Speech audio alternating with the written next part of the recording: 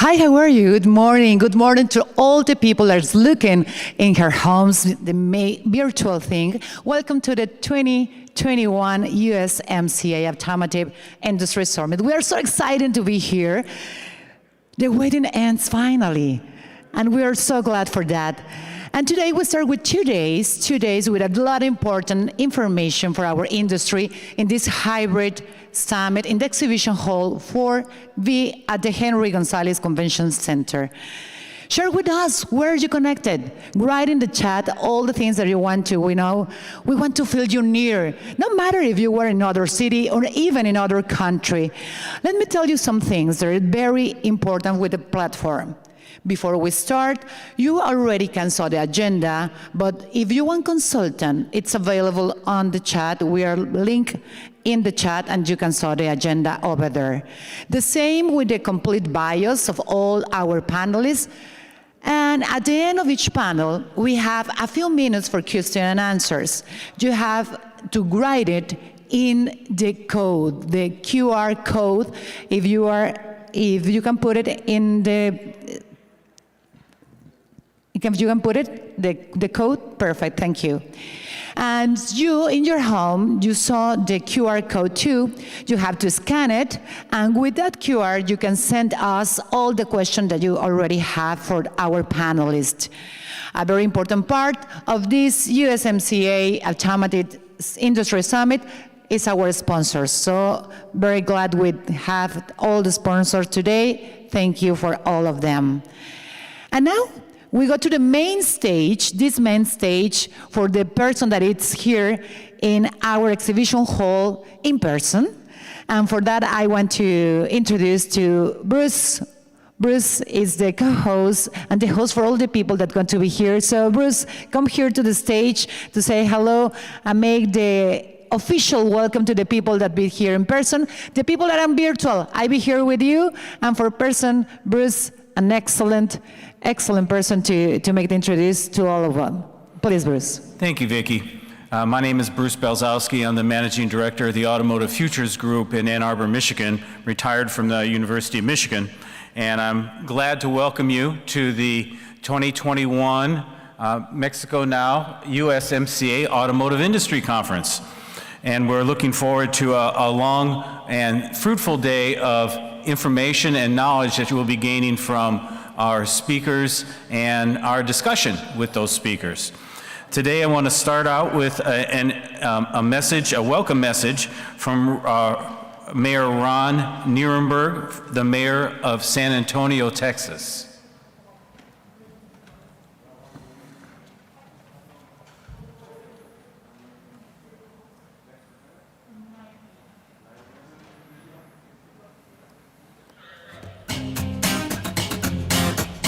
Buenos días. Mi nombre es Ron Nirenberg y soy alcalde de San Antonio. Bonjour. Mon nom est Ron Nirenberg et je suis la maire de San Antonio. It is my honor to speak today at the USMCA Automotive Industrial Summit here in San Antonio, organized by the Mexico Business Summit. I'd like to offer my congratulations to Sergio Ornelas and his team on their successful launch into the U.S. using San Antonio as a starting point. Our city is honored to be here in the location where key leaders from the North American auto industry are meeting this year. Thank you for choosing San Antonio to host this important summit. During a tumultuous time, when economic uncertainties abound, it is exciting to see the dynamic changes and improvements occurring in this industry. Advanced manufacturing, including automotive, is one of our city's most important industries, and we're pleased to welcome representatives from over 1,000 companies here today. San Antonio's advanced manufacturing industry has the technical expertise and creative development necessary for automotive suppliers to thrive in our community. Toyota's initial investment of $2.1 billion nearly 2 decades ago created Toyota Motor Manufacturing Texas, which has increased its investment another $490 million in 2019, and along with Toyota's suppliers, employs 7,000 San Antonians, helping to create a vibrant ecosystem on the city's south side as the area continues to see substantial growth in the automotive and related sectors. I speak here of long-established heavy equipment operators such as Holt Caterpillar, as well as our more recent additions to our region, such as Navistar and Aisin-AW, as well as the future electric vehicle suppliers. The city's workforce and continued efforts to grow the local talent has proved to be just what these important companies need to create a world-class advanced manufacturing system right here in San Antonio. The San Antonio automotive sector taps into the supply chains of the Texas-Mexico automotive cluster, extending north up to Dallas and south through the center of Mexico and the Bajío region. Over 51,000 San Antonians are employed in manufacturing of all kinds, and we have 20 specialized training institutions working to cultivate and develop these talents. The City of San Antonio is launching the voter-approved SA Ready to Work program in the coming months, which will invest $200 million in sales tax funds over the course of 4 years to workforce training and education to prepare residents for well-paid, high-demand careers such as advanced manufacturing, bioscience and healthcare, information technology and cybersecurity, and education. Alamo Colleges, our city's community college system, has created a series of courses and certifications to prepare the employees in automotive-specific technologies for the jobs of tomorrow. And Bexar County is spending $13 million on workforce training facilities at Brooks, a former military base that will provide classrooms, computer labs, a high bay robotics and training lab, and conference spaces to help manufacturing and industry partners solve critical skills gaps. The 30,000 square foot or 2,800 square meter facility will be operated by Texas FAME, or the Texas Federation for Advanced Manufacturing Education, as they implement dual-track, apprentice-style training that is creating a pipeline of highly skilled workers. After the employees complete their training, they will have a full set of experiences and technical skills that secure them positions in this growing, in-demand field. In only a few years, San Antonio's automotive industry has grown and continues to attract interest from around the industry. Many of the San Antonio automotive suppliers are here today in the audience, welcoming our visitors from all over with true San Antonio hospitality. Congratulations to those of you who are part of such a dynamic industry at this exciting time. Thank you.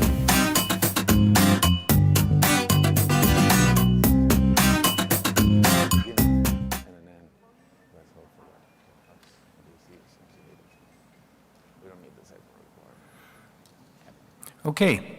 Following Ron Nierenberg is also from San Antonio, Sarah Sanchez from Greater SATX. Sarah.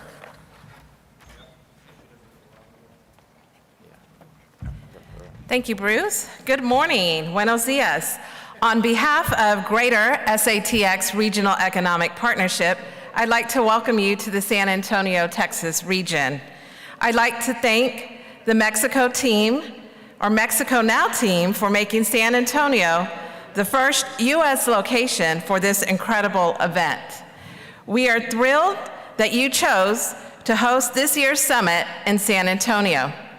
Your participation, virtually or in person, in the USMCA Automotive Industry Summit will provide you the opportunity to network with original equipment manufacturers, Tier 1 and Tier 2 automotive suppliers from Mexico, Canada, the US, and from right here in San Antonio, Texas. San Antonio is proud to be the home of Toyota Motor Manufacturing Texas and Navistar, both OEMs with a growing network of suppliers in our region. Automotive production is at the heart of our manufacturing ecosystem, but we are proud to highlight our diverse manufacturing industry that also includes aerospace and food and beverage manufacturing. We make everything from trucks and airplanes and baked goods that you buy at Starbucks. Makers are all welcome in SATX. The Greater San Antonio region is truly a dream location for makers. As part of the USMCA corridor, we sit at the crossroads of Interstates 35 and 10, allowing for your products to travel north, south, east, and west to your customers. As the mayor mentioned, we are focused on workforce development. Workforce is a critical component to your operations. Our workforce training programs are aimed at upskilling incumbent workers and preparing students for great careers in manufacturing. To fill the workforce pipeline, we are working directly with our employers to understand their hiring needs, to align our education system and programs to meet the demand today and in the future. I have a brief video for you to show our promotional campaign to promote careers in manufacturing. We'll start the video. Jobs are here with education and training available because manufacturing isn't what it used to be. It's better. Make a career move at saworks.org. The video is also available in Spanish too as well. So thank you for the opportunity to highlight the San Antonio, Texas region. If you would like to continue the conversation, please stop by our booth right out the door here at Island K to learn more. You can visit with myself, Carlos, he's in the back, Ashley, and our wonderful team. We're all here to tell you about San Antonio. Also be sure to attend the panel, Built in Texas, the San Antonio Automotive Corridor, later today from 12 to 1 p.m. Central Standard Time. Thank you for your time, and we look forward to connecting with you more during this event, and we look forward to seeing you at the reception as well. Thank you.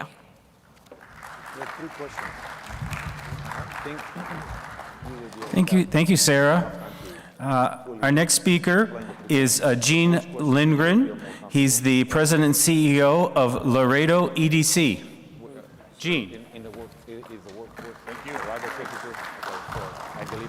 Good morning, everyone here at Mexico Now's USMCA Automotive Summit, and I have to say it's great to be back in person with this event. I'm Gene Lindgren, President and CEO of Laredo's Economic Development Corporation, the private sector EDO with the mission to promote and foster the economic and industrial development of the Laredo region. There are many exciting things happening in Laredo, thousands of acres being developed, millions of square feet of industrial space in the works, and the growth is further spurred by the accelerated pace of nearshoring that came about as a result of the pandemic and its impact on global supply chain capacities and risks. Our organization is part of Team Laredo, a unified public-private partnership with the city's Economic Development Department, who will be speaking after me. Our alliance with Laredo College, Texas A&M International University and their SBDA regional office, South Texas Workforce Solutions, and the Laredo Chamber of Commerce. The LADC continues to grow our member partnerships with valuable initiatives in collaboration with developers, financial institutions, industry executives, and industry organizations in our relationships with municipal, state, federal, and international government entities and leaders. Laredo is the #1 land port in the United States. In total, when you consider over 400 ports, including land, sea, and air, Laredo's #3, only behind Los Angeles and Chicago O'Hare International Airport, and ahead of such ports as JFK International Airport, Port of Newark, and Port of Houston. We are on track for a record year of trade with the world, with an estimated trade value by the end of the year of $240 billion. That's with the B. How can Laredo be in the same conversation with LA, Chicago, New York, and Houston? It's because our community took advantage of our location as the optimal border crossing for the automotive sector trade under NAFTA. It's because of the 18,000 trucks per day that pass through our efficient bridge system and through our warehouses, distribution centers, and manufacturing facilities on both sides of the border. It's because of the 1,000 loaded rail cars that cross daily over the Kansas City Southern Bridge with vehicles, chassis, engines, and other vehicle components, plastics, metals, and cable. And finally, it's the 40 million pounds per month of air cargo that land at the Laredo International Airport. Okay, Laredo's a top port. What does that mean for your business expansion and relocation options? We are a global trade powerhouse. We have first-class developments, strong alliances and unity with all the public-private entities, a young, talented, competitive workforce, and workforce partners that continue the pipeline of talent. Here's my message.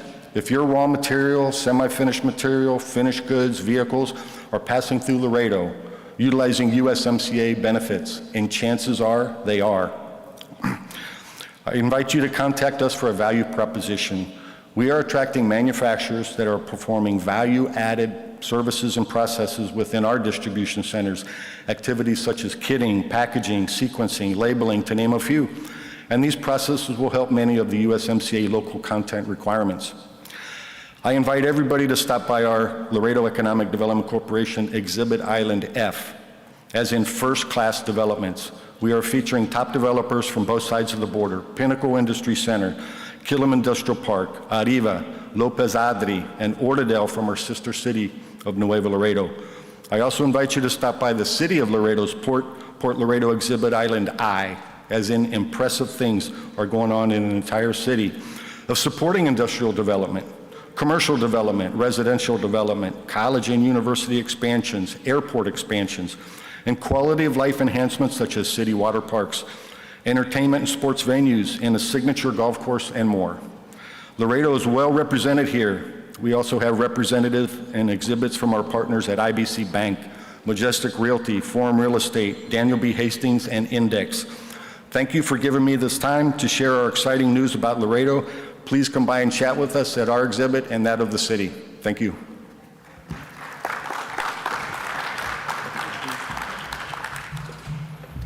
Thank you very much, Gene. Our next speaker is Teclo Garcia. He's the Economic Development Director, also from the City of Laredo. Teclo.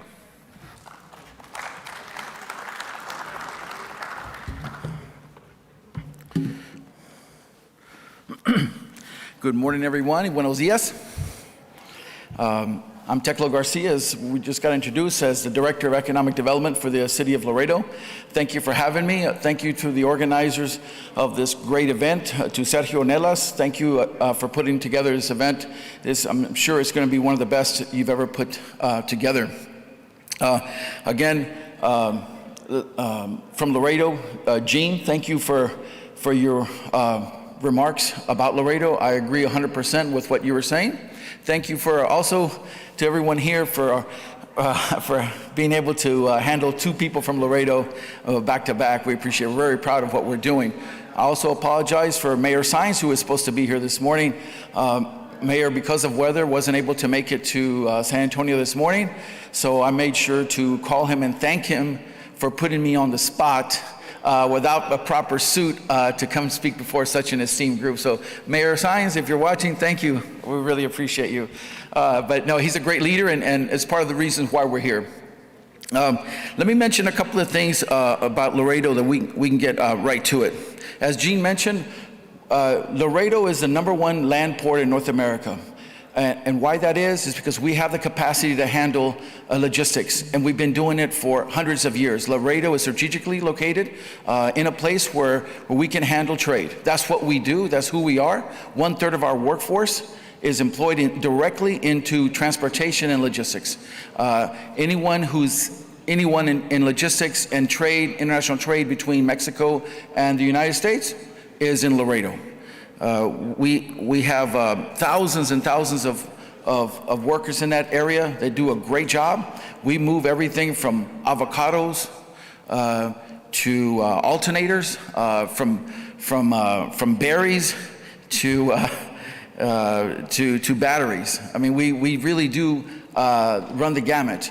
And with the automotive sector exploding in Austin and San Antonio, as Sarah just mentioned a few minutes ago, Laredo is positioned to handle things like that.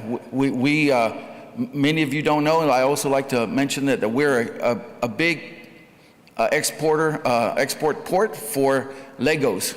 We moved North America's Legos from Monterrey to the rest of the world, to Dallas and Fort Worth and to Memphis, and then out from there. We're the largest exporter in the country. We're the #1 exporting port in the country. Liquid natural gas and gasoline to Mexico are tops. But you can find out what Laredo does at any time by looking, on Google and looking us up. Let me just tell you very quickly what we're also doing. As Gene mentioned, we're the #3 port in the country, air, sea, or land port, and with that comes responsibility, and one of that is we have to keep up with growth. And we see tremendous growth. The pandemic has not slowed down anything for us. And so we've got about $500 million in transportation projects upcoming with TxDOT and some on our own. We're going to double the size of our World Trade Bridge. As you know, that's our primary commercial trade bridge. We're going to double the size of that. We're adding fast lanes as well to that bridge. And then a little bit longer term, but already in the works, is the planning for Laredo's fifth bridge. We also have a rail bridge. So we've got that in the works. Additionally, we have hundreds of millions of dollars in airport construction projects ongoing. Our airport is the #5 airport in trade with Mexico. Our airport staff and team does a fabulous job. So we're very proud of what we can do in Laredo from all facets. Rail, we've got 2 intermodal yards, Kansas City Southern and UP are there. We have 4 bridges with more on the way. We have the airport, we have I-35, I-69, and other modes of transportation.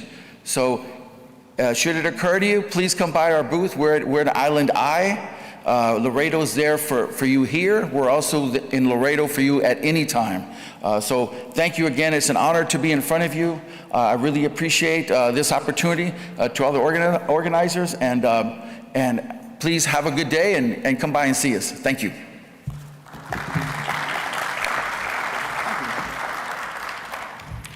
Thank you, Teclo.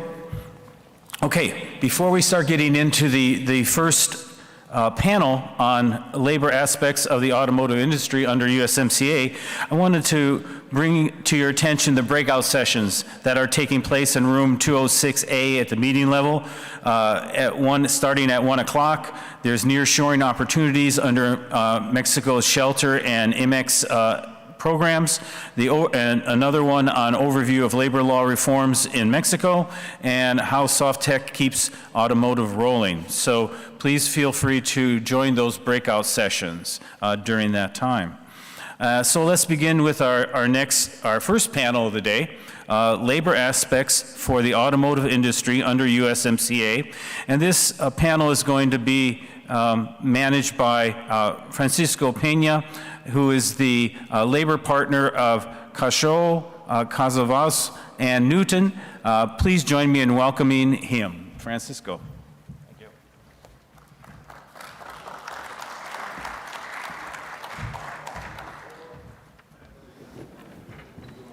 Are the mics on? Yes, thank you. So we'll do the official takeoff of the mask. Thank you, Bruce, for the introduction. Thank you, everyone, for taking the leap of faith and being here live. It's been, 18 months or so? Too long. It's too long, right? We were talking about it, and we were saying that we needed to be in present and live instead of doing so much Zoom. So thank you for being here. We're going to be talking about the USMCA labor aspects under the USMCA. I'm going to introduce first Raymond Robertson. Raymond is the director of the Mosbacher Institute for Trade, Economics, and Public Policy at Texas A&M University. Also in the panel is going to be with us here, it's somewhere around here. The building's too big, so Manuel will be here. Manuel Molano, he's the former chief economist for the Mexican Institute for Competitiveness, is the IMCO, and we have live, I think, we have live Luis Hernandez. He's the president of Mexico National Council of the Maquiladora and Export Manufacturing Industry Index. So we're going to start talking about, in a grand scale, what is the USMCA means for the 3 countries that we represent in the USMCA. And the first thing I would like to ask you, Raymond, is the workforce in each country a rival, substitute, or do they complement each other? And also, how competitive is the automotive industry in the 3 North American countries? Great. Well, thank you very much, Francisco, for the question. It's an honor to be on stage with you and these other distinguished panelists. I would also just like to thank Juan Gonzalez and the team at Mexico Now for this opportunity. I actually started my journey here in San Antonio. I graduated from Trinity University, where as a senior there, I studied NAFTA, and this is before NAFTA was an agreement. And that allowed me to travel to Mexico on a Fulbright to study the evolution of NAFTA. Now, as the director of the Mosbacher Institute, I've continued my research on whether or not U.S.-Mexican workers are complements with each other or whether or not they're competing in labor markets. And this is really the critical question that you were asking, because there is a very significant sense throughout much of the United States that the United States workers and Mexican workers compete with each other for jobs. And there's lots of anecdotal evidence which supports that vision, right? You hear of plants closing up in Michigan and so on to move their production of different vehicles down to Mexico. But as an economist, I had the luxury of stepping back and doing some empirical research where we looked at the employment and wage data monthly as time series and across the different industries, and did some formal tests on whether or not the US and Mexican workers are complements or substitutes. And what these results show us is that on the aggregate level, before NAFTA, there certainly was evidence that US and Mexican workers competed with each other. They were producing similar things. They were competing for jobs. What NAFTA did, as most of you know, was to restructure the automobile industry and manufacturing more generally into an integrated supply chain. And so my other earlier research actually demonstrates that North America is actually one large labor market. It's not separate labor markets. The Mexican labor market and the United States labor market are actually deeply integrated to form one common labor market. So it's really important for us here in Texas, but also in Washington and in Mexico City, to understand that these are not separate labor markets, that these are very deeply integrated labor markets. And this is also emphasized in the results that we produced after NAFTA, which showed that even though before NAFTA, US and Mexican workers were substitutes in that sense, after NAFTA, due to this restructuring and integration, now we have evidence that says, no problem, we're glad you're here. Glad you could make it. Please. Now, after NAFTA, with the restructuring of the global value chains, we see that now US and Mexican workers are actually complements in production. And that means that they're actually producing parts of the same final product, which I know everyone here knows very well, but I'm here to reassure you that that does show up in the empirical data. Now, what does that mean? That NAFTA has been contributing to deepening that integration, and it's really critical right now as we're going forward at this critical moment in time that we don't try to divide these markets. It's really critical for the competitiveness of North America to maintain that kind of integration. So the other part of the question you asked was, how competitive are we? If we are able to get the integration right and stop throwing wrenches into the process, North America is going to be arguably one of the most competitive, if not the most competitive, automobile markets in the world. We have incredibly advanced education coming up in Mexico. The engineering facilities and education, the engineers are great. We've seen a huge increase in Mexican exports, especially they've actually exceeded or matched or exceeded Canada's exports to the United States in both final goods, final automobiles, and automobile parts. And so Mexico has made these incredible strides in the automobile industry, which helped to make the North American automobile industry, which is the way we should think about it, arguably the most competitive in the world. Thank you, Raymond. Everything has a beginning, and let's hope not an end, with respect to USMCA. Everything began here in San Antonio. And here we are again, the opening of a live audience. And well, this is virtual, but we have a live audience, which I think is pretty cool. It's real cool, I will say that. Manuel, what do you think about what we're talking about, the North America, how competitive is the labor hand between the countries and within the automotive industry? Well, first I have to apologize for being late. I got lost in the building, so I hope that after I speak, nobody says, man, how lost is this economist? But I mean, I think that what you just have said is exactly correct. I think we've made great strides as a region. And the key to this is as a region. I don't think we can be as competitive as we've been or as we were during the NAFTA years unless we acknowledge that complementarity of the three countries. Of course, there's always ways to improve. And I think that labor relations, union relations are going to be a big part of that.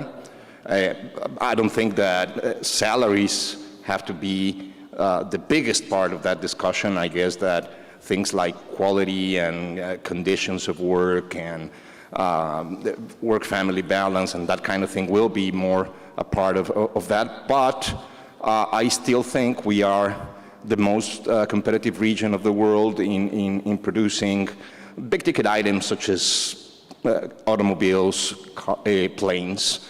I think that there are many signs of that, and maybe later in the discussion we will be able to show some evidence of that. Thank you. Luis, good morning. Good morning. How's the weather over there, by the way? It is better than Texas. What can you tell us? What can you tell us about how competitive you think the three countries within the USMCA is? I think, well, first of all, good morning to everybody. Sorry I couldn't be there. Thunderstorms in Texas, Dallas. Pretty much competitiveness is one of the key elements that we can address at the USMCA. Why is that? There are three main elements for us. First of all, we know each other for a while, okay? When we started NAFTA, the economic relation that we had with the U.S., Mexico with the U.S. was, the closer it gets to 1, the better. We had a 0.10 correlation before NAFTA. After NAFTA, our correlation is 0.75, okay? So there is a strong dependence on the U.S. of what Mexico does and what Canada does, because we understand each other and we have pretty much the same customers and the same, let's say, rationale to purchase cars, okay? So there is one key element there that we know the market, we understand the market, we understand how the market flows. That is one of the elements. The other one is the labor, okay? When everything started, I will use a company, when Toyota moved an operation to Mexico, was pretty much the same when Toyota moved an operation from Japan to the US. It is, the knowledge is there, okay? The transition of knowledge has been a key element on us, the three countries, on training based on what we know, based on what we understand, and pretty much the assets that we have in Mexico, Canada, and the US are the same. Okay, so we are kind of pretty much replicating every single aspect of manufacturing. And finally, what I can see is that there is a lot of people and students in the US, Mexico, and Canada that can understand and can help us develop a better, let's say, a better future for what we need on the car industry. What we're seeing right now is that we're moving towards the electric cars, okay? So having that rationale, having that knowledge so close by us, and having been in NAFTA for more than 20 years, tell us a lot of what we can do. And as well, I think one of the best elements for a manager or a vice president of operations, president of the company, is anticipation, okay? So being so close allows to anticipate many of the things that we're seeing. We'll be seeing right now in the next years, these allies showing that we have been developing is a lot of things moving here, and just us working more together. Thank you, Luis. Raymond, just to kind of close the gap on this question, should there be an automotive temporary immigration program in the U.S.? So immigration has really been key to the success of Texas in particular and in the United States more broadly. One of the things I've been doing in my other research is looking at some of the benefits of migration. One of the things that is really important that we're realizing right now throughout the sector is we have a shortage in automotives of these chips, there's supply chain disruptions in the microchips, but also in labor, right? Where businesses across the spectrum are having a really hard time filling jobs that are necessary. And there's lots of people in Mexico who need jobs, right? So to the extent that we can't get these jobs filled and there's going to be opportunities for expansion, I think a much more effective, coordinated immigration policy is long overdue, as a matter of fact. Absolutely. Thank you, Raymond. Manuel, you're in the hot chair now.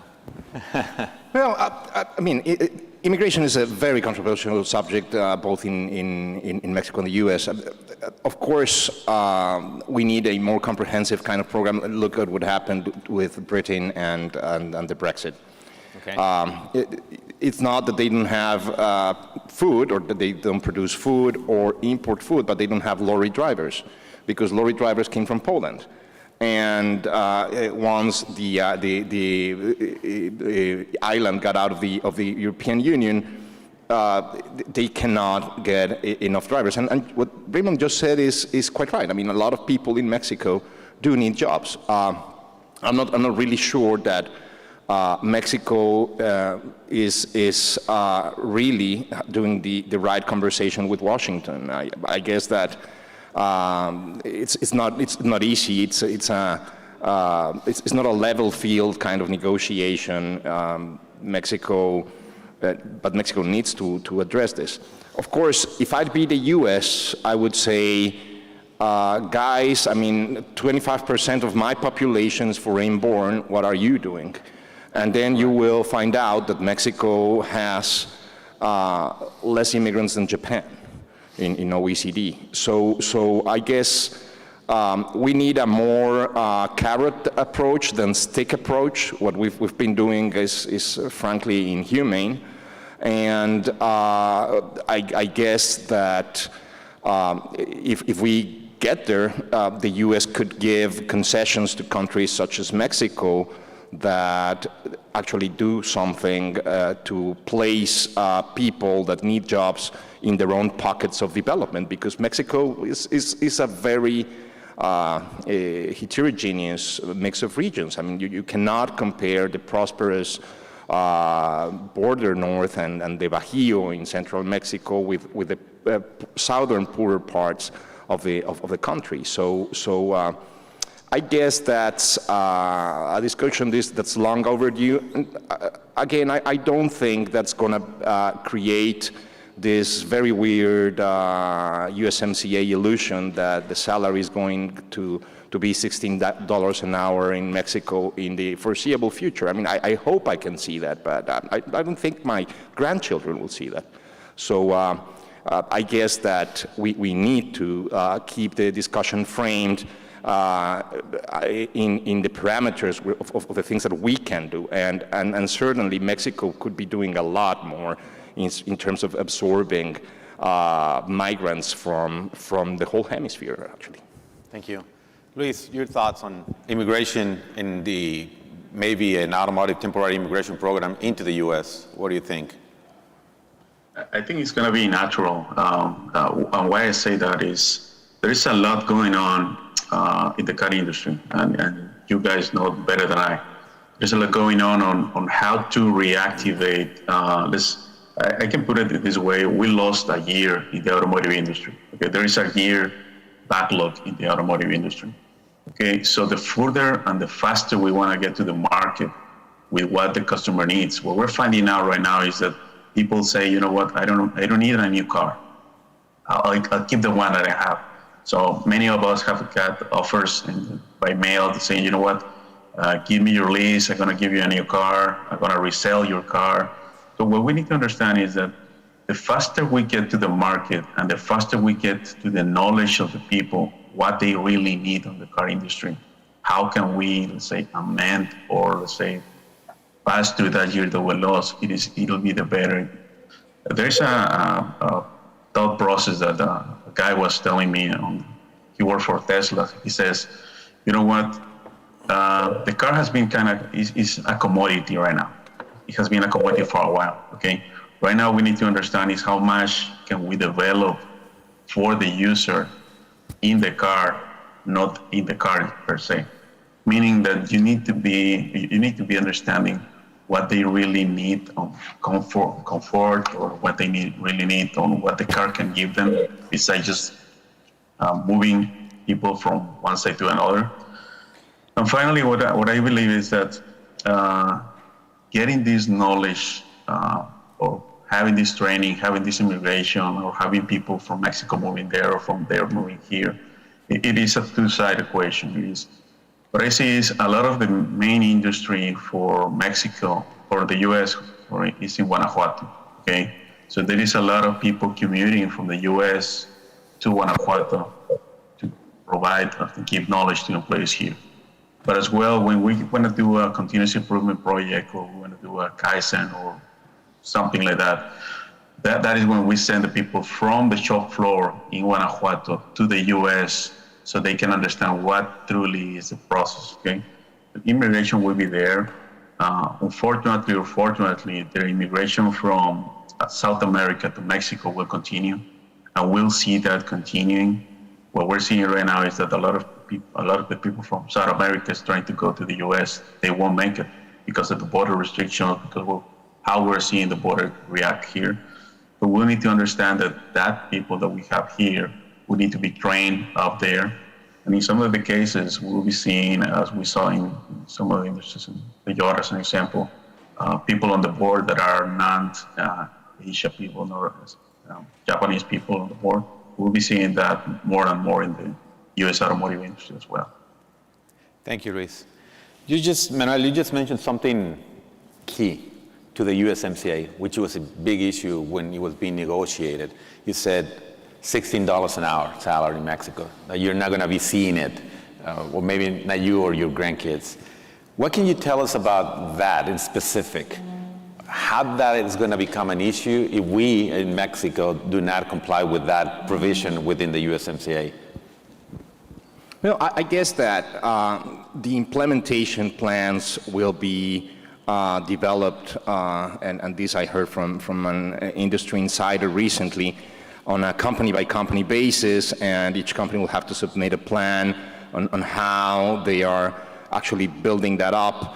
The accumulation of origin is quite an issue there, because once you can do accumulation of origin, you should be able to comply with the $16 an hour issue. But I guess that right now the Biden administration is not so sure that that actually was accepted in USMCA, while Canada and Mexico are quite certain that it was. So I guess that's going to be a huge discussion. The thing with salary convergence is that it's a slow process, especially in a country like Mexico. When I started studying economics, I was a kid. I was 18 years old. It was 1991, and our teacher, who was the head of ITAM, a university in Mexico City, he was the dean, basically said, I don't think we are going to be able to pull this NAFTA thing. Why? Because our workers make cents of a dollar a day, and the minimum wage in the US is $4 to $8 an hour. So how's it going to happen? Now, if you look at your industry, you're going to find out that the average salary is around $3 an hour in Mexico, which is a sign of convergence. I mean, if we do all the inflation deduction over the last 30 years and so on and so forth, you will find that, well, it's not a big salary, but the convergence is there. The thing is that the convergence is higher in industries where there is less competition, such as steel. In the steel industry, you will find Mexico has salaries of around $9 an hour.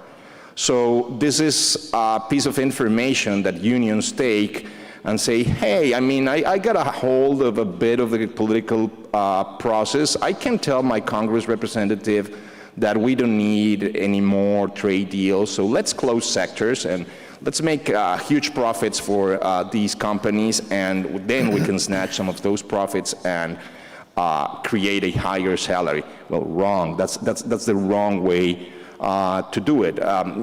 In fact, I've advocated all my life for a different process, the one where you educate people, where people create skills.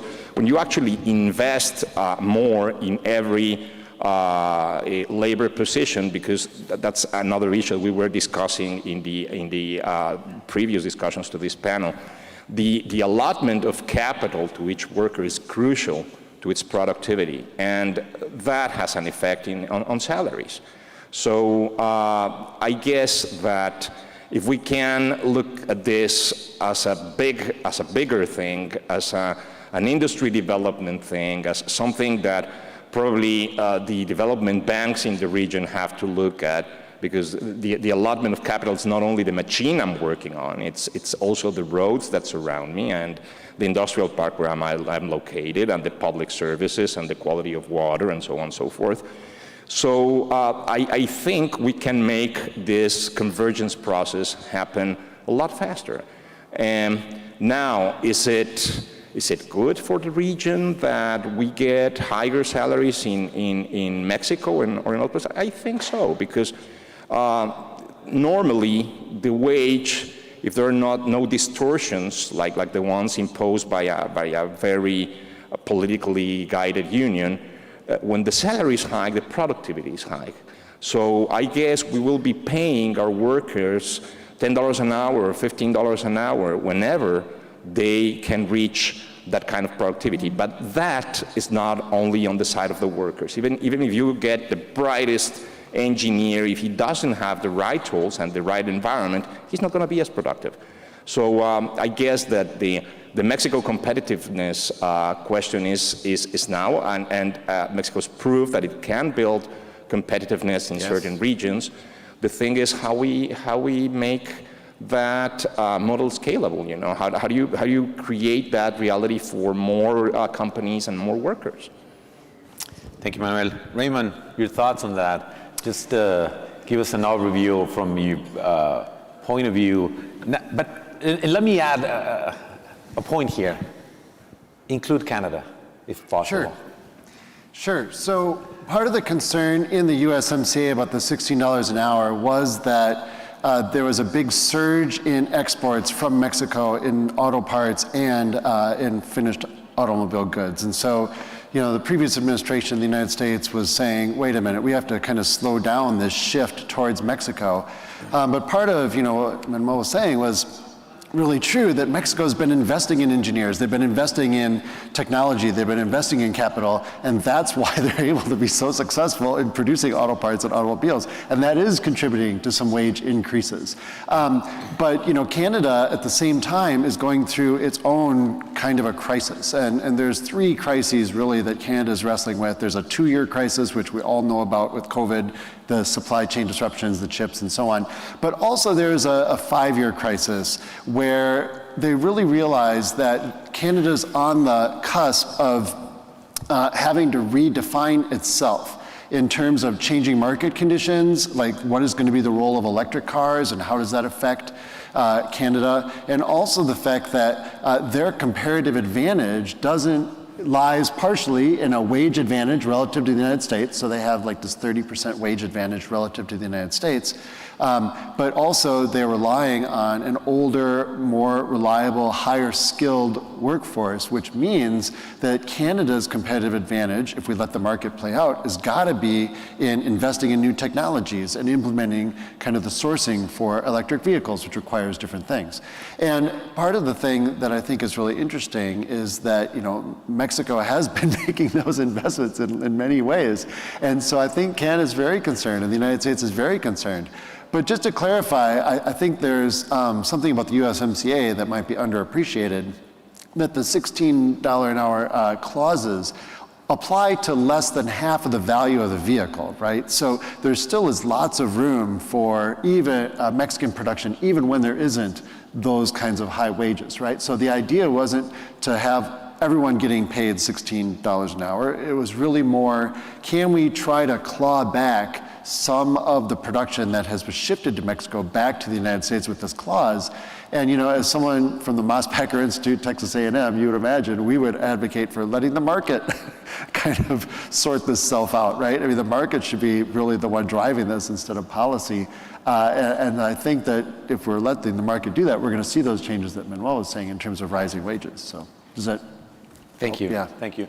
Luis, in taking into consideration what we just heard and knowing the industry that you know, how you know it, and the well you know it,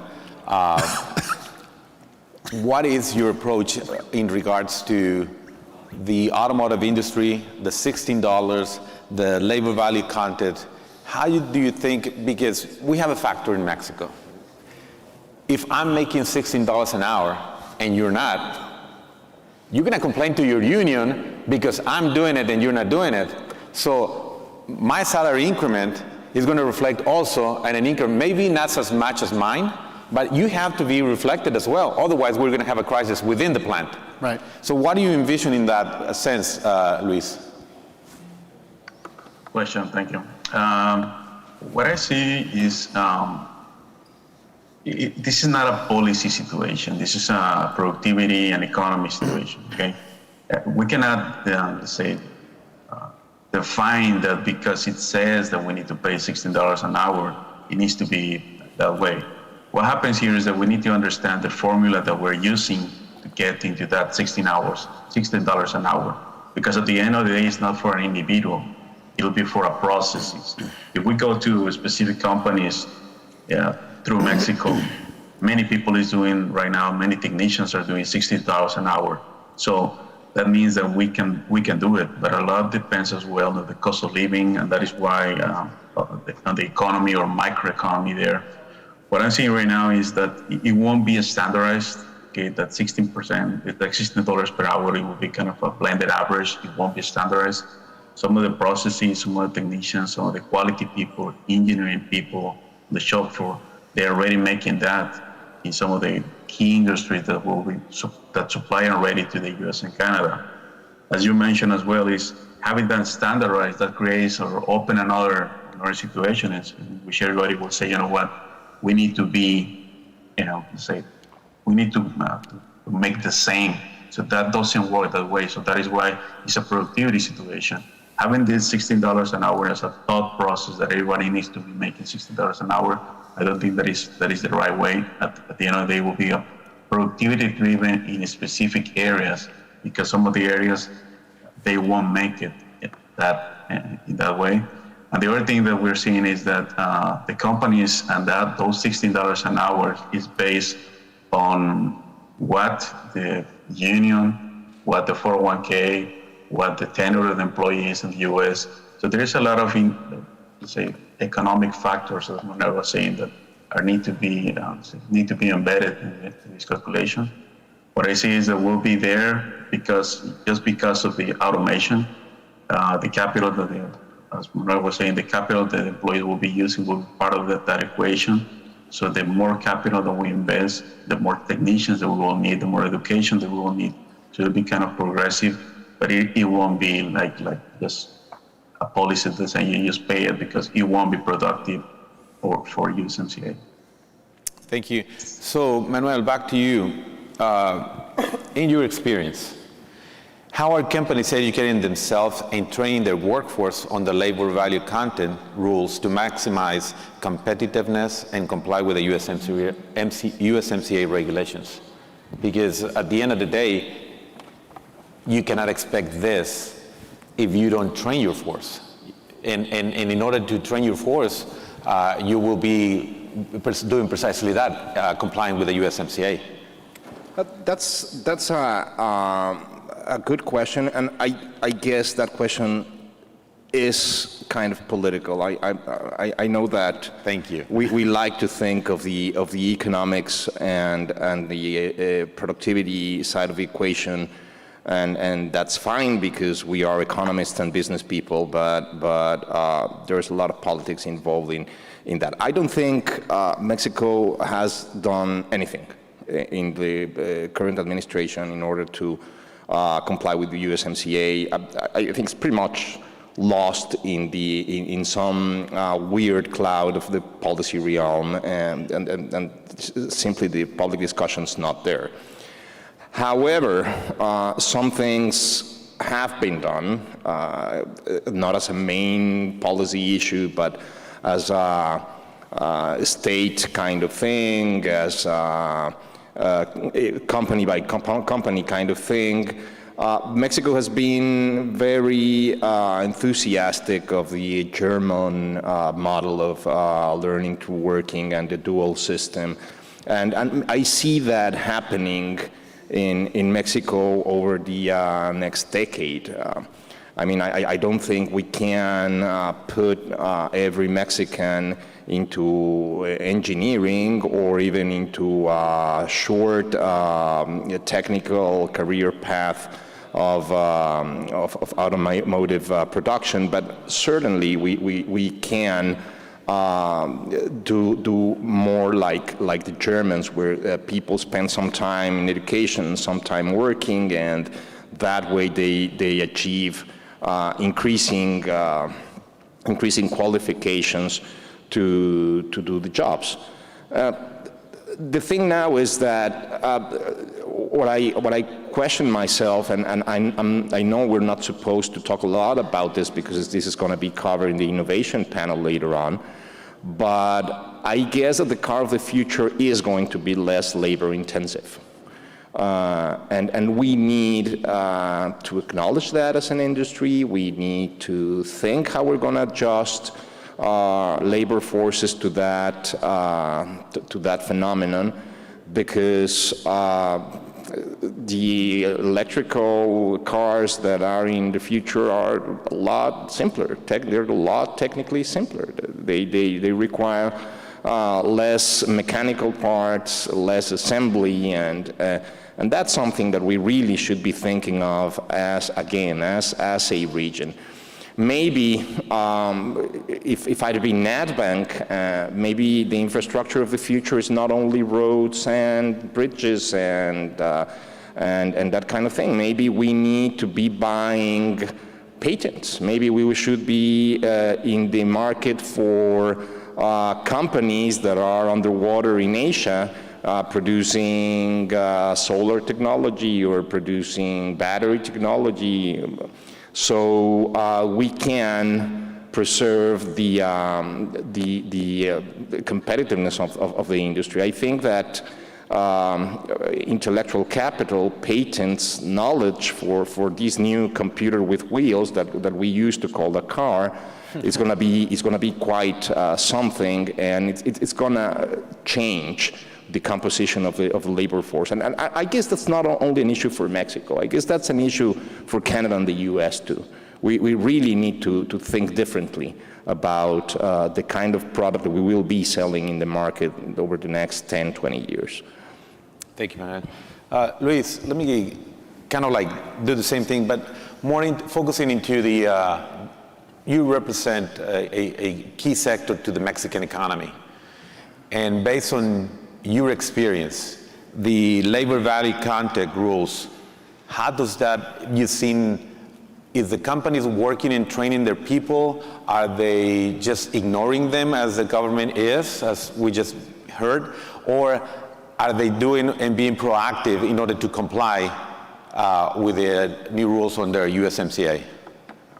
Yeah, the short answer there, I will elaborate on that, is they are working on the compliance side, okay? They are not waiting. One of the key elements from the industry that I represent in Mexico, the manufacturing side, is that we don't wait for policy to dictate what we need to do. At the end of the day, we know what we need to do, okay? So we need to be ready when it comes, okay? What we need to understand as well, and I'll go to your specific question, is that I don't want to get too philosophical or technical here, is based on one of the main premises of the automotive industry, that it is a pull, as we call, it's a pull process. Okay? Whoever who orders, we create it, okay? Policy is a push process. You need to do this, okay? So they don't talk to each other. They're kind of differentiated there. So what we're seeing here is that this labor content, this regional value content, we're working towards it. The amount of the investment that the companies are doing in Mexico is high. Just an example, every single year, foreign companies invest in Mexico like $5 billion on assets, okay? This year we have invested, well, they have invested around $9 billion right now, okay? So to answer your question, yes, they are doing something. They are preparing themselves because they need to fulfill a market that was shy for a year. Number two is we need to understand as well is that anticipation that we're doing is not connecting the dots with the Mexico federal government, because the Mexico federal government, they are working towards kind of how do I control this rather than how do I create an area so they can work more and then we control them, okay? So it is kind of, that is what is happening right now. What we're seeing as well is that the training that we're getting of the employees is not a different training to what they will get in the US, Canada, Japan, or Europe. It is pretty much the same training because it's the same car. And at the end of the day, we're talking about a supply chain, okay? So if something on the supply chain doesn't work, if something on the value content doesn't work, it doesn't work for the full car, so the car is not done. So that is why I concur with Manuel is we're doing what we need to do. We're not waiting. When the time comes to comply, we'll be ready to comply. What we're seeing right now is that the government moves a lot slower than us. Thank you, Luis. Raymond, your thoughts on the labor value content on the USMCA? Sure. I mean, I'd like to pick up on something that Luis just said, which is important. In studying the Mexican and North American automobile industry, and the labor contribution in particular, which has been my field, one of the changes that we've seen in the last 5 to 10 years is that exactly what Luis has said. I wanted to emphasize that the training now that the Mexican workers are getting and the type of jobs that they're doing are becoming more and more similar to the training that American workers have had. So they are becoming kind of more similar in that sense. And I think Mexico has done a really good job of sort of catching up to that level. I mean, 25 years ago, 30 years ago, there was a lot of different kinds of jobs being done. But now there is sort of this complementarity, and that's going to raise that labor value within the industry in a very important way, and hopefully that would contribute to rising wages. But Mexico's strategy is also very different than the United States or Canada. Both Mexico and Canada export 80% something of all production that they have. The United States basically produces for the domestic market. But Mexico is diversified tremendously, and so they have Japanese investment coming in that does produce for the Mexican market, but they have German investment coming in that produces for the European market, which has this very different model. And then there's obviously some North American, United States investment coming in to produce for the American market. But those German models are different, and the Japanese models are different, and the increasing presence of European and Asian investment in Mexico, I think, is going to have an effect in the long run in how Mexico thinks about technology and how they incorporate labor into the production process. And I think that's going to really increase productivity, but it reduces the reliance on the US market in some important ways. So you will say that an employee based on the US that works in one automotive industry and then moves to another one is pretty much based on the American market versus what you've seen in Mexico, that if I'm working with Nissan and then I move to Honda and then I move to GM and then I move to Ford, I'd be learning more of the industry and how the cars work in regards to not just the American market, but the whole market and the world as a whole. Yeah, absolutely. And I think that's a big difference that Mexico has relative to Canada and the United States. It's because the workers are going to have this exposure to many different markets and many different styles. And so kind of the point I was making, I didn't say it explicitly, but I was hinting at, was that makes this labor content part of USMCA less pressing for Mexico. It becomes less important because now, if you're integrating into either the Asian market or the European market, which are also huge, you don't have to worry about that kind of policy pressure, which is maybe distracting you from economic drivers. Thank you, Raymond. Luis, yes. You're going to be in the hot seat now. All right. This is to the heart of your industry. We're going to talk this. Two topics will be the one topic and a lesson learned.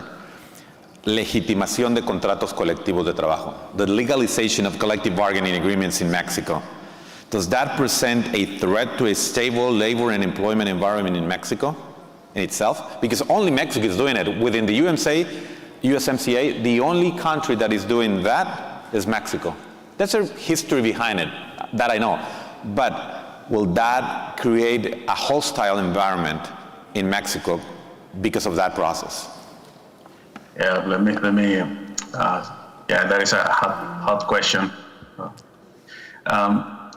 We need to understand, first of all, is that if we're taking just a snapshot right now of the U.S., around of it, only 10% of the U.S. manufacturing it has a union. Okay, so we need to start with that. Okay, so what we're seeing right now is a moving towards to legitimation, or kind of a legit contract for the unions that are working in Mexico.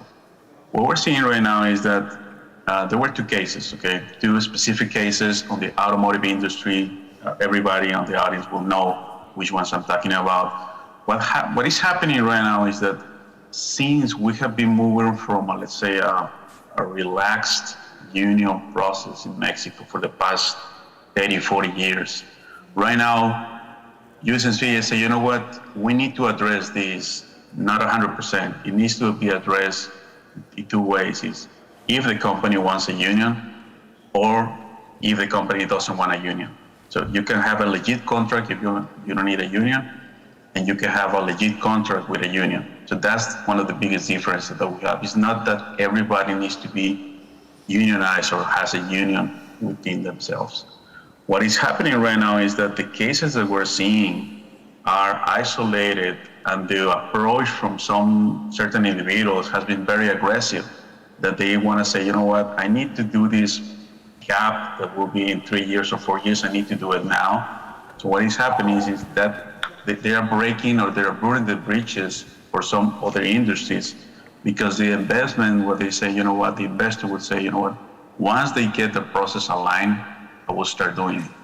What is a fact is that when the USMCA was signed, you need to have a legit contract. You need to understand, you need to have a union, okay? Either if your consultant is telling you that it's due in 2023, that is a big difference. Compliance-wise, the USMCA tells you that you need to either have one or not have one. If you have it, it needs to be approved by the employers,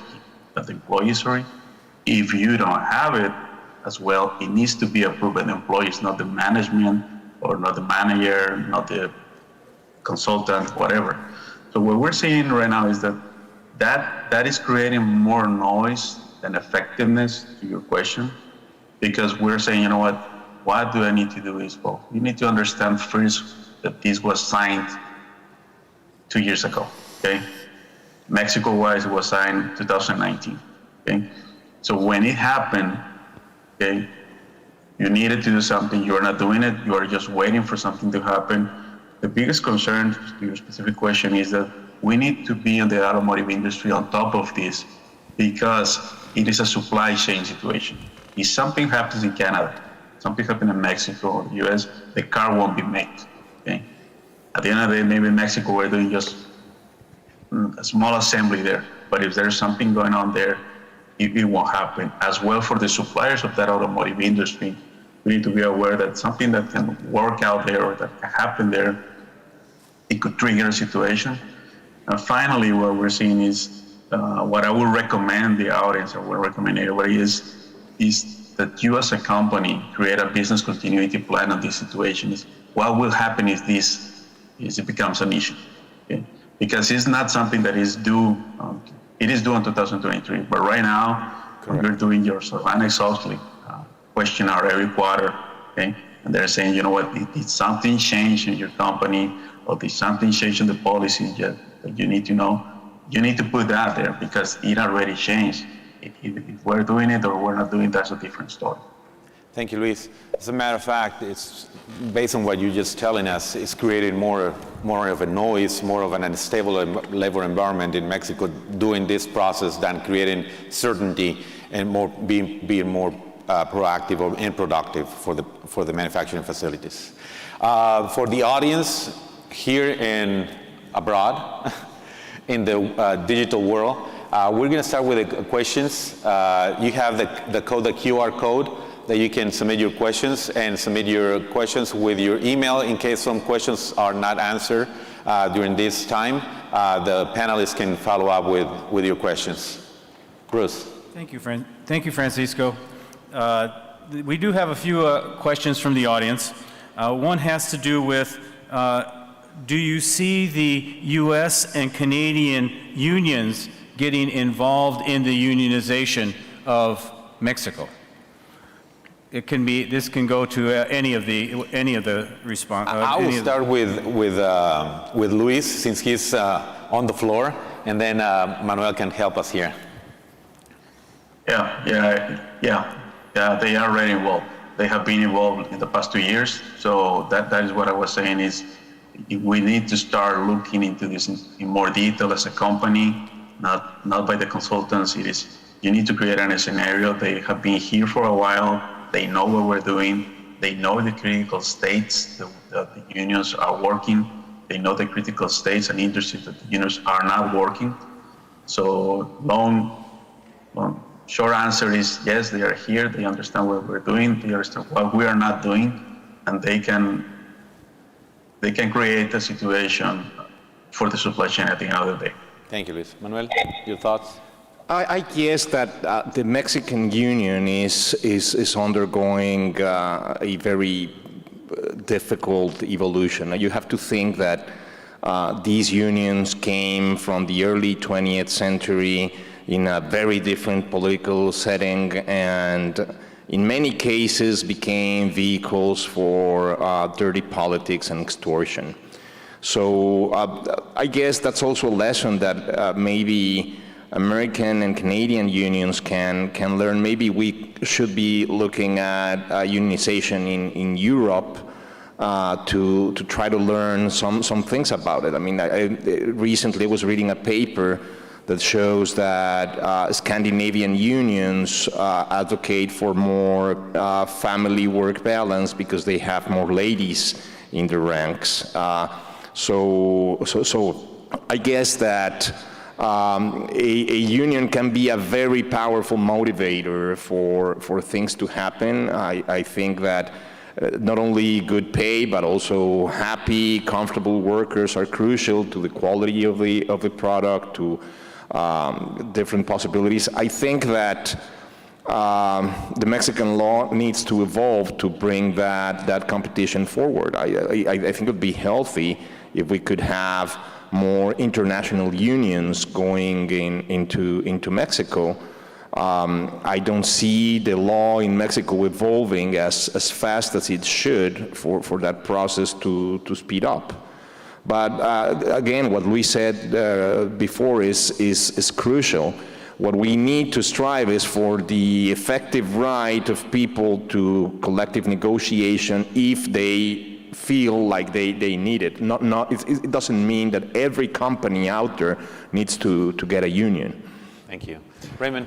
Yeah, I was the chair of the United States Department of Labor Advisory Committee on Labor Standards and U.S. Trade Agreements. We worked very closely and talked a lot about Mexican labor unions. And one of the things I think people might not fully appreciate is the rapid response mechanism in the USMCA wasn't something that Trump himself wanted, and it wasn't what the Republicans wanted. I mean, this is clearly everything that the United States unions wanted. So the unions in the United States are very much engaged with the independent union movement in Mexico, whether it's informal, it's always very informal, but it's very supportive, right? So the fact that there's going to be a lot of engagement between the Canadian and US labor movement and unions, the independent movements in Mexico, the independent unions, I think has been there for a very long time and should be expected. Thank you. Another one of the questions from the audience had to do with the $16 an hour wage. And I guess it comes down to when assuming it comes through, the Biden administration says, okay, that we're going to go through with this.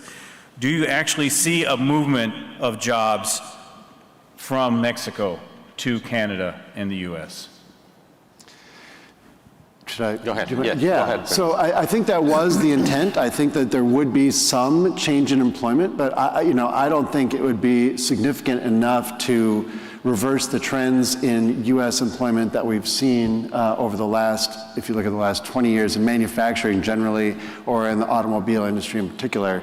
If you look at the employment trends in the United States for the last 10 years, there was a real resurgence after the great financial crisis, the global financial crisis in 2009. I mean, there was a big increase in U.S. automobile employment, which has leveled off since about 2015, and then obviously in the last 2 years has dropped, but that's because of COVID. But is the USMCA's $16 an hour going to claw back a lot of that? I don't think a lot of it is going to get clawed back, because as I said before, the provision is pretty clear that it doesn't say all production has to be made with workers who make $16 an hour. It's a little bit more than half, right? So, or less than half. So it's not even half. So I'm not sure how much movement there's actually going to be.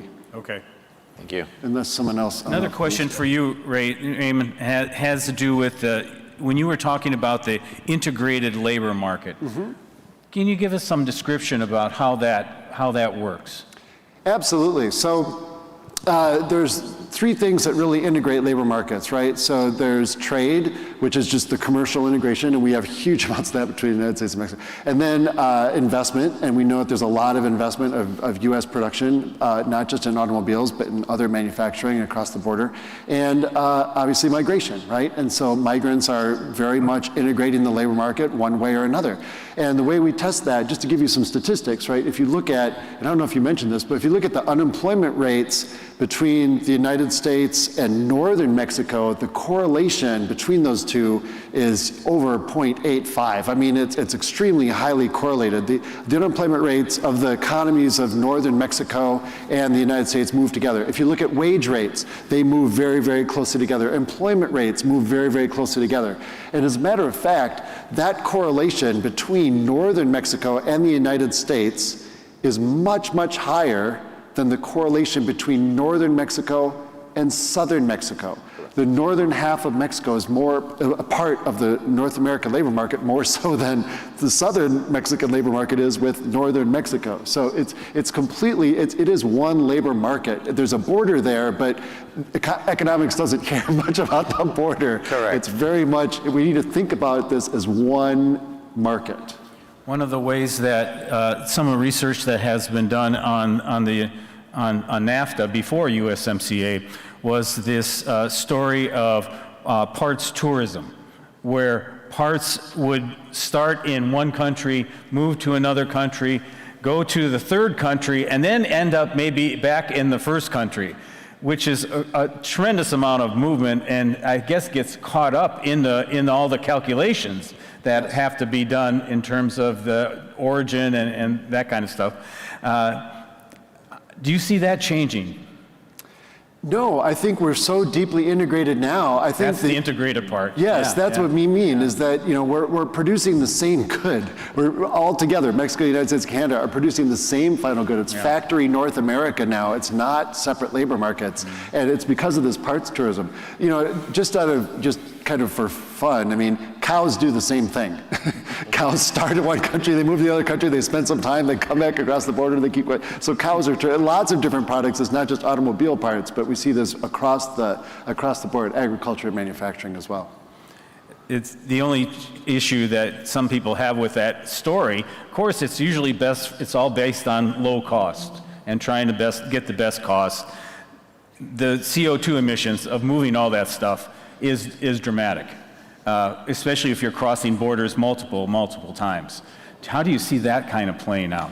Yeah, that's true. That's why I think we're looking at these new technologies for transportation, right? We're trying to find low carbon alternatives, and we're switching to lower fuel emissions, electric vehicles, and other ways. I mean, last night we had an event at the Mosbacher Institute with the president of ConocoPhillips, and he's saying that we're definitely in the midst of this energy transition, and it's really critical that all of us in all sectors, including automotive, really start doing everything we can to reduce CO2 emissions in transport. But I don't mean to talk too much. I know you all have stuff to say. So, Luis, how do you think the electric industry in Mexico for cars is being affected with this USMCA? Well, it would be affected because most of the cars that we're doing down here is not related to electric industry.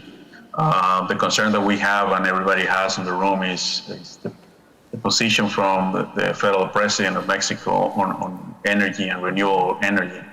The way I see it and the way many of us see it here is that at the end of the day, as we have been saying, is the car needs to be done, okay? The product needs to be delivered, okay? So we'll shift towards that. At the end of the day, it will be an asset investment. There are some companies, small group of people that are being trained as we speak on electric, let's say, very much on the electric process of the car in the US right now. But we'll be seeing that shifting towards. It is well received by the employees, it's well received by the companies. However, the words or comments from the federal government are not connected to what we're seeing in the near future here. So we're seeing a disconnect between industry and the Mexican government in its policies. There is a disconnect.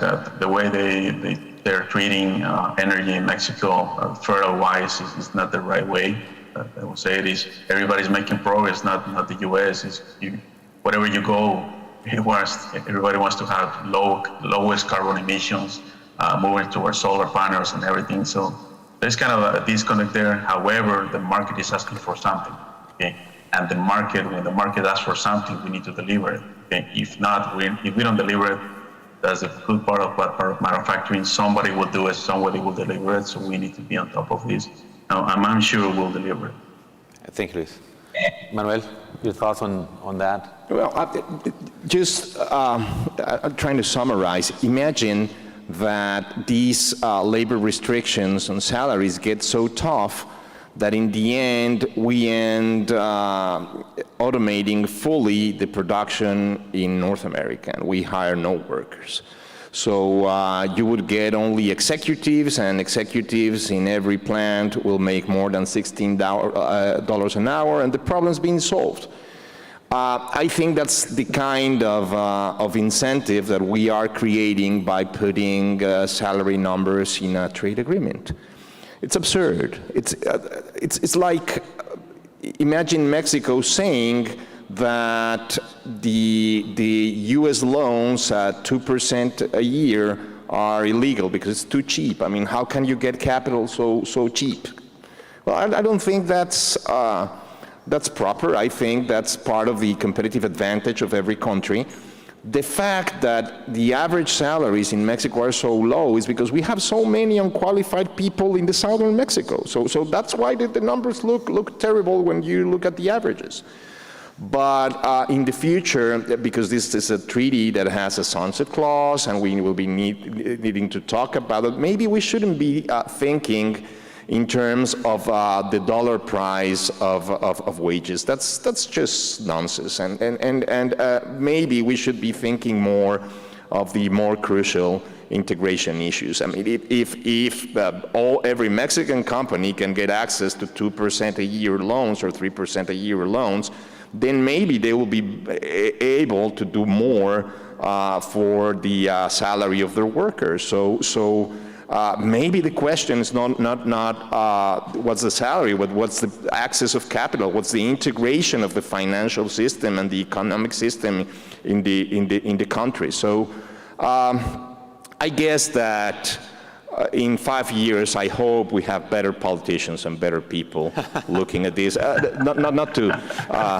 tarnish Raymond here, but in the Mexican side, it was awful. In the U.S. side, at the top level, was awful. So I guess we should be doing it differently in 5 years. All right, thank you very much. Well, I guess Francisco, thank you. Raymond, thank you. Luis, thank you. And Manuel, thank you very much. Thank you, everybody. Please give them a hand. This concludes our presentation.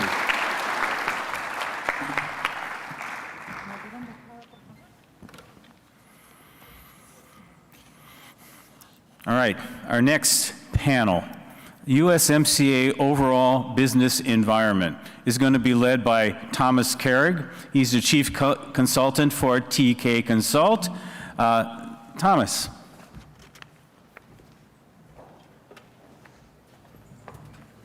Good morning.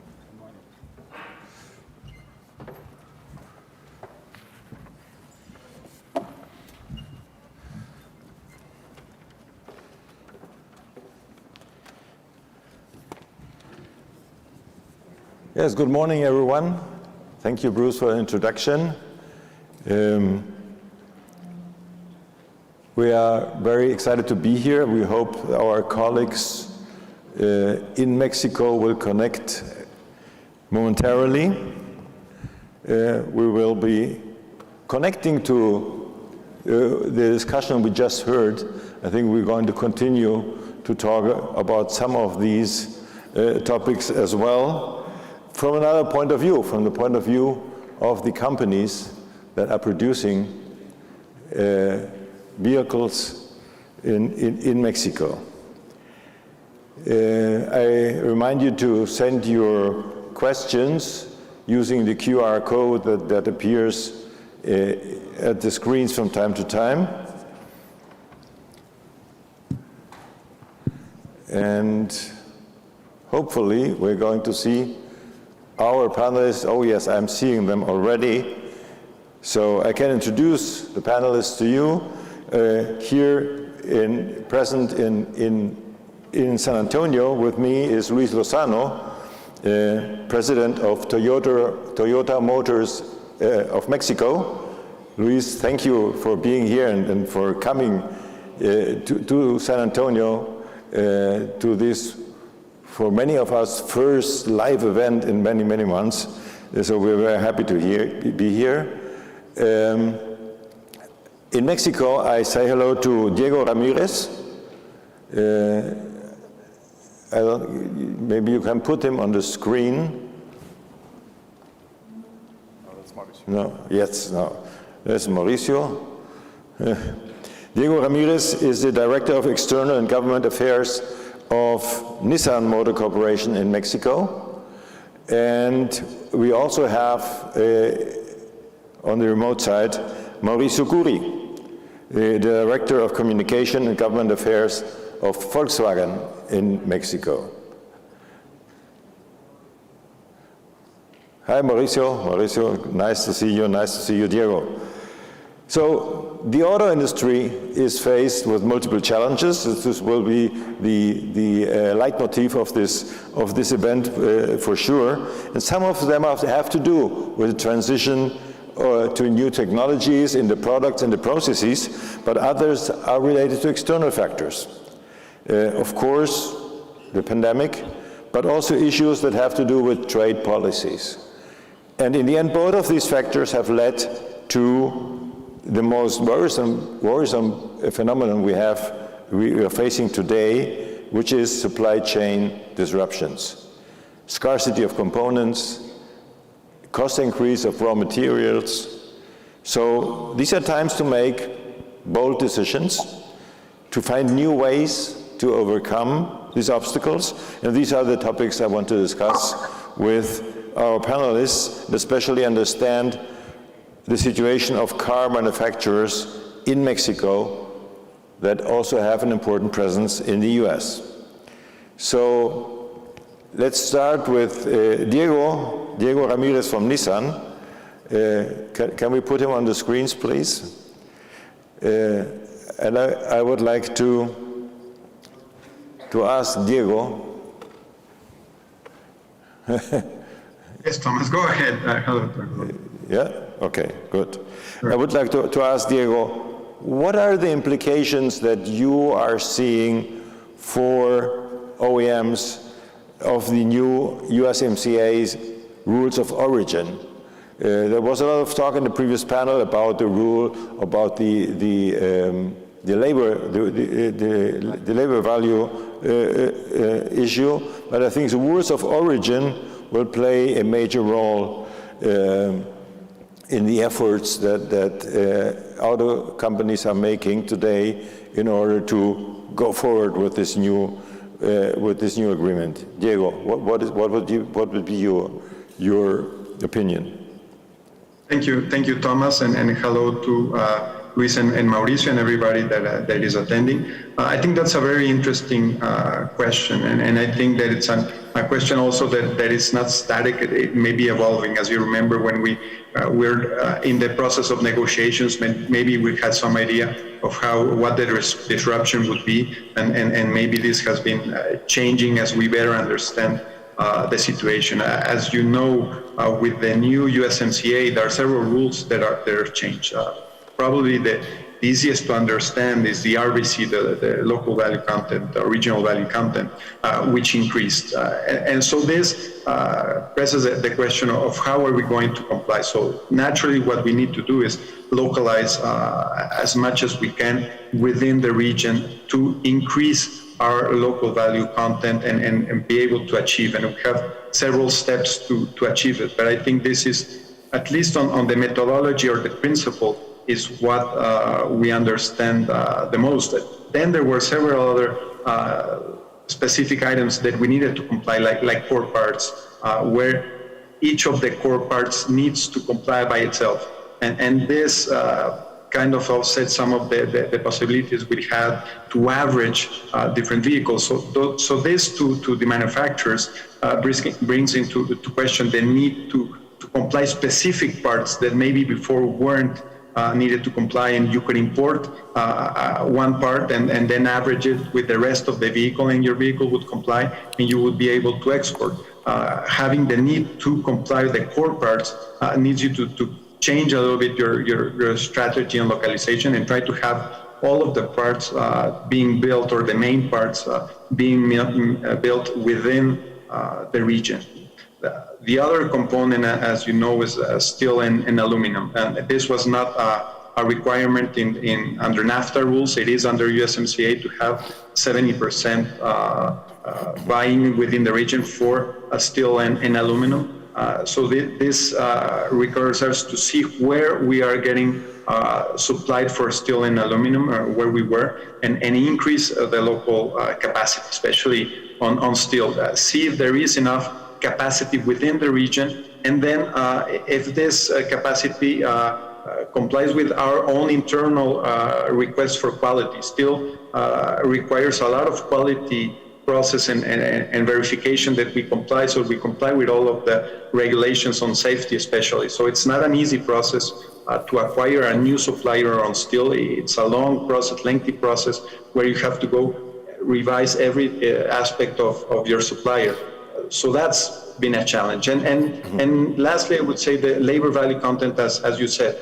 That, I think, what's been complicated, and maybe at the beginning, everybody assumed the suppliers in the United States or Canada would comply with the $16 per hour requirement. And as we look into it, it's not necessarily that all of them comply. So this is requires you to look deeply into your suppliers, into their own supply chain, to see where they are complying, what we can improve. And again, this is not an easy task to achieve. And I think that this has required a lot of new processes within the companies inside to implicate many areas that were not really a part of complying with USMCA, to develop process, to develop a cross-functional team to ensure compliance. And then think about your strategy, because companies like Nissan, in our case, while the US is our main export market and is a very important export market for us, it's not the only one. So we cannot go all in on all our suppliers being in US or Canada. We need to maintain a localization. Obviously, as we localize in Mexico, this allows us or helps us to localize in for all of the agreements with South America, with Europe. We need to still comply with those. So maybe we need to focalize, or companies need to determine for this export market, this will be my strategy, for this one, the rest, and try to then make a holistic process of purchasing agreements or purchasing strategy going forward. And on the labor, I would say there's also a part where there is some incentives if you have R&D designs, and I think many of our big companies that have been in the region for many years have these R&D centers which allow us to get the credits. But I think that this will be more complicated for newcomers or new companies that are not within the region, that if they want to install a new plant in North America to comply with the USMCA, they will not get offhand all of the credits for R&D. So they would need to create a manufacturing strategy followed by an R&D strategy if they were to achieve the percentage needed. So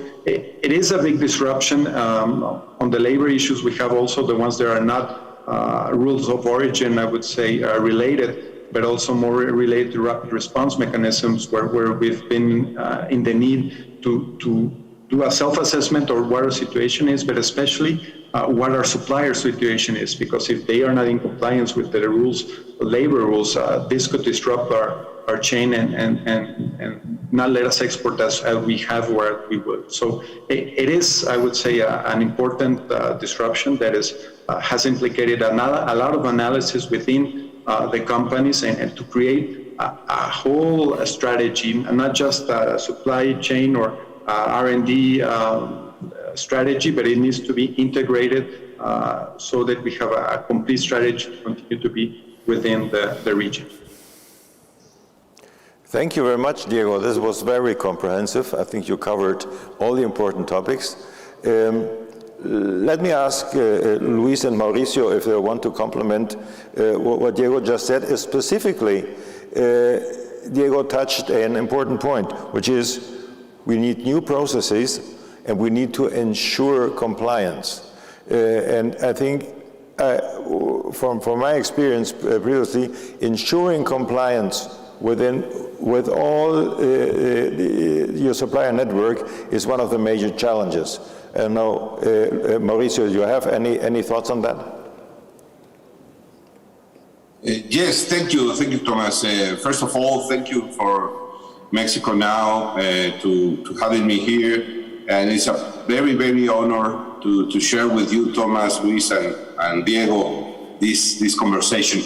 And yes, the new challenges we have to reach a regional content has additional protocols that we are following in order to reach on time with enough capabilities that the region has not complete. But in addition of that, we are having additional pressures like the interpretation that creates a misunderstanding because Canada and Mexico, it's very, very well adjusted to the trade agreement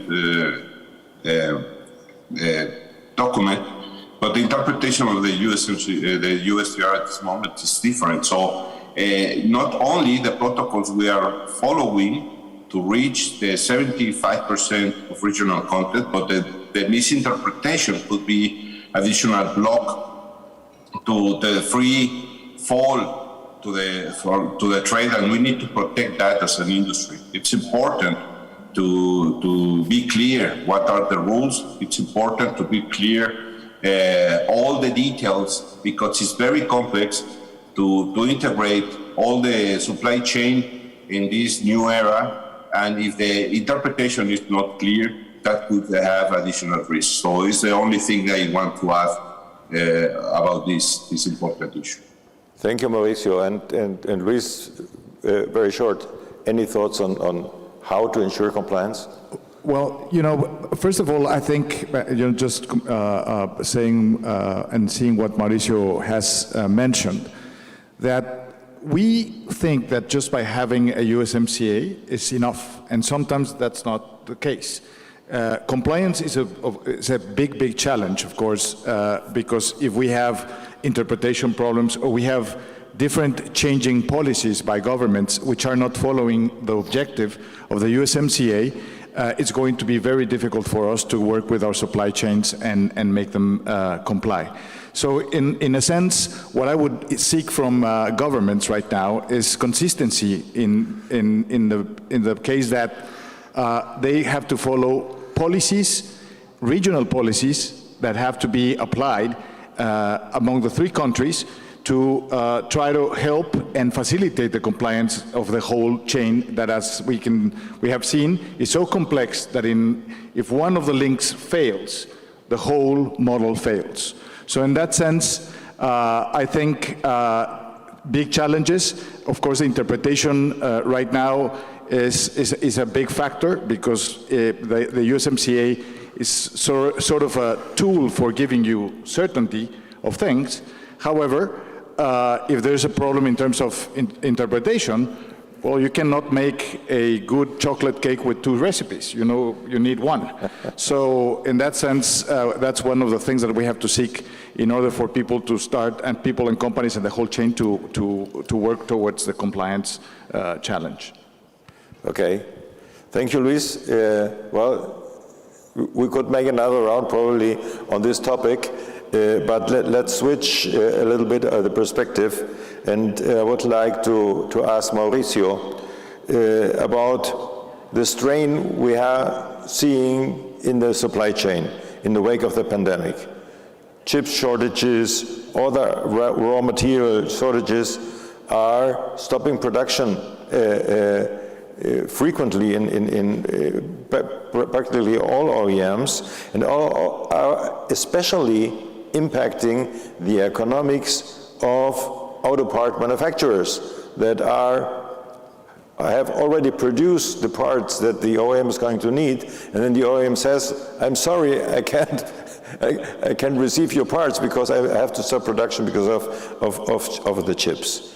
So what else can we do, or what are you doing to avoid more disruptions that we have seen in the last couple of months? Thank you, Thomas. This is a very interesting topic to discuss because the automotive sector is closer and closer to the high technology companies and the high technology advantages.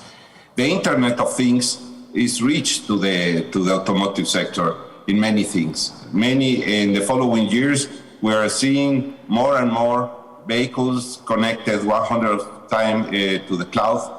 And many sophisticated devices are involving the regular operations from the current vehicles, like radars and infotainment and many others, that need to increase the capabilities worldwide, the production of semiconductors. But this is not only the automotive industry issue, it is the high-tech issue, because involving every day more and more devices connected to the internet, as cafeterias or refrigerators or Alexas and many others that are connecting our homes and our life to the cloud in a very, very strong way.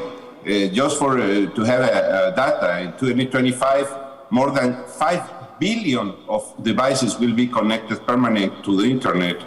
And that kind of trend, it will be increasing year by year, because the connectivity, it will be the way of life. We have the smartphones, we have the smartwatches, we have the smart cars and the smart cities. So the idea to deal with this is to have the right way to operate with the suppliers, but also with the governments, that distribute in a better way the production of these kind of devices worldwide.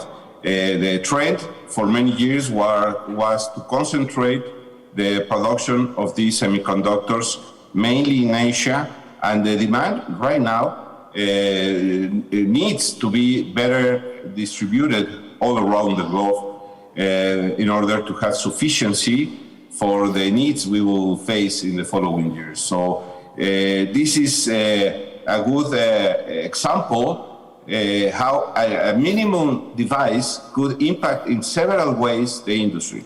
Because if you should stop because you are not receiving a component that includes this semiconductor, you are also impacting the logistics. So many of our parts that should be put in the line to produce our vehicles right now are into the boxes, and the logistics has a lack of that kind of way to transport, and increase the cost of the logistics and create many other problems in the supply chain. So we are working so hard in Volkswagen in a very good way to have a good rhythm of production, not as a way we want, because the demand is above our offer at this moment, because the people are waiting our products there, and some other OEMs have the same problem. the market is bigger than the offer we can, because this problem of the semiconductors, and that has other distortions in the market. But well, let's see what happens. I think we have not a specific date to solve this in the following months. We are in a good track, and well, as soon as we could have the normal situation, let's see if the market is ready to obtain all the vehicles we are not producing at this moment. Thank you, Mauricio. Maybe, Luis, could you say something about how the relationship, the business relationship between OEMs and suppliers has to change in the future in order to be able to control and or absorb more efficiently these kinds of disruptions? Because the chip shortage may be over at some point in time, as Mauricio says, but other disruptions can always happen. I don't want to think about another pandemic, but shortages of containers stuck in some port or in the Suez Canal are also being managed. So has the relationship with our suppliers to change, have better communications, other business concepts in order to avoid this kind of disruption in the future? Well, yeah.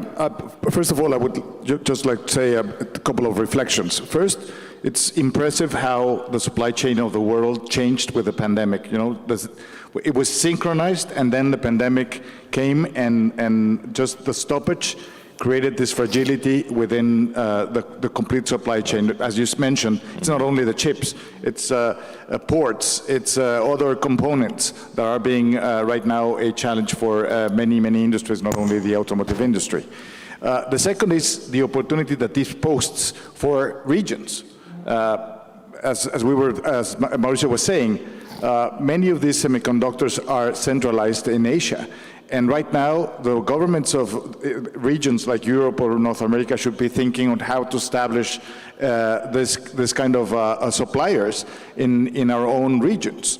Now, towards your question and regarding what companies should do is very relevant. In our case, Toyota has a very sophisticated, complex, and very close relationship with our suppliers.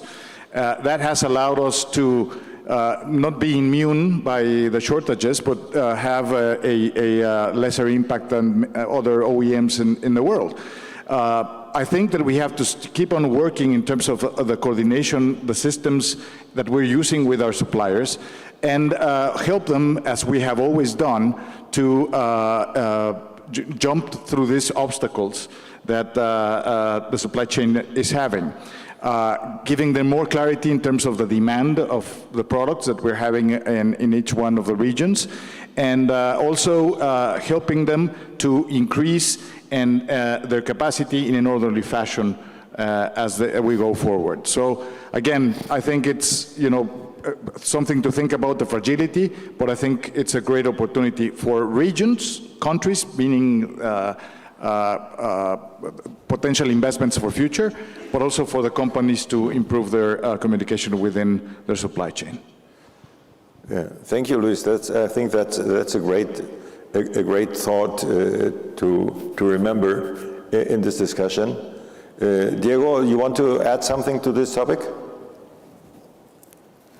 Yes, thank you, Thomas. Just to make to think out loud, that it's interesting to think that the just-in-time policies and strategies that made us so successful over the last few years is kind of what's having us in this situation at this time. So obviously, nearshoring or having suppliers is key, and we need to do that, and we need to work on it, and we need to work with our suppliers also to be a priority. As Mauricio said earlier, chips are in demand for many components and many devices, not just the auto industry. And I think that's also been a disruption where many suppliers are only automotive, or maybe you have a close relationship. But now it's exploding how many people need it. And the other day, somebody was telling me that just a vehicle, they have up to 200 chips, and that's amazing. But then a computer and a television and all the other things. So we're not the only client, and that's an issue. And again, just in time got us where we were today. It's now a little bit of the issue. How are we going to solve it? I think it's what all of us are working very hard on trying to figure out and having this coordination with our suppliers. Thank you, Diego. Yes, well, the message is, the things have to change. The way we look at the business is changing, and we have to change accordingly in our companies. Going back to USMCA as a framework, but taking into account all these other issues that arise within the supply chain, how is the USMCA and the supply chain issues, how are they impacting the competitiveness of the auto industry in the region, especially in Mexico? And what else can governments do? What else can companies do? Trade associations do to improve competitive conditions for the industry? Luis, maybe you can lead this question. Sure. Well, as I mentioned in the first question that I complimented what Mauricio said, I think that the answer is integration. And of course, we have thought about the opportunities that USMCA has brought vis-a-vis the NAFTA situation. We have seen the opportunities that many components, because of the increase in the regional value content, had to move from other regions in the world towards North America. And we have seen also how there are some formulas that can't allow you to average things as we used to in the NAFTA agreement, and therefore require additional processes in North America. Now, that's all perfect, and that's all in the content of the USMCA. However, again, we need to be consistent with public policies in each one of our countries. So what's the objective at the end of the USMCA? So should it be just enough to have the USMCA, or should we be seeking, as countries of a region, to have more integration and therefore start collaborating in consistent public policies that can allow us to be more competitive and to bring those integrations and bring those suppliers into the region? And that's where things start getting a little bit suspicious. We've seen governments act on their own with different constitutional reforms, like the one we have right now in Mexico, which may not be consistent with the competitiveness of the region, or some other governments trying to push for incentives on specific vehicles that are made under specific circumstances of their markets. That's not consistent with the USMCA spirit. So at the end, we need a larger and broader strategy and a larger and broader commitment from countries and companies towards the integration of the region. And that's the only way we're going to achieve to be more competitive, not the other way around. Okay, that sounds like a big challenge, and a couple of issues that are not resolved right now. Maybe Mauricio, do you have an opinion on when we talk about impact on the competitiveness? Is there a risk that these conditions, especially USMCA and what the governments are doing, are going to be an obstacle for competitiveness for the auto industry in the region? Yes, always a risk to be not coordinated or harmonized between the countries, because if the world moves for a better access for energy, for example, and our country goes in a different way, that creates huge risks to have access in the right price or in the right volume for energy, or if there are other countries has protectionist acts to incentivize local production in a different way to the region, that creates distortions that don't give the opportunity to fluent trade between the countries. So we are seeing around the globe different countries that are trying to protect their own economies with the wrong directions. We are seeing the difficulties we have in South America to react to free trade, for example, with Brazil and Argentina, or we are seeing some other initiatives that create more bureaucratic ways to work in order to increase the cost and don't give the facility or the facilitation to create the competitiveness in the region. So yes, always we need to follow up very closely and have an open dialogue with the governments in order to create the right environment to do business, not only in the region but in the world. And we are under a big pressure and many different risks in many different regions and countries around the globe. Okay. Thank you, Mauricio.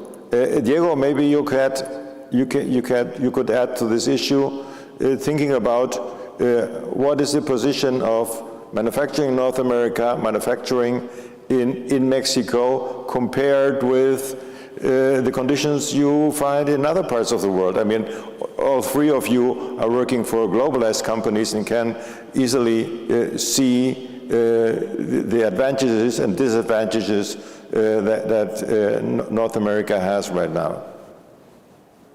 Thank you. Interesting question. As you say, we're a global company, and I think that we've been very successful in integration.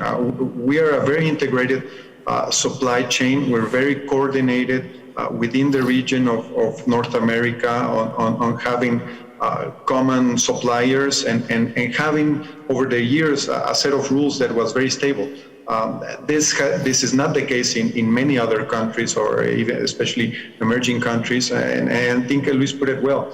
You need stable conditions, and you need to be able to forecast towards the future. And this had been the case in North America regions for many years, and this has been a great incentive to attract investments into Mexico. So we need to continue that path. We need to have clear set of rules of how we're going to operate. So if I decide to invest in such supplier or in this technology or in this supply chain or this infrastructure, that the investment I make today will still be useful in 5, 10 years, 20 years. That's the long-term vision that we have when we're planning a vehicle. It needs to be a vehicle that is competitive and that you can forecast for 7, 8 years. So that is a challenge, even within USMCA, as has been discussed. There are many rules that are not clear, and then you have the added situation where you have a sunset clause, and that's something that we've not discussed yet, and even internally, because we're still kind of sorting out their rules. But I think that's a big learning point that we had from the renegotiation, where this needs to be a continuous effort on integration. It can be one day somebody set a set of rules, and that's how we're going to operate for the future, because things change in the world. So we need to be adapting, but within having foresight of what's to come. And if I make an investment now, it will be profitable, and it will help me in my production in 5 or 10 years. Thank you, Diego. That was a great point for closing this round of discussions. So in the next round, I will just ask each of you, apart from USMCA and supply chains we have already discussed, what other challenges and what other opportunities do you foresee for your companies in the short term and in the midterm? Maybe you could start, Luis? Of course. I think we're living in a very exciting moment for our industry. The transformation of our companies towards mobility is a crucial opportunity for regions and for the industry, and to amplify our businesses around the world. So what I would say is that the biggest jump that right now the day-to-day operations of the disruptions and the USMCA are taking, out of the attention of many people is the fact that the companies that we are right now leading are in a profound transformation period where the way that we're making cars is going to change absolutely. That the cars will not be only the only product that we will be selling towards mobility, and also the fact that we're changing in terms of connectivity, in terms of autonomous vehicles are coming, the models of ownership in terms of sharing, and also obviously the electrification, which is or maybe the biggest thing that we are discussing right now. And in terms of what the world's going to do, the U.S. wants to go battery electric. France says that they want to go hydrogen. So there's a very, very exciting moment right now. And obviously, when things move so in such a huge manner, they bring a lot of opportunities for not only our industry but also for the suppliers and for integrating more activities in the future. Thank you, Luis. Mauricio, would you like to? Yes, I try to be just focused on infrastructure. As soon as we could have a better infrastructure to have a connectivity on electric vehicles, as soon as the customers could take the decision on that way. If you have not only the electric stations, but also the connectivity of enough internet on 5G, you could have a better services and a better technology in the country. The problem is to put the government and society at the same level of knowledge about these kind of challenges we have. Because if we have not have a fast progress, as we are seeing happen in US, in Europe, or in China, we were losing a great opportunity to have great technologies available sooner in the Mexican market. So I think infrastructure, it's a great opportunity to make business. Infrastructure is a great opportunity to have a better products, and then we need to focus to transmit this need in a wide way to the government in order to create a faster change for a better future for the society, for the industry, and for all of us. Thank you, Mauricio. Diego, what about Nissan, about challenges and opportunities in the near future? I think that it is a very exciting moment to be in industry, and everything is changing. And we as Nissan, we have a program with Nissan Intelligent Mobility. So we're not just thinking now of we're a maker of cars. We're an integrated part of mobility, and how will this be in the future, and how will this be adapted to different markets?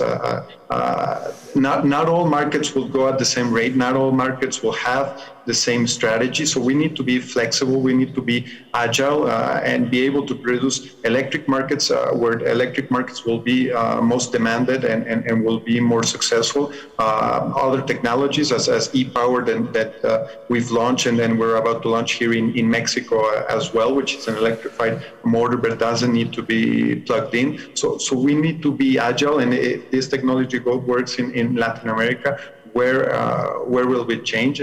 I think another interesting aspect of where we're going is customers will keep a closer eye on how we are producing the vehicles. Not just the product in itself, but how are you doing it? Is it in a sustainable manner? Are you taking care of all of the interests for ESG and human rights and your suppliers as well? I think that's a big important challenge for us to take care of all of our stakeholders going towards the future. Not just the clients, but also where we are based. Are we being a good citizens here in Mexico, and in our case, and trying to support communities and being something that is considered impactful and beneficial for our communities and for our countries.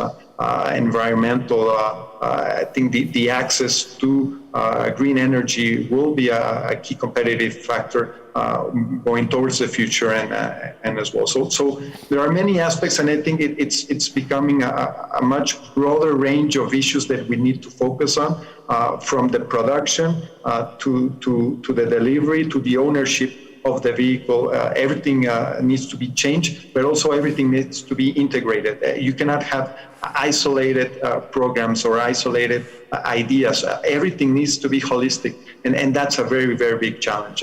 If it's a big challenge to comply with USMCA and make sure that you are complying, trying to integrate all of these ideas, I think will be very complicated, but also very, very interesting and very exciting going towards the future. Thank you very much, Diego, because the topic you touched on and in your final remarks, I think is very important. ESG is something that covers many of the aspects we have been talking about, especially talking about our workforce, our people. Yeah? Maybe some of you could add some thoughts about what do we have to do in addition to what we're doing right now in the future, especially in Mexico, in terms of workforce recruitment, workforce training, thinking about digitalization, and on the other side, of course, environmental challenges. And the third part of ESG, the G, that is sometimes is like kind of not mentioned, which is governance, compliance, risk management. So maybe, Luis, could you comment on that for Toyota?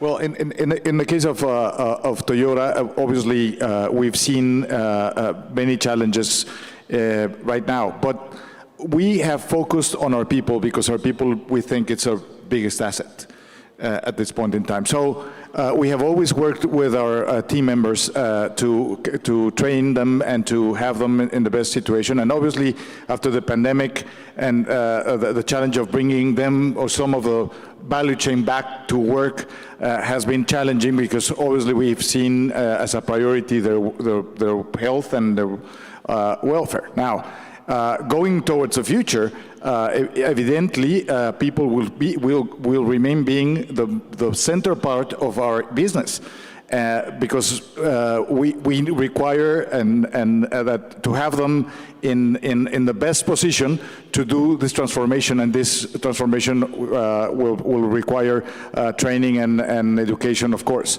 Now, talking about the environmental challenges, something that Diego said that I think is very important is that people are going to be focusing also in how we make our products. Now, people tend to think that the result of the vehicle in terms of the emissions is the relevant portion. However, there are concepts like the life assessment cycle of vehicles and products that also count on how much energy, what kind of energy you used towards manufacturing the vehicle. So therefore, going back to my point, if we don't harmonize regulations, if we don't harmonize policy regionally, it's going to be very difficult to reach that, because we cannot have a country, without an energy policy going against the rest of the countries. To your question to Diego a moment ago in concerning how do you compare, or which region would you compare is doing things correctly, Europe has a great harmonization of regulations that is helping everyone to level up towards, for example, the energy policy. So that's big, huge matter. Thank you very much. Thank you very much, Luis, Diego, Mauricio, for this discussion. I know there are a lot of things that still have to be said, but unfortunately, Bruce is already looking at us because he has some question for the audience, so we are going to give him the last word. Yes, thank you, Thomas. We have got some good questions from the audience. Mauricio, one of the things you were talking about is increasing coordination within the supply chain. And one of the questions has to do was, given the financial burden on smaller, lower tier suppliers caused by the pandemic and components shortage, are the OEMs doing enough to help suppliers avoid failure? Well, that's a trick question, I think. No, it's a good question. Yeah, I think it's very. So, in terms of making or doing enough, it's always a very complex thing to say or to respond. I think we are doing, and we are in Toyota working very closely with all our suppliers. We have a great communication. They have great support from our side in terms of training, even in targets and so on. It's been part of our culture to work with them when things don't work. Now, if something can be enhanced, I think you can always enhance processes. I think it would be unfair to say otherwise. And I think we have to make more efforts towards integrating our suppliers and their activities with our day-to-day operations. So it can always get better. But I think in terms of Toyota, we do a very, very good job. Luis, do you have something you want to? I'm sorry. Diego, do you have something you want to add to this? Yes, thank you. I think it's something that we need to do. It's not whether you want to. I think it's nice to have. It's a need going towards the future. And I think that the chip issue has been the clearest idea of how we need to work together. So we try to be very integrated with them.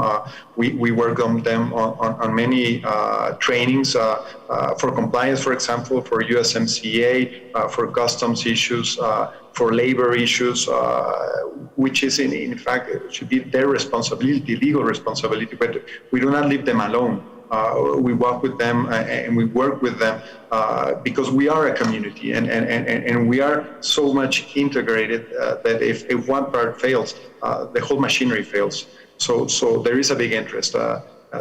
And that's our objective, and we're continuing to do it. And we have right now opportunity to be in Aguascalientes, and you can see it just driving down the road, how integrated and how we work with all of our suppliers that are near us, and that we have a close relationship with them. We work on even on local issues together. Right now, a few months ago with the vaccination, we worked together to have vaccination centers in our plants, and our suppliers could come and get a COVID vaccination here at our plants. So it definitely is in our best interest to continue to work together and to be a community that helps each other to achieve our common goals. Mauricio, you want to have something to add? Just in addition, the day is very similar. We have a very close relation to our supply area, not only on the financial, but also on the regulations. In Mexico, the regulations are increasing a lot on the labor issues, on the on many others in logistics. And we are promoting continuously summits in order to train the people, and together with the INA, the Institute for National Parts, that is an association that involves the majority of the suppliers in coordination with us, we are working together in order to create the most friendly environment among these huge transition of regulations we are living in the country. So yes, we are working together in order to create the best scenario possible among this big continuous change we are living in with the USMCA, but also with other regulations in the country. Thank you. Diego, when you were speaking earlier, you were talking about the challenge and the need to drill down into your supply chain, to pass Tier 1 into Tier 2 for the USMCA. Have you seen any advantages in doing this in this process for your company? Yeah, I think we've seen some advantages where we get a better understanding of how our supply chain is interconnected. Maybe because if you only look at tier one, then you say, oh, well, my tier one is located half a mile from our plant, and that means I'm completely integrated. But as you drill down and you understand how their supply chains and the tier 2, tier 3, how they work and where the parts are, you can see where the risks are, but also where you have an advantage. So I think it has been an enlightening situation where we've learned a lot of how our suppliers and their suppliers work, and this has helped us to create a more harmonized system and to work together and to plan into the future, seeing what their strengths are and working towards that planning ahead. Thank you. One of the other questions has to do with, and this is probably for all three of you, understanding that there are many factors at play and no clear timeline. What is a, quote, safe estimated date when you can say that your company will be back to 100% production? Let's start with Luis. Well, 100% production, it's very difficult to say. In reality, as I mentioned during my comments in the panel, I don't think it's only the microchips. That may be the most famous of all, but there are some other challenges that we have to surpass. So I wouldn't say a date. I think it's unpredictable. I think they're willing to settle for a year. What year? No, I think as I mentioned, the fragility of the supply chain in general has been obvious and evident, and I think we're not done yet to say, when we finish the microchip thing, we're going to go back to basics. We have to see what other things have broken or desynchronized in terms of the situation of the world. Okay. Diego? Yeah, I think all of us hope to have the magic ball. It's not clear. There's so many issues in place that we do what we can control. We work on what we can control to solve the issue as soon as possible, and then move towards that and go on. But we're working on it every day, 24 hours, and that's our objective at this point. Mauricio, you get the last word here. No, it's just the same. I think I don't want to repeat the same things, but we are all in the same environment. As soon as we have availability of enough parts and normal situation, we will be available to produce what the market needs. Yeah, I was stunned by this article I read recently about this backup at ports, where you have just containers upon containers stacked on top of each other waiting to move, and you're going, why are these things, I mean, they're here, why are they not moving? And obviously there's trucking issues. Obviously there's big trucking issues going on, especially in the U.S., and probably other ports as well. And that posts opportunities of infrastructure for other countries. So Long Beach has been a problem for many years. So why not, make more ports on that side of the world? Exactly. Okay. I want to thank our panel, Thomas, Luis, Diego, and Mauricio. Please give them a hand. Thank you. Thank you very much for the invitation. Thank you. Okay, moving on to our next panel. This is the challenges and opportunities for light vehicles in the USMCA region. This panel is going to be, the moderator is Sergio Oneles. We're having three speakers. Matt Blunt, who is the American Automotive Policy Council, he's the president. Jose Sozaya, who's the executive president for the Mexican Automotive Industry Association, and joining us virtually, Brian Kingston from the Canadian Vehicle Manufacturers Association. Please join me in welcoming them.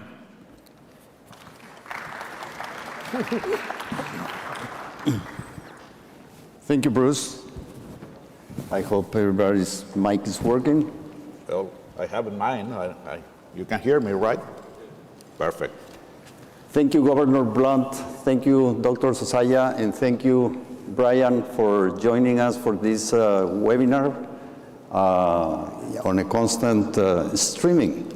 Before we get started with our panel, I just would like to explain the audience as an organizer for Mexico Now, the numbers that we have in this hybrid event. The core of the event is the B2B business meetings. We have 2,098 confirmed B2B face-to-face meetings. And this is out of about 7,000 requests, but we did confirm 2,098 people are meeting and trying to do business. We have 3,155 registrations, of which about 25% are present and the other ones are virtual. And they represent almost 1,500 companies.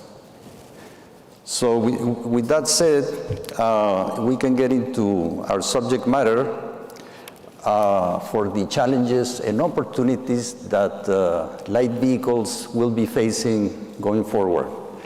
And my first question is, how competitive is the USMCA region vis-a-vis other world global manufacturing platforms?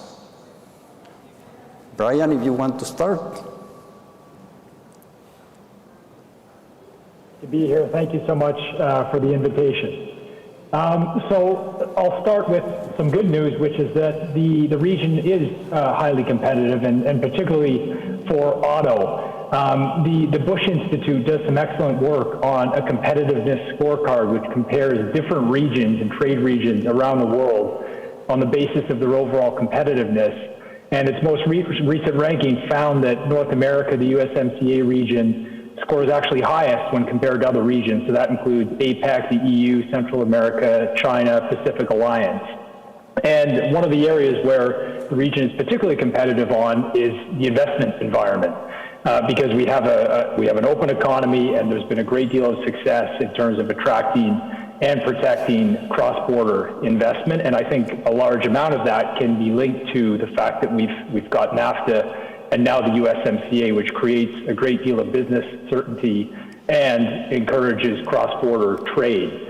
One area for improvement for the region, though, is definitely at the border. I know we've just come through a very unprecedented situation with the pandemic, which has resulted in border closures. And I'll just note some very good news yesterday regarding the Canada-U.S. border. The land crossings will now be opened up to Canadian fully vaccinated travelers, which is excellent. However, we do continue to see challenges at the border.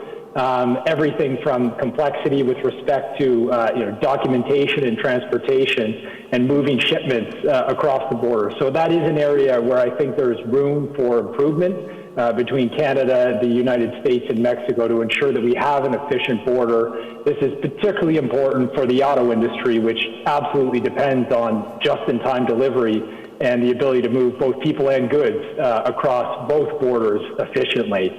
So overall, it's a good news story. A bit of work to do on border infrastructure and efficiency, but the region is absolutely very competitive, and I would argue one of the most competitive regions in the world. Thank you. Thank you, Brian. Governor Blunt, what is your review from the U.S.? Yeah, and I would agree with Brian, and certainly want to thank everybody for allowing me to be here today and for your participation. I agree. We're highly competitive. I like to think of global automobile manufacturing really as having three primary centers: the EU or Europe, Northeast Asia, and North America. And I think the partnership between Canada, the United States, and Mexico has indeed made us extremely competitive, but certainly without any reason to become complacent. And if you look at our production, the year that USMCA went into effect, it was essentially almost 18 million units that we produced together for the global automotive economy.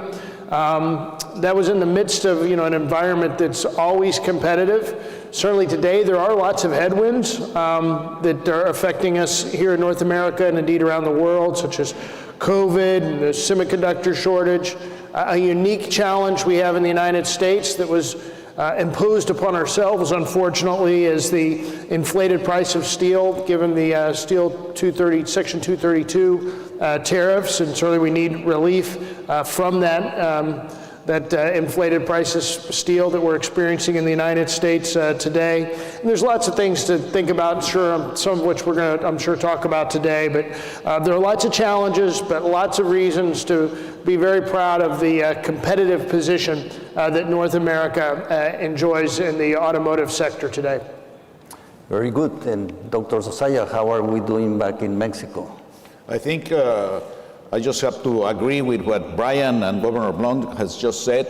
And I think it's very important to consider, if we are trying to measure how competitive we are regarding other regions of the world, is what did we do in the USMCA that was changed from the NAFTA, previous NAFTA. And one very relevant part of it that is making this region even more competitive, at least to the way I think, is the labor part.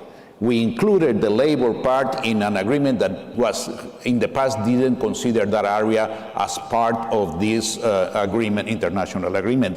And the idea of that, I hope and I believe, it is to make the region even more competitive, make the workers be more competitive. We don't, as many people think, I think exactly the opposite. We do not create the NAFTA to take advantage of cheap labor. This is not what we are providing. This is not anymore what Mexico is providing. Mexico is providing qualified labor for a better region, the whole region. I also don't believe, as someone mentioned in one of the past panels, that putting a number on the price per hour for labor is the right answer. That is, I think, something we ought to change in the future from what USMCA today is stating. I think something like that is not productive and doesn't work to make our three countries more competitive. We also have to work together in one part that is very relevant: infrastructure. Infrastructure in the region should be harmonized, should be standard, should be similar. And that, I haven't seen it working the way it should. I haven't seen it working the way it has worked in Europe.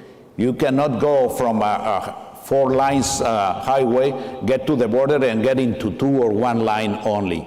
That doesn't work in favor of competitiveness for the whole regions. We need to build more ports, but coordinating the construction and the location of those ports by the 3 countries, not decision country by country. We are partners. We deal within each other most of our 80% maybe of our trade. Then we should have a very well established and standardized infrastructure that supports all that business that we do with the rest of the world. I think those are part of what make us very competitive, and those are 2 or 3 also issues that we should be solving in the near future. And just to finish, in the infrastructure, I also consider what I call the legal or bureaucratic infrastructure.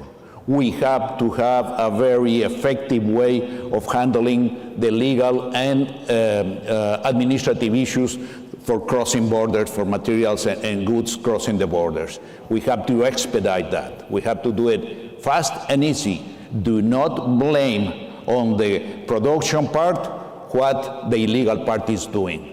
You have some illegals, well, you focus on the illegals, but do not harm the rest of the operations in the borders. Thank you. Very good, Dr. Sosaya. Well, we cannot be complete on this webinar without trying to talk about the disruptions, which are namely COVID, logistics, and materials. So let's start with COVID. How did Canada handle COVID in their plants, Brian?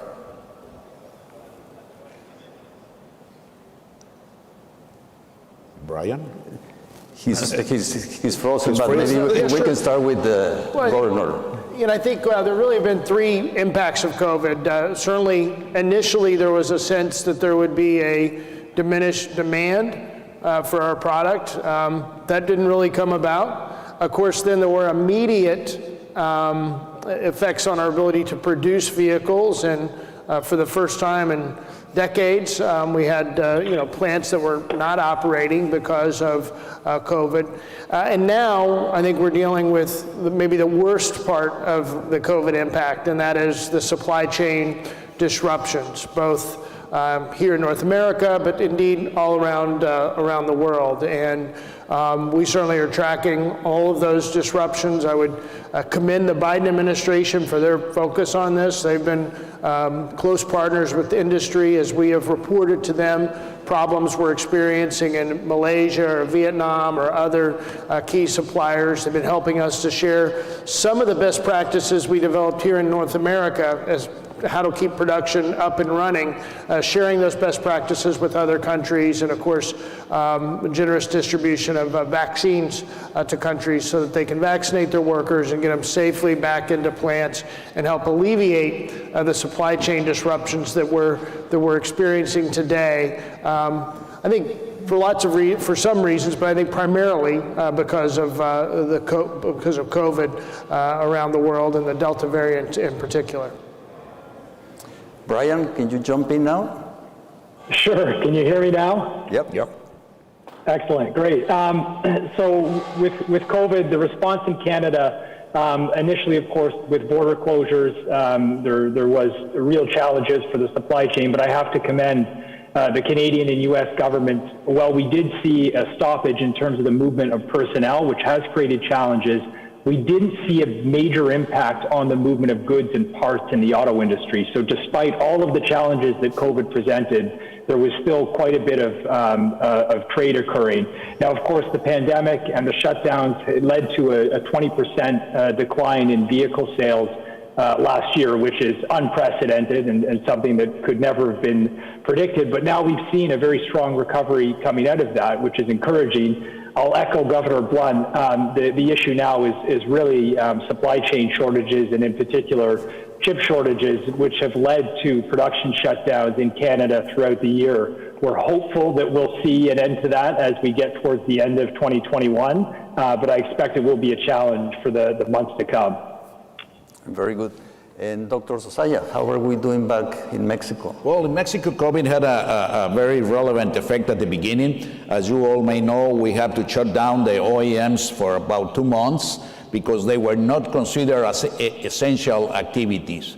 So there was a big effort lobbying with the authorities in order to make sure that the government understood that they are essential activities. Finally, the good thing is the government accepted that and they reopened activities. But then they took us to a different challenge. The different challenges was, okay, we're gonna continue working with less workers, with more room between them.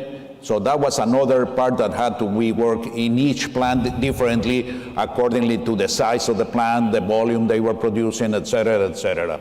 And then we get to a third part, but then what are we going to do to make sure that we can vaccinate all of our workers?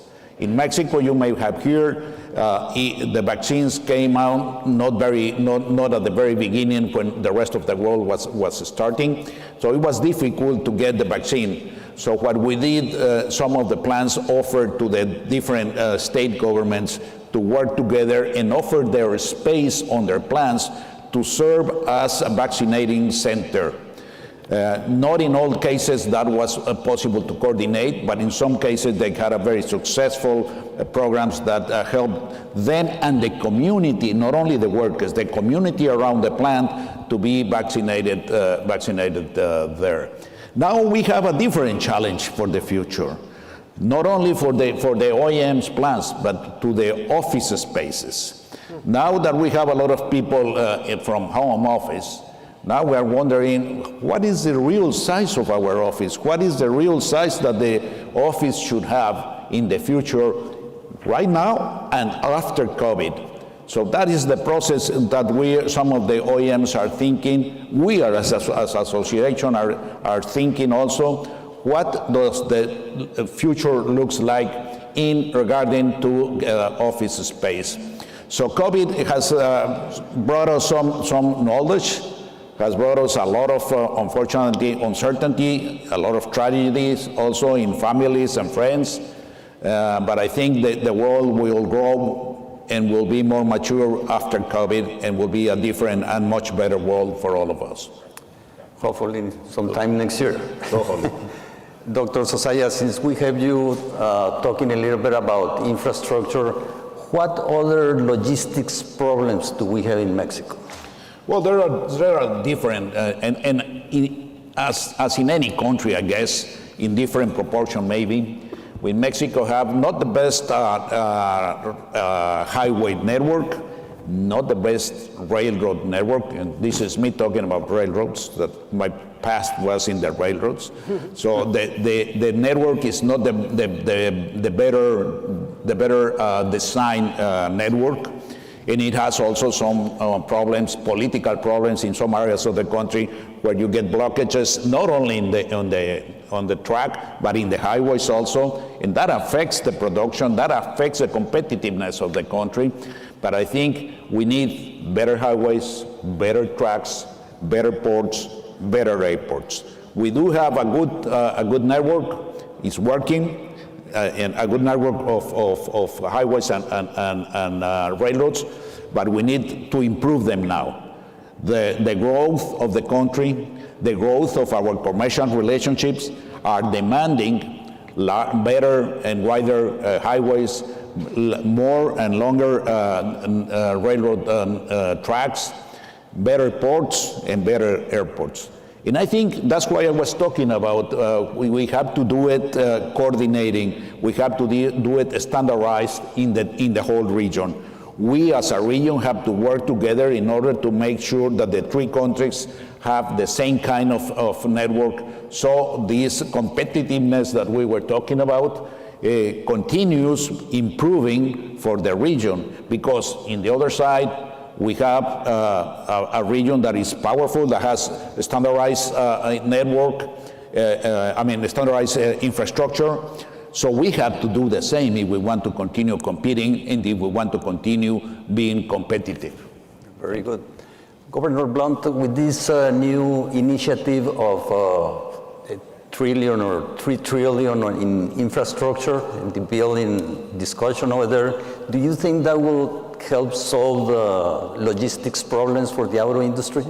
Yeah, I think it certainly will help. I don't think there's any question that it will help. A lot of these problems are probably not as much just the government infrastructure in place, but just the backlogs and that sort of thing. But certainly will have a meaningful impact. One of the things we need in the United States is more electric vehicle charging stations. The infrastructure bill that passed the U.S. Senate in a bipartisan fashion would provide funding for electric vehicle charging infrastructure.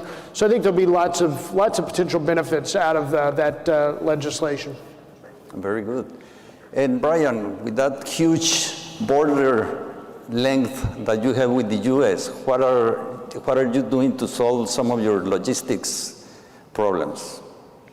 Yeah, so there are a few priorities. First and foremost is simply more investments into the border itself to ensure that the infrastructure there is efficient. Some of the things that need to be done, we have to make sure that our pre-clearance programs are working effectively. Programs like Nexus and FastPass, while there has been a bit of a lull during the pandemic, those are extremely important programs, particularly for truck traffic. And now, as we've seen with shipping traffic, we also have port capacity issues in Canada. So there are investments that need to be made there to make sure that we can actually move the goods not just into Canada first, across Canada, and then across the Canada-U.S. border. One other thing I wanted to note, which we hadn't touched on, but we're seeing now in Canada a shortage of 18,000 truck drivers. And I know that this is a problem that's shared throughout North America, but we've got some very significant labor shortage challenges on the horizon, not just in transportation and logistics, in other sectors as well, but this is going to be a major problem moving forward if you can't actually find the people to drive the trucks and deliver the goods. Very good. Well, good luck with that. Governor Blunt, recently even paint has become scarce for vehicles. Never mind chips, but a lot of parts are becoming scarce in the industry. How is that affecting your people over there? Well, I think one of the at least personal benefits that through this crisis is I've had an opportunity to interact more closely with the supply chain experts at our three member companies, Ford, General Motors, and Stellantis, and really have to say that their expertise and passion to do everything they can to minimize the impact on production and minimize the impact on our employees and communities and our consumers is really, really extraordinary. But all of these shortages that exist today and shortages we're thinking about in the future, particularly as you think about potential needs of materials for next generation vehicles are challenging. And just to maybe go back to the semiconductor crisis, we're dealing, because we don't have the sort of transparency that we need, we're often getting decommits on orders we assume are coming in just 2 or 3 weeks before the order is supposed to arrive, sometimes even 24 hours before we're supposed to get the semiconductors, and that is almost impossible to manage, which is why there's a real need for transparency into the supply chain, particularly on these components that OEMs have not historically sourced ourselves. We need to understand where the shortages are. I think it'd be beneficial for semiconductor manufacturers as well to understand where the shortages are, where the needs are. So certainly the transparency efforts that the U.S. government are considering, there's a recent request for information across the auto industry, including semiconductor manufacturers. We think it's important that they participate so we can really get the sort of transparency we need into these components, and that could be a model for other shortages that exist in the future as well. Which it's almost impossible to overstate the economic impact. In the United States alone, in 2021, we believe there will be 2 million vehicles that we plan to build that we're not going to build because we don't have semiconductors for those vehicles. And that is basically the equivalent of shutting down 9 assembly plants in the United States for a year.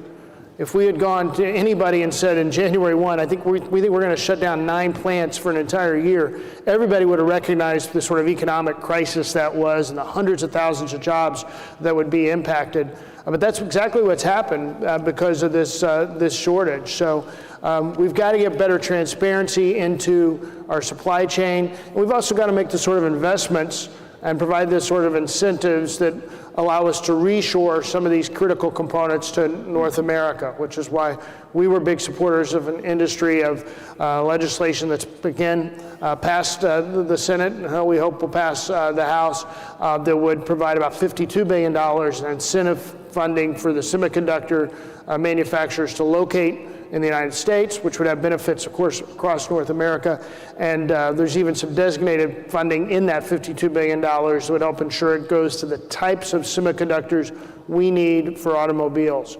But clearly, all these all these supply chain challenges are going to require greater transparency, greater coordination going forward. Very good. Thank you, Governor. And Brian, what's the damage in Canada as a result of scarcity of some auto parts? So right now we're looking at on track to build 1.4 million vehicles, potentially even less this year in Canada, which is a low that we haven't seen since the 80s, and that's largely attributable to the chip shortage. So we were very encouraged to see the funding in the U.S.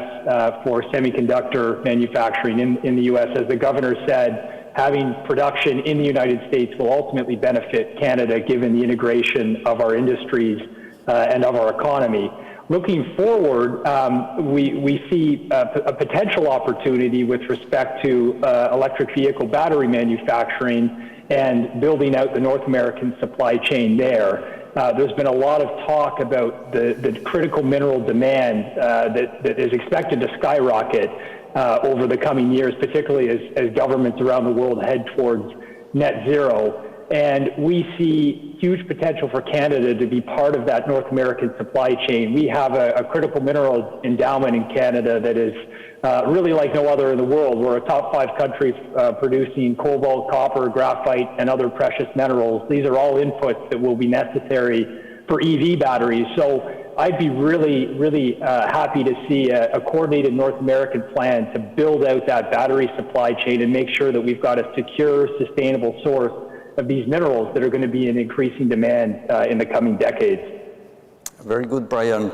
And Dr. Saya, what's the damage down in Mexico? I would say exactly the same that Governor and Brian have mentioned in the U.S., in Canada, has happened in Mexico proportionally to the number of cars that are being manufactured in Mexico. We are targeting 3 million cars, and yes, we will be affected on that number because other things, but this is a very relevant part of what is in the middle of the road to make sure that we can produce that number of cars.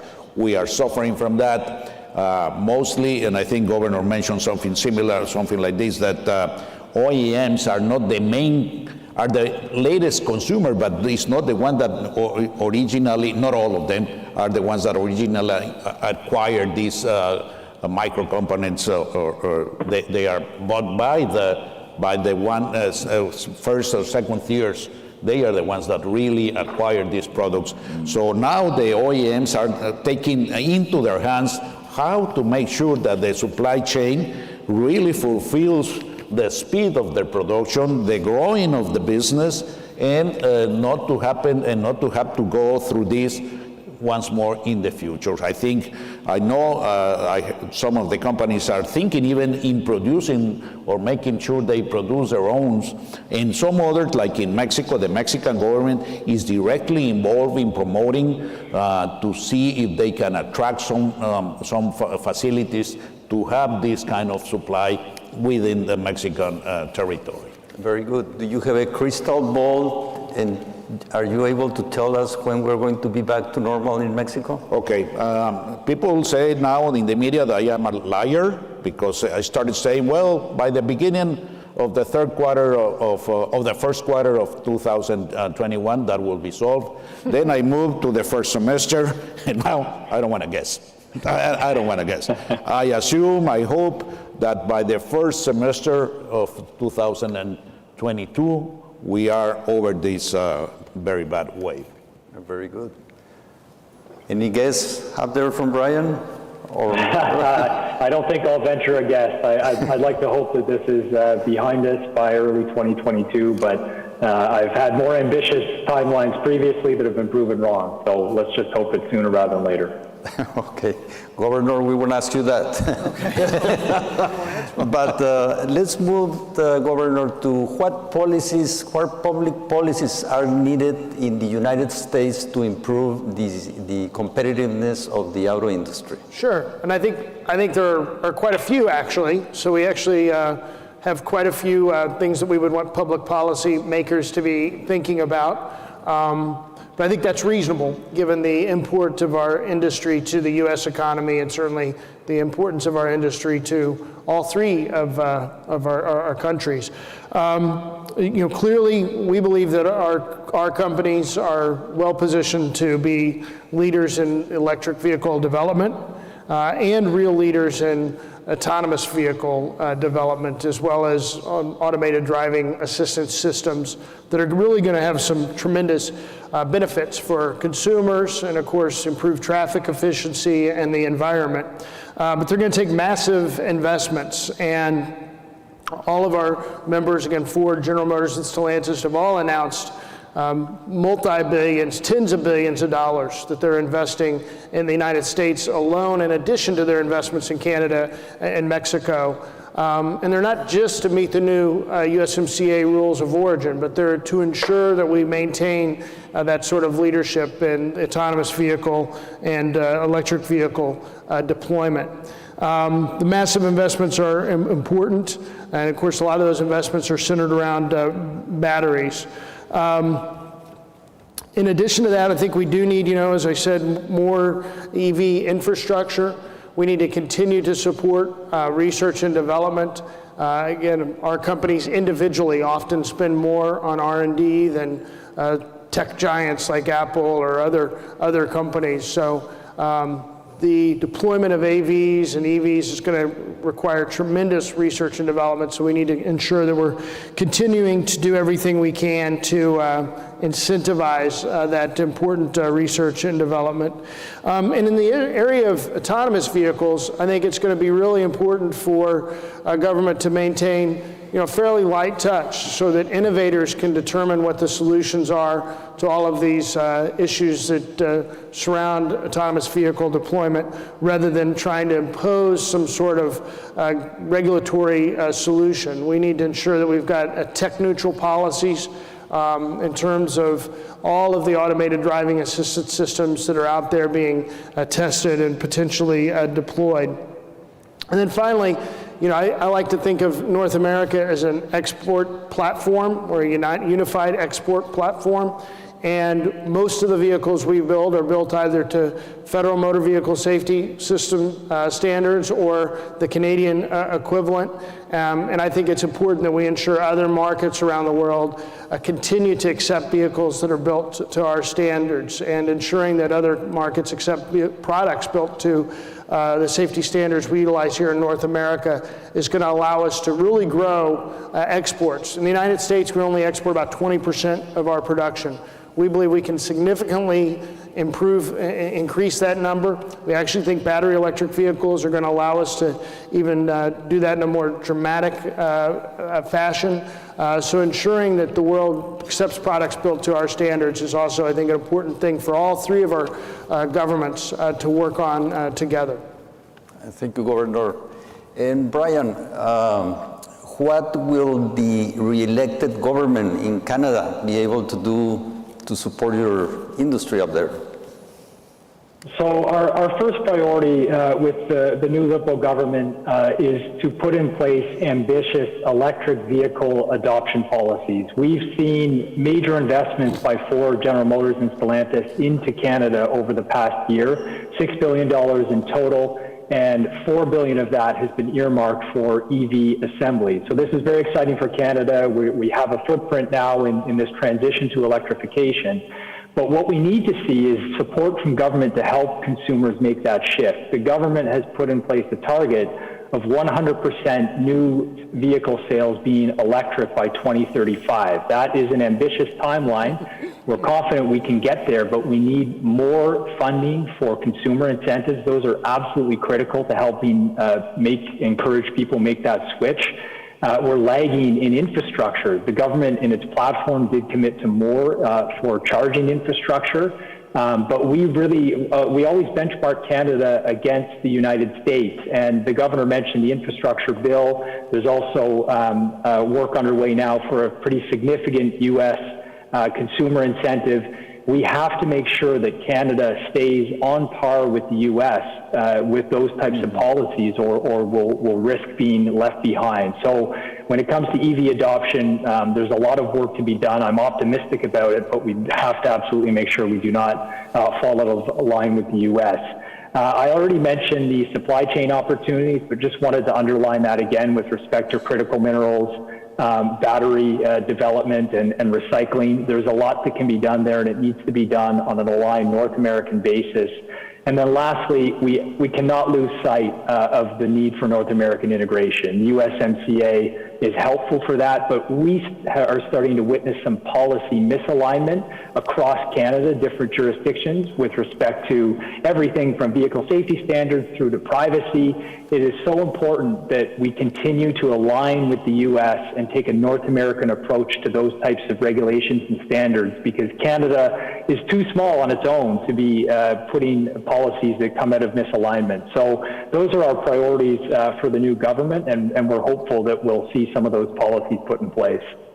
Thank you, Brian. And Dr. Sosaya, I know you don't have it easy for this question, but what are the policies that you might intend to push for the government? I'll go to the first one, and the first one I would say is go to basics. Rule of law. Please, rule of law. We need rule of law in Mexico that's relevant. Point number one. And with that, I'll go to number two. Number two, we are facing, which is directly related to rule of law, we are facing, and I was just mentioning this to Governor before we entered into the panel, that the Mexican government has announced that they are going to legalize all the vehicles that were brought illegally into the country. That's not rule of law. That is breaking the whole concept of rule of law. That's very bad. But going in a more deep idea of what we need really from the administration, it's also what we need is to work together in what Brian just mentioned about the future of electric cars and EVs. That's very important that the government understands that there is a relevant part that is needed from the government and that they have to do it. It's not like a favor to the OEMs or a favor to other companies. It's something they have to do for the country. The world is moving all the auto technology towards that way, and it will happen even if you decide as a country that you won't do nothing. The rest of the world will move to EVs, and you won't be able to do any other things but to do the same. So the government has to do their homework already, start doing their homework already. Otherwise, we will be kept behind by the rest of the world, and that will be very, very dramatic to Mexico, especially for a country that has leadership positions in exporting cars and manufacturing cars. That's very relevant and very important, and we are trying hard to make sure that the actual government understands that they have to do that, they have to invest in that, because the future is going that way, even if they don't want to see it that way. Very good. Well, since you are on that route, can you give us your outlook for the next 2-3 years in Mexico for the auto industry? Growing, and growing, hopefully. I mean, even with all the problems, we are a very important and relevant industry in Mexico, but not only for Mexico, for the world. I just mentioned we are the number 1 exporter of cars, the number 4 exporter of cars in the world, and the number 7 manufacturer of cars in the world, of light cars light vehicles in the world. So that put us in a very relevant position, but with a very important responsibility, not only to continue in those positions, but to even improve in those positions. And hopefully we solve these issues that at this moment are challenges to the sector, and not only Mexico, but the whole world will continue buying good cars and changing them every now and then, so we can continue producing and we can continue offering good paid jobs for many, many people, not only Mexicans. North Americans are a very important part of North America. It really depends on the manufacturing of cars. Now, do you really believe that with the level of the economy we have in Mexico, the level of income, do you really think that electric vehicles are in Mexico's future? Oh yeah, because we have to start consuming more electric cars, so the cost of the cars starts balancing and getting cheaper, and so more people is able to acquire those kind of cars. We have seen, even though there are very, very small part of the acquisition of cars in Mexico are for this kind of cars, only 3%, something like that, we are seeing that it doubles year by year. So there will be a point when the consumption gets, not only in Mexico, but in the rest of the world, grows so much that the cost of those cars start really being accessible to all the people that now has a car. Okay, very good. And up north, Brian, what is your outlook for electric vehicles and for mobility in general? I'm very optimistic. Putting aside the current challenges that have been hurting production, that will ease as we see the semiconductor shortage eventually be addressed. Looking forward, I mentioned the $6 billion in new investments. General Motors is relaunching production at Oshawa. This is one of the fastest plant launches in GM history, which is really exciting. That will be significant for Canadian production, and not just for the jobs it creates in Oshawa, but the thousands of jobs throughout the supplier partners and the area. So that's very exciting. And another plant that General Motors has, the CAMI plant, they're going to be manufacturing the Bright Drop, which is an electric transit vehicle. So that's another exciting development for the Canadian industry. And then Ford will be moving its Oakville plant to EV production as soon as 2025. So that will be significant for that facility. And Stellantis in Windsor is bringing an electric platform to its plant there. So a lot of activity. I think once we're through the current shortages, I'm hopeful to see production returning to the pre-pandemic levels of around 2 million units a year.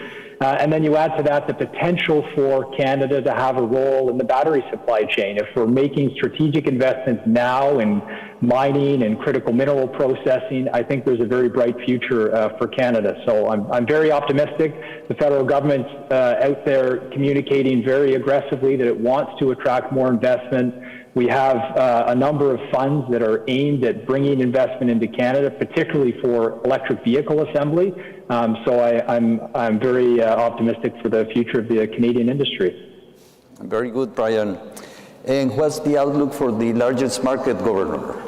Sure. For the United States, I'm optimistic as well. I mean, the tens of billions of dollars of investment that's occurring across just our three companies, not counting the other transplants that are an important part of the U.S. automotive industry's infrastructure and production base, really are going to position the United States and North America as, I think, a powerhouse for the automotive sector. There are challenges, though, of course, in supply chains and, in terms of semiconductors, just to take one and take the one that's, I think, the most important challenge of the day.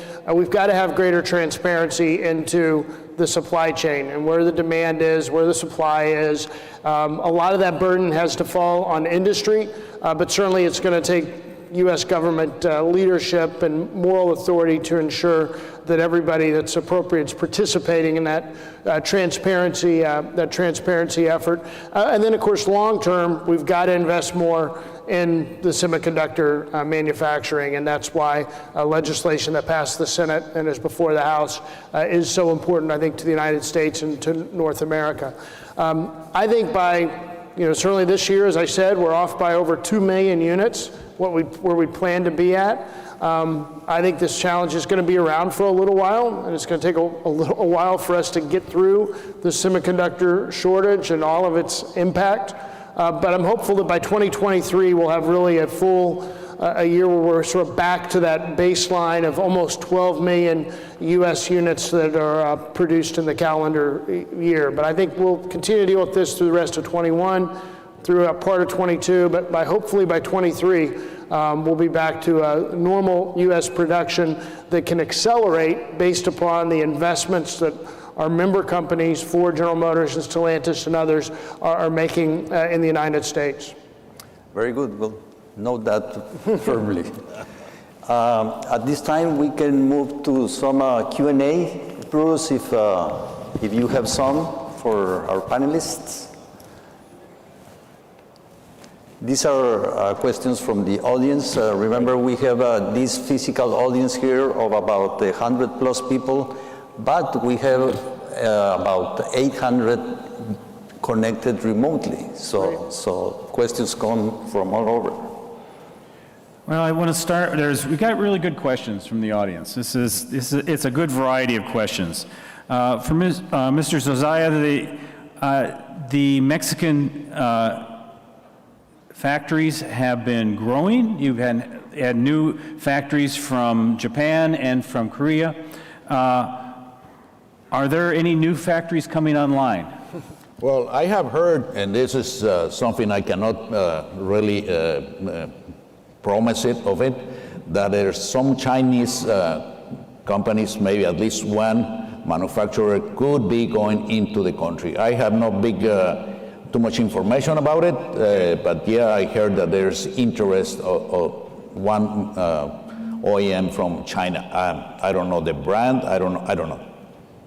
Sure. Has COVID slowed down the opening of any of the other plants? I'm sorry? Has COVID slowed down the opening of any of the other plants? Well, as I mentioned, COVID stopped the production for 2 months, almost 2 months, but then they reopened and they continue with their production during all last year, and they are working right now. Okay. One of the previous panels talked about the sunset clause of the USMCA. Is there a way that companies can prepare for the sunset clause? Is there a way of dealing with this? Governor, do you have any suggestions? Just to make the case that USMCA has been a success. I believe NAFTA was a success, but there were a lot of improvements in USMCA, and it's spurred billions of dollars of investment in our region. I think we have to make the case that it's working, doesn't need another rewrite. I don't think any of us want to go through another renegotiation, and more importantly, we don't want to go through the uncertainty that exists when the renegotiation was in process. We really benefit from having North American integration. So I think we've got to, as the sunset approaches, we've got to be thinking about how we continue to make the case that we benefit, the United States benefits from our Mexican and Canadian partners, and I believe Mexico and Canada benefit from our participation as well. Very good, thank you. Brian, you talked a little bit about EV infrastructure. Do you have any metrics on how many chargers are going to be needed in Canada?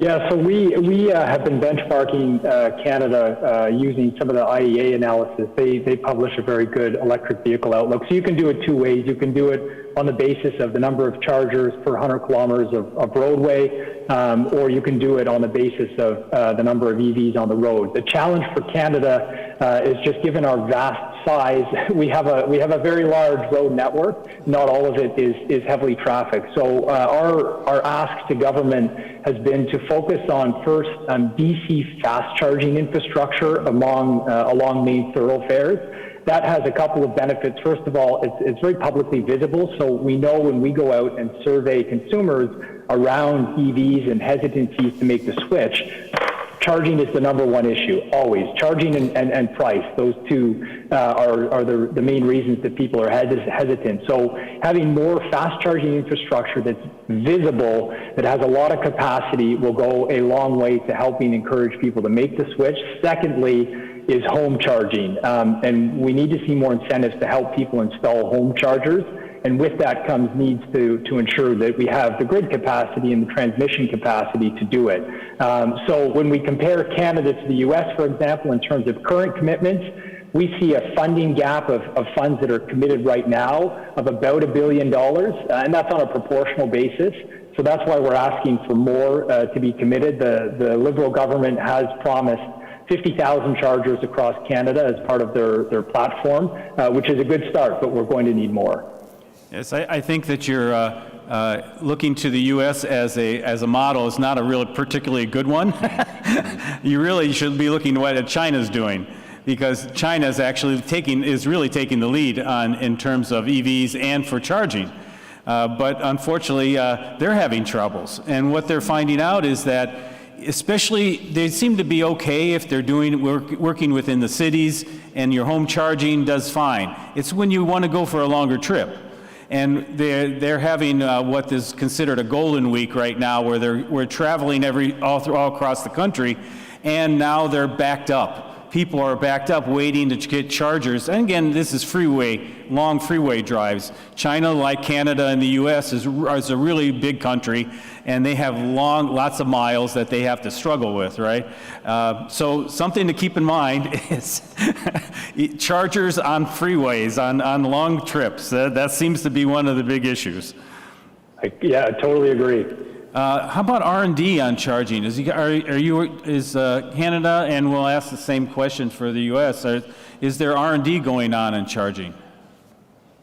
With charging right now, most of the emphasis is actually on standards and measurement. We don't have consistent charging standards across the country, so that's been a big focus, and that was something that came out of our last federal budget. A group called Measurement Canada is trying to make sure that we have charging standards that are aligned across the country, but also, importantly, are aligned with the United States, given the amount of traffic, cross-border traffic. So that will be a big priority over the coming months. Okay, Governor, do you know what? Yeah, I'm sure there is. I know, but a lot of the R&D focused in EVs is on battery life and how we can drive down the cost of batteries. But I'm sure there is some focus somewhere on how we can improve charging. Do you get a sense of the manufacturers wanting to get involved in this? In developing our chargers, running charging networks?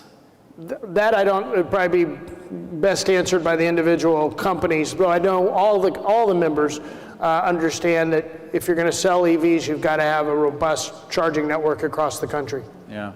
I'm sorry, here, sure. Just as a comment, that yes, in Mexico, some of the OEMs are also working on that directly. Yeah.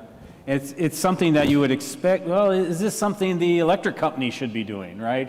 And they don't seem to be jumping on board and saying, oh, we're going to help do this either, you know? Mm-hmm. So it seems like there's some gaps in developing how the chargers develop and where they're placed and things like that. It seems like it would be to the electric company's advantage to actually do this. Brian, having to do with, still with batteries, battery recycling. How are things going in Canada in terms of recycling of batteries? Yeah, it's still early. Conversations are happening now between governments on how to approach recycling. Similar to my point previously around the need for North American alignment, we are seeing situations where some provinces are moving at different speeds than other levels of government. So really important that as we see more EVs on the road and therefore more eventually coming off the road, there's focus on both battery reuse and then ultimately recycling. So this is an area where policy coordination is going to be critical across North America. Yeah, some of the research that we've been looking at talk about recycling batteries, that they can really get a very large percentage of lithium out of the batteries and then for reuse. Actually, there's a company in Canada, I think it might be in Winnipeg, that is really got a nice system set up, but they don't have volume yet, which they're waiting for the volume. They need more volume to actually make a business case for this. It's probably true for other companies as well. Yep, you're absolutely right. There are a couple of very innovative companies in Canada right now that are making extremely advanced strides in terms of recycling, and there's also a huge amount of potential for battery reuse and repurpose once it's no longer suitable in a vehicle. Okay, one of the questions that came up is, and this has to do with the truck driver shortage, and one I think was the previous panel when they were talking about the problems with Brexit and not having enough truck drivers because most of the truck drivers were Polish and they were not allowed to come to Poland, and they used to work in Poland. And if the U.S. is short on drivers, and I think, Brian, you were the one who's mentioning that 15,000 shortage in Canada, and I'm sure it's true in the U.S. as well. Is this an opportunity for the Mexicans to be trained as drivers and come across the border to work as drivers?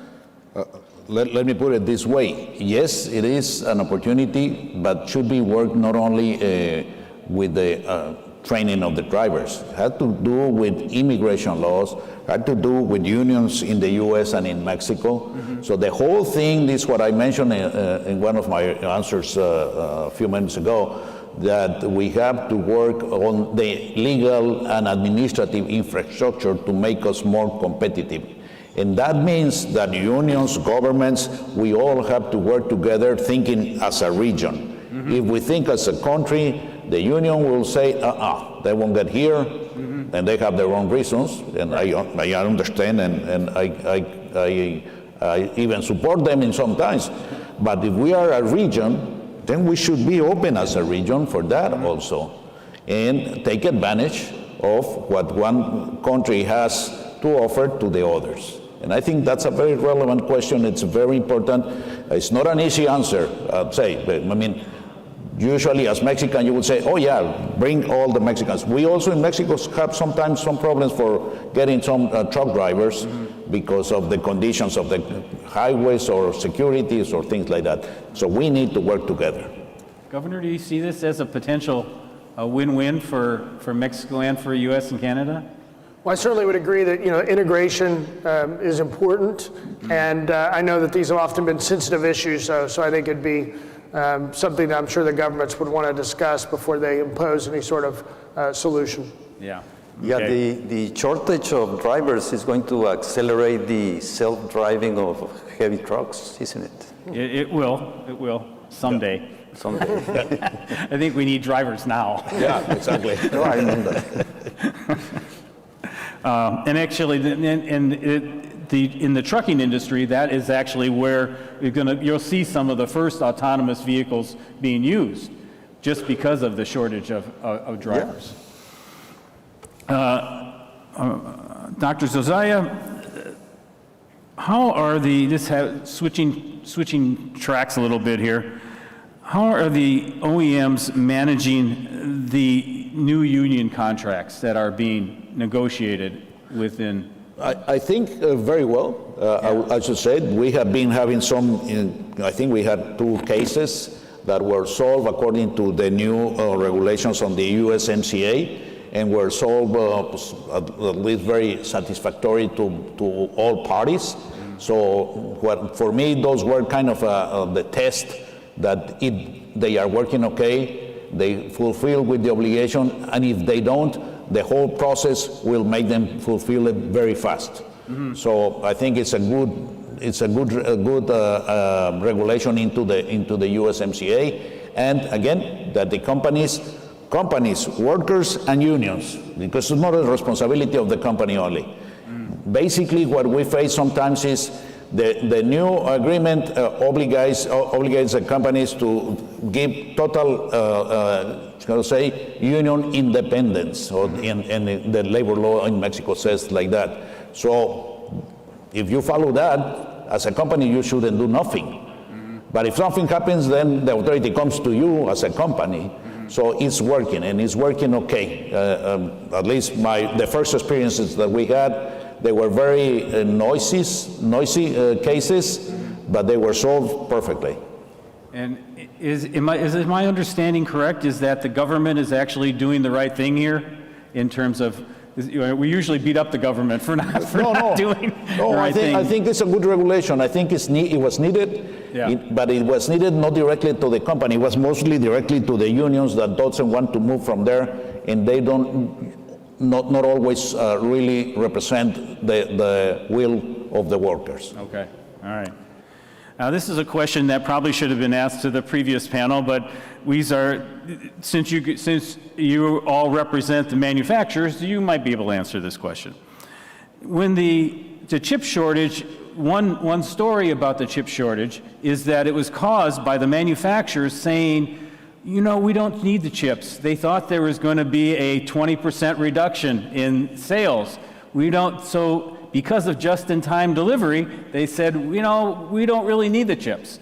And the chip makers said, no problem, we're going to sell them. You represent about less than 10% of their business. And they said, no problem, we got other people who want the chips. Well, then the manufacturers realized that people wanted the vehicles, that they were going to buy vehicles, and now they're short. So they kind of created this kind of problem themselves, not all of it, but part of it. But it is because of just-in-time delivery. Can you see the effects of these types of shortages affecting how just-in-time delivery goes on in the future?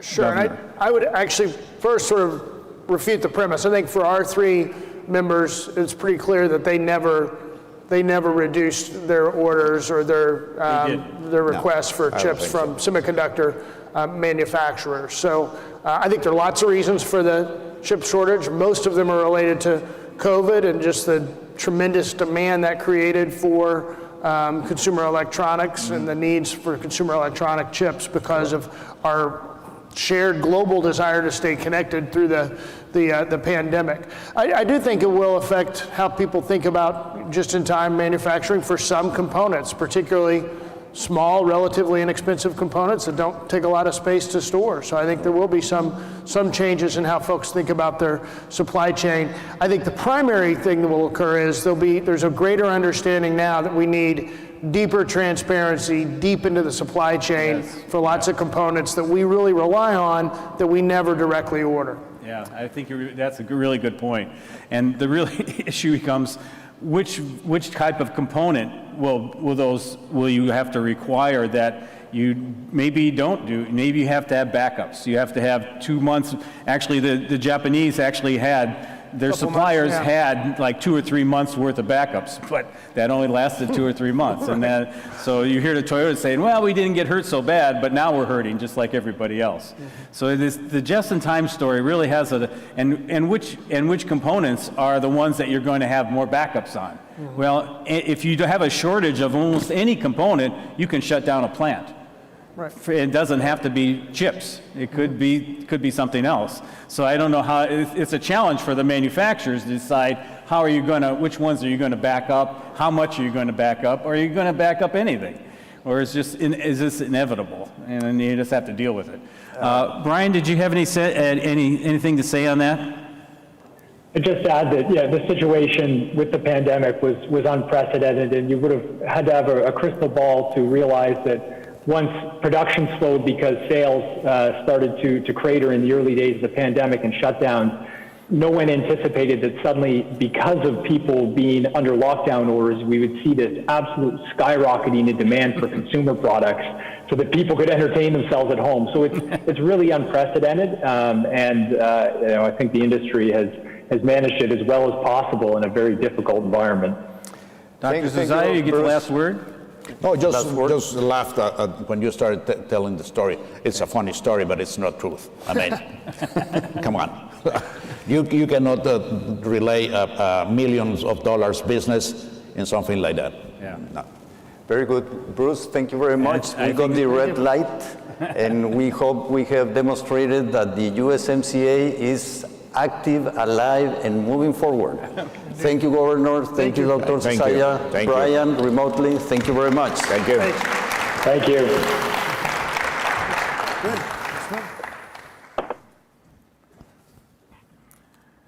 Thank you, Sergio. Our next panel is going to be led by Jenna Soceda Herrera. She's the President and CEO of Greater SATX. Please join me in welcoming her.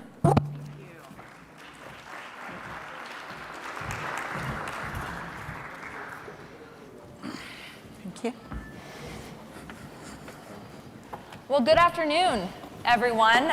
Thank you so much for being here. And on behalf of the Greater San Antonio region, thank you to Mexico Now for hosting this event here. It is my understanding that this is the first time this event has been hosted in the United States, and what better place than to host it right here in San Antonio. Right. So thank you so much for that. Our panel, our esteemed panel, in my humble opinion, is going to be the most exciting and engaging panel of the entire day because of the panelists that I have up here on the stage with me. And so I'm going to briefly introduce each of them, but I believe that you have more detailed biographies of them in your program, so please take a look at that. But I'm joined here first by Rosa Santana, who is the CEO of Forma Automotive and the Santana Group, Rod Spencer, who's the leader of Navistar's plant here in San Antonio, the newest corporate citizen to San Antonio, and Max Navarro, who's the CEO of Operational Technologies. So please give them a round of applause. So panelists, let's start, and I'll start with you, Rosa, but just briefly explain to the audience, to get us calibrated, explain to us your respective organizations and what you manufacture here in San Antonio. Rosa, I'll start with you. Thank you, Jenna. Rosa Santana, I'm the CEO and founder of Forma Automotive, and we fully assemble the truck beds for the Tacoma trucks. for Toyota, of course, and sell Toyota a fully assembled truck beds. That means we purchase all the parts, we engineer some of that work, and we deliver a fully assembled truck bed. We now also will be assembling the new truck bed for the beautiful new Tundra. We do the Tundra here, we will be doing the Tundra here and the assembly of the Tacoma in Guanajuato, Mexico. Thank you. Rod? Rod Spencer with Navistar. And right now in San Antonio, we are manufacturing mud, a lot of mud. The rain has not been good. Navistar is a leader in the class 5 to 8 truck industry. So when you look at Navistar products, you're looking at everything from the heavy semis going down the road, pulling trailers for Walmart or anybody else, to cement trucks, to construction trucks, to utility trucks that municipalities use. Navistar has been a North American-centric company. However, in July 1st, we consummated a deal with Traton, which is the Volkswagen heavy-duty truck division, and we were purchased by Traton. So we now have a global, much larger global presence than we did before, which is a spectacular deal for all involved. We're building a truck plant in San Antonio right now, which is, we're not building any trucks right now, just building concrete and steel. We'll be opening in January. We'll run our first quality truck off the line in January, and we'll build class 5 to 8 vehicles in San Antonio. And we will be able to build diesel trucks, electric trucks, and when they're ready for commercial use, if they get ready for commercial use, hydrogen vehicles as well. Thank you. Max? Thank you. To our friends in Canada, and bienvenidos los que son de Mexico. My name is Max Navarro. I founded Operational Technologies back in 1986, primarily as a research scientific company, and over the years somehow got involved with logistics. And it was in 2005 when we created a partnership with another Japanese company, basically out of Nagoya, to support Toyota here in San Antonio. And we're extremely labor intensive. We do have several hundred people working on the lines, anywhere from door assembly, instrument assembly, sequencing, kitting, conveyance, you name it. And we have approximately 300,000 square feet inside the Toyota building, besides a satellite center where we prepare the glass for the Tundra, and we've been doing it for the Tacoma until recently. The company is, we just started, it's been around going on 38 years. My partnership with the Japanese has now been in existence 17 years. And as I get older, I get to see a lot of more things happening in San Antonio, thanks to the Economic Development Foundation, who does a great job, and we'll talk about that later, yes. Thank you, thank you. And look, age is only a number. It's all perspective. So suffice it to say that because of the panelists that we have on the stage, and Toyota, who you previously heard from on the just the prior panel, we have really positioned the San Antonio region as that kind of automotive supercluster. And when I say the region, so if you think about San Antonio and the 8-county MSA, we have obviously a valuable proposition for manufacturers to build things here and scale here within the market, but also up north into Austin with Tesla's recent investment, and then of course down south into Monterey. It's truly about the mega regional opportunity. So between Toyota, Navistar, Tesla, and all of the tier 1 and tier 2 suppliers that we have here today and that we will have here in the future, it's an exciting time to be investing here, and certainly an exciting time to be in my role. I'd like to start with our line of questioning, and Rod, if you don't mind, Navistar, you mentioned you're manufacturing mud given the rain, and hopefully the first truck rolls off early next year. Talk to us about your decision at Navistar, or Navistar's decision, prior to your arrival to select San Antonio? Because I know it was a hyper-competitive process around the country. Yeah, it's not hopefully either. We're going to roll the first truck We off will. in January. Got to correct that. No hope, no hope. So Navistar's headquartered, prior to the purchase by Traton, was headquartered in Chicago, Illinois, and made the decision was made for strategic reasons. We need to expand our manufacturing capability, need to build a new truck plant. That doesn't happen very often. For those of you familiar with the heavy truck industry, new plants are not something that happens every year. So Navistar needed to make sure that the location decision was the correct decision. They did a comprehensive research. They were citing areas in the southeast United States, looking at areas in the Rust Belt, and looking at areas in Texas. Factors involved in the decision was cost of doing business, the relationships with the local governments and the state governments, with the economic development groups, what benefits we could get, tax rates, basically you name it. That was a very, very large concern of ours. Other things that we looked for, what's your education capabilities, right? You've got UTSA here, you've got Texas A&M here, Trinity, Incarnate Word, you've got an excellent base of educated citizens here. What was the co-location factor to our skill set? Fortunate in San Antonio, you've got Toyota, you've got Caterpillar, San Antonio already had infrastructure in place and a knowledge base in place.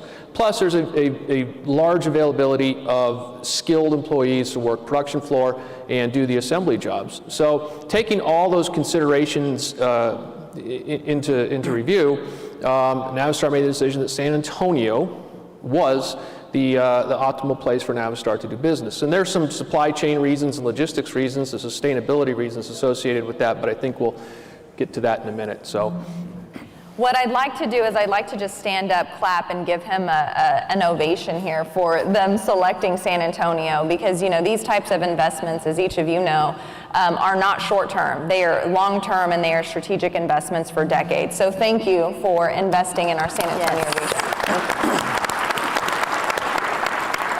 So I'd like to talk a little bit about the Toyota supplier network, because it is certainly unique, and the way that they have deployed their supplier diversity strategies in alignment with their corporate diversity, equity, and inclusion efforts, I think was, they were first to market with that, almost 20 years ago now. So Rosa, if you don't mind, I'd love for you to tell us a little bit about your partnership with Toyota, how it came about, and how it's evolved over the years. Sure. So, as you know, Jenna, and some of you in the audience that I know that I originally was a human capital provider, not necessarily an assembler or a manufacturer. I was in the human capital business, and I still am. And so through the provision of staffing services to many of the suppliers, I began with developing relationships with Toyota. And Toyota executives at the local level, regional, national level. And that all started with my involvement with supplier diversity and my certification as a diverse supplier.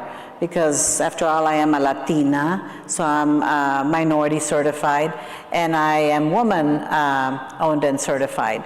And so I began to learn about corporate supplier diversity initiatives early in my career, even before I started my own business when I worked in the corporate world. And when I branched out and decided to start my own company, the first thing I thought about was I need to get certified as a minority and a woman, because that may be a door opener for me.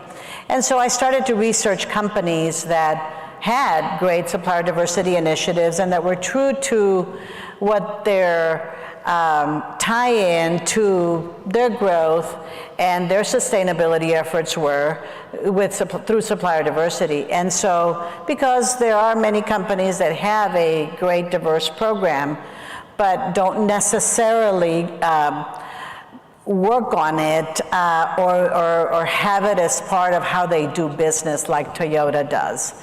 And so, long story short, we kind of came upon Toyota at a supplier event that Toyota had, the Opportunity Exchange, and I met some folks there, and that when Toyota was coming to San Antonio, called and said, I need people in San Antonio, can you provide them? And at that point in time, I was in my hometown of El Paso, Texas, rah, because we have El Paso people here, and I was running my staffing business out of there. We already had a branch here, but I said, well, we were thinking about opening up a branch here, sorry. And I said, I need to make myself local, and I need to ensure that I have a location that I can service Toyota or anybody from. So very quickly, we established an office here, and we notified Toyota, who had already selected 4 other suppliers, Max is one of them. And you know, the time went on, and we ended up being a supplier to many of those tier 1 suppliers. And after about 10 years of doing work with many of the suppliers and some direct work on the staffing side with Toyota, Toyota invited me to consider getting into the business of assembling truck beds, which is quite different from what I do. And you know, when I asked, why did you select me, there were several reasons, but one of them that was clear was, you know, we like you, we trust you, and also you know how to run a business and you know how to hire people, because that's what it takes, right? You need to find people to do the work. So, long story short, here we are 5, 6 years later, and we've expanded quite a bit with Toyota. We've grown tremendously. We build all of the Tacoma truck beds, as I said earlier, and now we're going to be building all of the Tundra truck beds. And so, you know, back to the piece of supplier diversity, for all of those here that are suppliers, you know, I think what's really critical for us to know and understand is, what are the supplier diversity initiatives of those corporations that are here also? I happen to know that Navistar has a very robust supplier diversity program. And so those are opportunities for us, right, to look for opportunities with them. And really that certificate or that certification is only a way to get in the door to say, you know, I'd like to talk to you. It is no guarantee of anything. It is nothing that guarantees that you're going to get business with them or anything like that. You still have to do all of the other work. And then when you're in, you've got to deliver. So hopefully that answers your question in a very long way, Jenna. No, it did. Thank you so much. And Max, you too are a part of Toyota's supplier network. And that's correct. I'll tell you a little bit how somehow I got involved with Toyota. First of all, my background, I used to teach industrial psychology. Never had walked into a manufacturing facility, never. And there was a call one day from a major computer company, and they, sort of like what Rod said, people resources is very key. And they put a lot of emphasis on industrial relations. And so they asked me to help start up a manufacturing facility. This is back in '84. So that's how I got involved in the manufacturing sector. We started up a facility. We hired about 400 people. And it was a disk drive manufacturing facility. Back in the old days, in a computer, there was a 5.5-inch disk drive, kind of heavy, and we did the manufacturing here in San Antonio, and we basically did that in the inner city on the other side of 35, which, as you know today is the west side, and so I was proud of that. 5 years later, they asked me to close down the facility.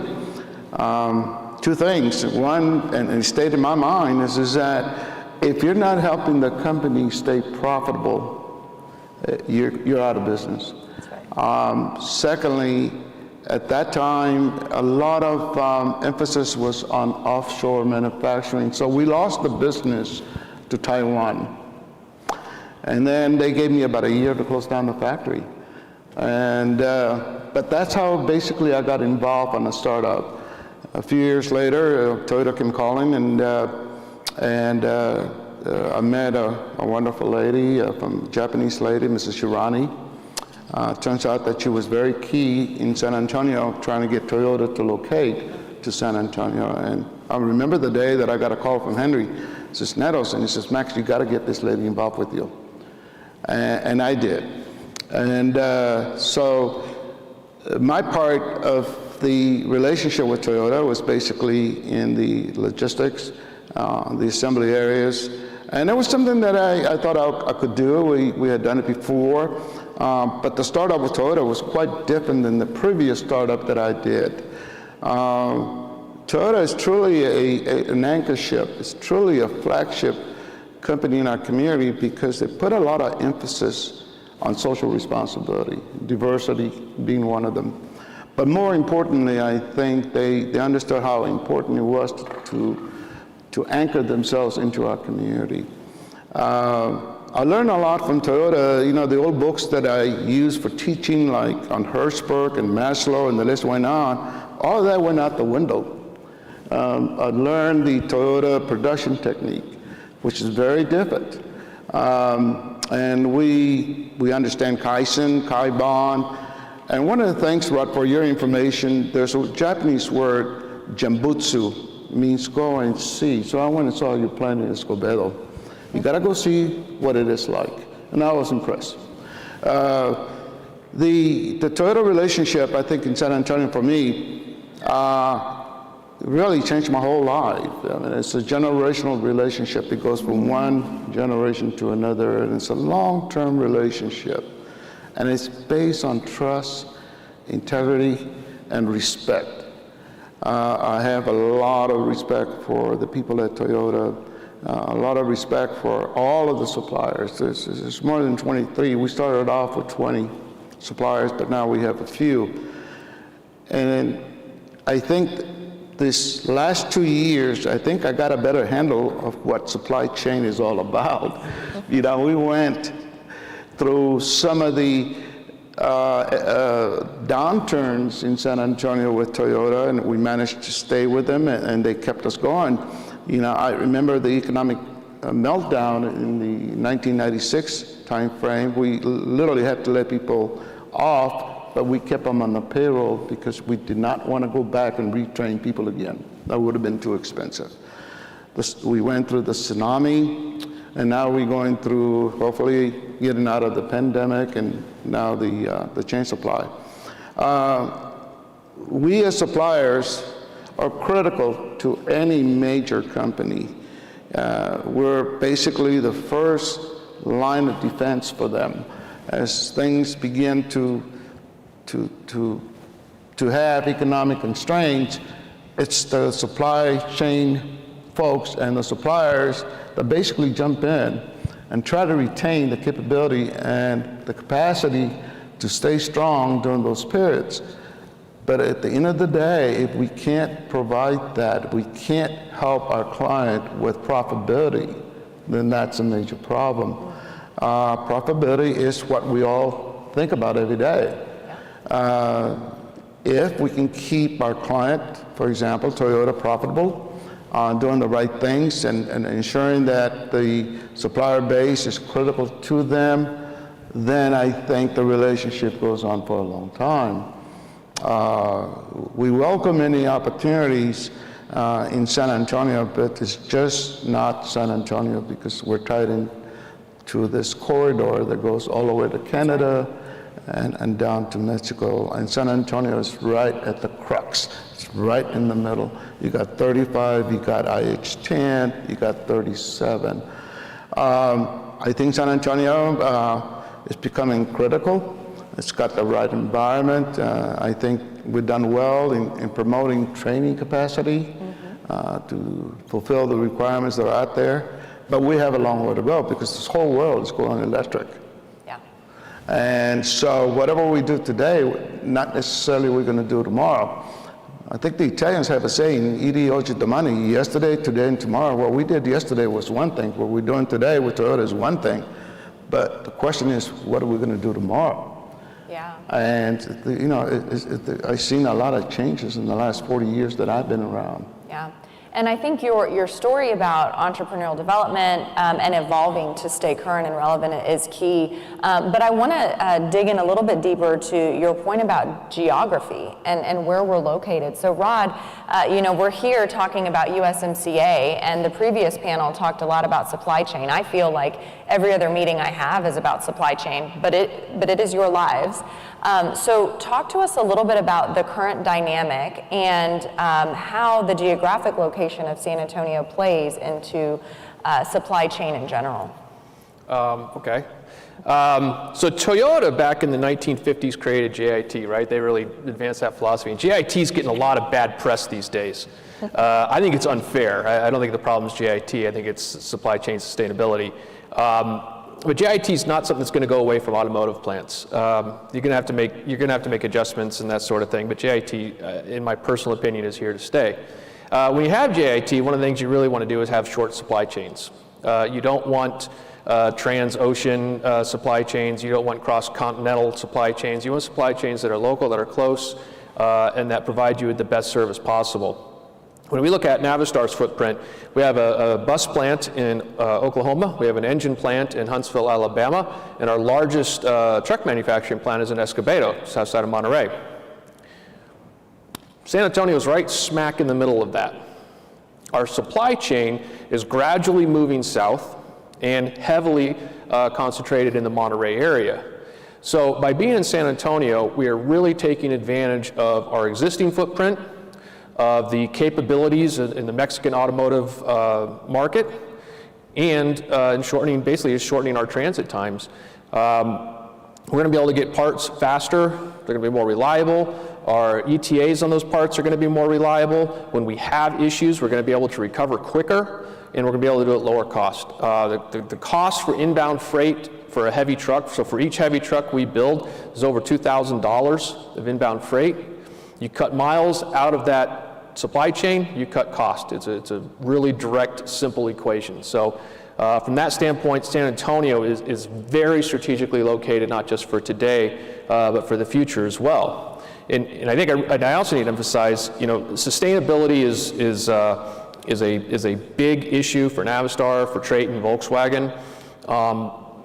It costs money and it pollutes to move parts, right? The farther you move parts, the more diesel you're burning. Even when electric comes on, you're still going to be, still power and energy to get those trucks moving. The shorter your supply chain, the smaller your environmental footprint as well. So it really ties into our sustainability mission as well. Excellent. Very well said. So let's pivot a little bit. Earlier in the discussion, Rod, and actually Max mentioned as well, the importance of talent and people in the overall equation of running your operation. And also, I know here locally you've been very influential and very involved in our efforts to invest in the workforce of the future. Can you tell our audience a little bit about how San Antonio is positioning in that space? Sure. So San Antonio in last year's bond election voted in favor of investing some of the sales tax dollars into training, job training, and so I serve on the board for the city, and I am specifically going to be working on chairing the committee where we're going to bring employers and our service providers together. And why that's really important is because the investment here that we're making is in training folks for jobs, not just for the future. You all were talking about all of the skill sets that will be necessary for future jobs, but we have a lot of jobs today that have gone unfilled. And some of those jobs require some skill sets. So I think what we want to really focus on is how can we train people for the jobs today while we don't forget about the jobs that are coming, right, in the very near future because of all of the changes that are happening. So I really applaud the city of San Antonio for what we're doing, and Jenna, your organization is intricately involved. We are just getting started with this program, but I'm super excited about getting employers of all sizes together with our service providers so that our service providers understand how critical it is that we're training for the jobs where we can place people in today, but also how can we start thinking about taking some of those people that we're training today and continuing to train them as they go along in these jobs for the future jobs. So that's really what I'm involved in, Jenna, and very excited about it. I think it's no secret that we have a major shortage of people. There's a big disconnect between new jobs created and how disappointing that was recently, and how the unemployment rate is lower, and it continues to be very low. San Antonio had a lower unemployment rate way before the pandemic, and so we had to address these issues back then. Today, it's really lower, and I can tell you, we as employers and suppliers to a lot of the companies here, we're feeling it, and we're feeling it in a really big way.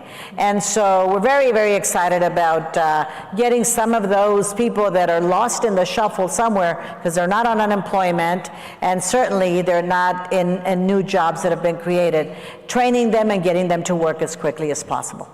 Thank you so much for that. This challenge of workforce availability, and I know there was another panel on it, but this is not unique to San Antonio, right? This is something that we're dealing with across the United States. We don't have a jobs problem. We're producing the jobs specifically in the manufacturing industry, and we don't have a people problem. So we're growing by way of population. It boils down to the skill sets required for those occupations. And so the program that Rosa is referring to, the city of San Antonio and residents of the community voted to approve a $30 million annual tax reallocation for the next 4 years to basically subsidize or remove the financial barrier to entry for training. And it's not just any training, it is training specifically in our target demand occupations. So we are very proud of that, and we've got to do it well, right? Absolutely. We're figuring it out as we go, but right. That's a big opportunity. Yes. So I'd like to go back to you, Max, and I'm going to ask this question of the entire panel, and also remind folks in the audience to leverage the QR code, that is a phone texting on the QR code, to ask questions that our MC will moderate later. But for each of you, before I turn it over to the MC, your biggest challenge right now facing your organization and biggest opportunity that you see for your organization. And Max, I'll start with you, and then we'll run down the panel here. It's not only the workforce, I think, and I truly believe that if you're training people, that you need to have the right correlation with the types of jobs that you're preparing them for, but you don't necessarily want to be out of sync with the salaries that are out there. There's a lot of competition going on. I see signs all over the place where people are paying a considerable amount of salary for jobs that they used to pay 1/3 less. So whatever training programs that the city embarks on, I think a key ingredient is to make sure that you've got the correlation set in place with the proper salary entries that are out there. You might wind up training somebody for 6 months, but if you put them in a $15 an hour job, that's not going to help. The challenge is that, finding the right resources. But I also think that we need to set forth a vision out there as to where we're going for the next 20 years in terms of what's coming into this corridor. What new technological changes are occurring out there. We quite don't have the necessary background today, whereas we could have it depending, but I like to see the creation of new institutes that deal with the new industry standards that are out there. I like to see more participation and probably more cooperative agreements with different universities, perhaps universities in Monterrey, Querétaro, even in Canada, where they create these types of institutes that are preparing young people for the higher level jobs. We have a great resource in Monterrey, for example. You got Monterrey Tech, and out of that, it's called the Harvard of the West. They have some great students coming out of the engineering department, but they have nowhere to go. So I think we need to kind of look at a perspective that's a little broader. Where are we going to be?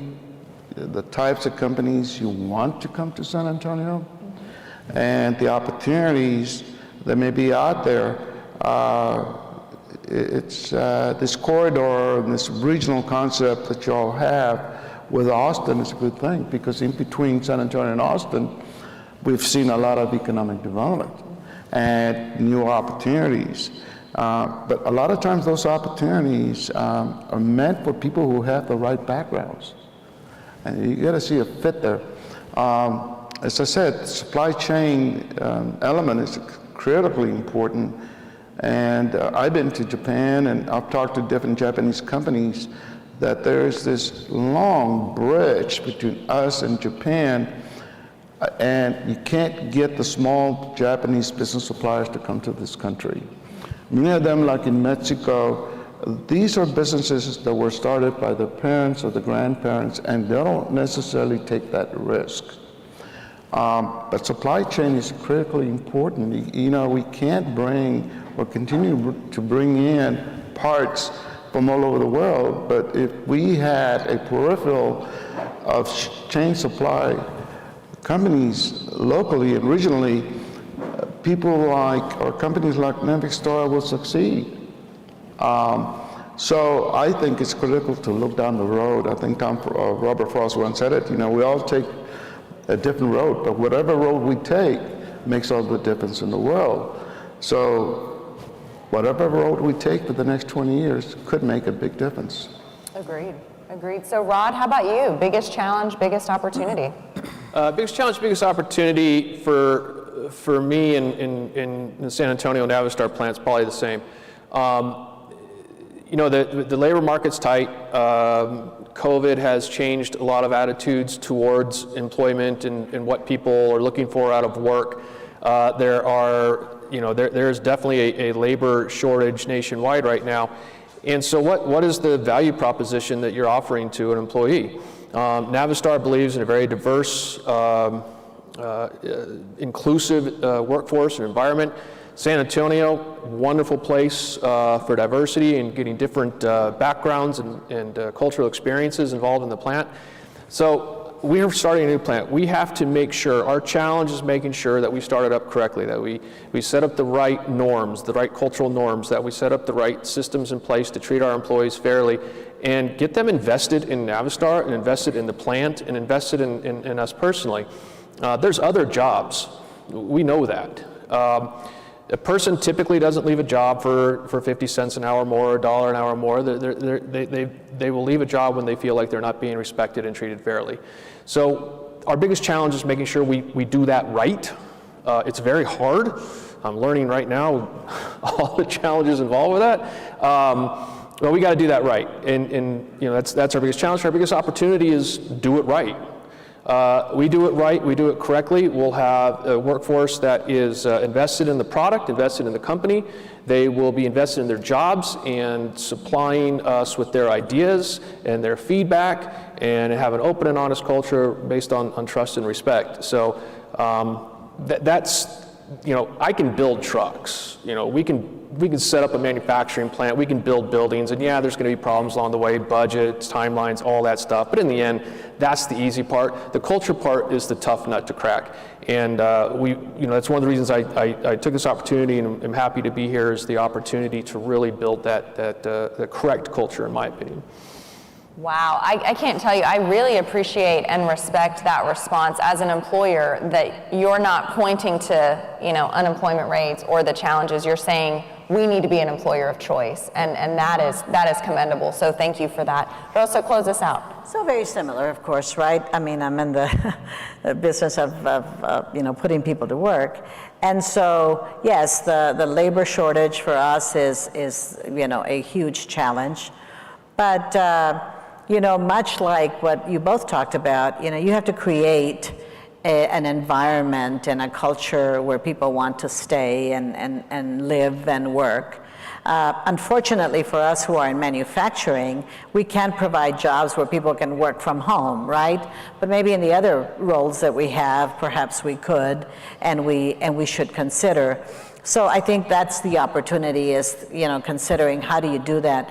But I really think that the greatest challenge we have as employers in general is retaining our folks, is ensuring that, you know, we don't have these leaky buckets, because I can't tell you how many people or how many corporations are hiring people, and one goes in, 3 go out, 2 go in, 5 go out. And that is just, you know, not sustainable. We cannot continue to run businesses like that, right?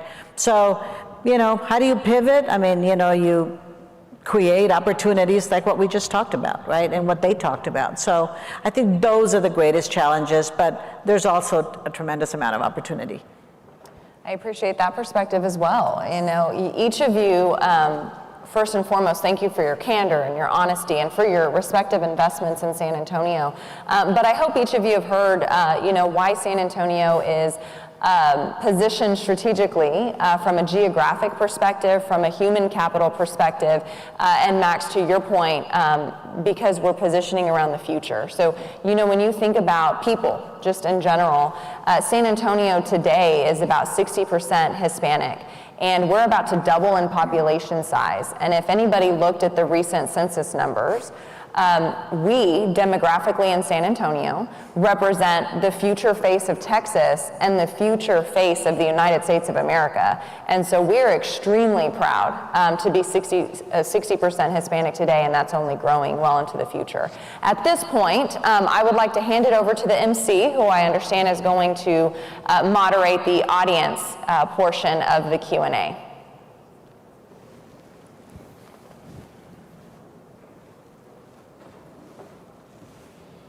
Thank you, Jenna. We only got a few questions. Max, here's a question for you. How do you manage inventory for Toyota? Do you keep inventory as a backup for just-in-time delivery? Well, Toyota, as you know, is the creator of JIT. They just don't believe in keeping inventory in warehouses. So everything we handle from suppliers every day, and there's thousands of parts that come in every day. Yeah. We have a process called conveyance, and through that, parts are coming to the production line, you know, as we need those parts. They're not sitting in a warehouse someplace. Inventory is critical, obviously. We've seen some weakness in some areas, and again, it goes back to the supply chain imperative that we try to think about, is there another process that we can implement to keep that inventory next to us? And sometimes I think that what's overlooked is the foreign trade zones, where you can bring in parts, keep them there, and you do final assembly. At that point in time, you know, or during that time, you're not paying inventory tax. And it may not necessarily be that closely related to JIT, but on the other hand, you know, you're not sitting out there waiting on a boat to come in 30 days. In particularly with Mexico, for example, we can create those foreign trade zones, both countries, where goods in Mexico are manufactured. They go into a trade zone in Mexico, and then they get transported here, and they go to a different trade zone here located in San Antonio. When the company's ready to use them, they come out of the trade zone. Your tax implications begin at that point in time. So I'm hoping that the use of foreign trade zones really become important. We've used them in the past for small businesses in Mexico, people that are transporting wine or rice and so forth. But when it comes to the electronic and the automotive sector, the foreign trade zone could be a wonderful way and efficient way to handle inventory. Yeah, very interesting idea. Rosa, how do you guys handle the inventory story? We have no inventory. Again, as a Toyota supplier, we are a just-in-time supplier, so we keep no inventory. Okay. It's one of the reasons I asked that is because there's always been stories of not necessarily only Toyota, but other manufacturers who try to use JIT. Yep. And they say, well, the manufacturer says, well, we keep no inventory, but our suppliers keep the inventory for us. And they don't say that, but that's what ends up happening, right? Yeah. So two different stories here and how that plays out. But is that the same thing as the shelter organizations? Yes, Is it similar to that? Several developers that are primarily providing shelter services, if you will. I saw maybe one or two of them here this morning. They're both located in Nuevo Laredo. But a shelter is basically just that. You know, I think there's going to be another panel about shelters. Oh, okay. Yeah, it's coming up. But that's another systematic It's a way. very unique thing. Very unique. That's set up within Mexico. In fact, I had one, and we used it for about 5-6 years. Yeah. Jenna, have you guys worked with the shelter groups? Not so much. You know, we interact with them, but not so much as we would with some of our, direct engagement with the companies within our industries. Okay, very good. Jenna, what are the biggest challenges you face with cross-border interactions with Mexico? How political can we get during this conversation? You can be as political as you want. No, I think politics right now are the biggest challenge across the board. So I think it's a challenge for us as it relates to engaging with Mexico and their leadership directly, although there's been some transition, of course, between the Trump administration and the Biden administration, but it's still a challenge. Specifically because of the polarizing conversations that are being had around immigration. Which I find fascinating as we're discussing, our people challenges in San Antonio and the rich opportunity that immigration presents us. But again, we're living in a very polarizing political climate around the world, right? Not just in the United States. But when you look specifically at the United States, I mean, from the federal to the state to the local government, we are having our own internal infighting. So global relations as it relates to Mexico or really any country, I think right now is a challenge for us. But we're working through it. And when I'm in Mexico or when I'm in Japan and I'm having conversations with employers, we really are about the direct bilateral conversations. And so while the political climate will always influence trade and export opportunities, at the end of the day, when we're engaging with Toyota, it is San Antonio and our leadership engaging with Toyota. It is not the Biden administration. Oftentimes, it's not even Governor Abbott. It is us engaging directly on behalf of their investment in San Antonio. And the same thing goes for Trayton and others. And I think that the reason I say that is because you were talking about the cluster around here that goes down to Monterey, right? So That's right. So you always have this. You have a unique connection across borders. Yeah, that exists even without elected officials or economic developers, right? Yeah. I mean, if you think about Navistar and their geographical footprint and Toyota and their suppliers and their footprints, I mean, that mega regional cluster exists with or without elected officials getting in the way. Yeah, okay.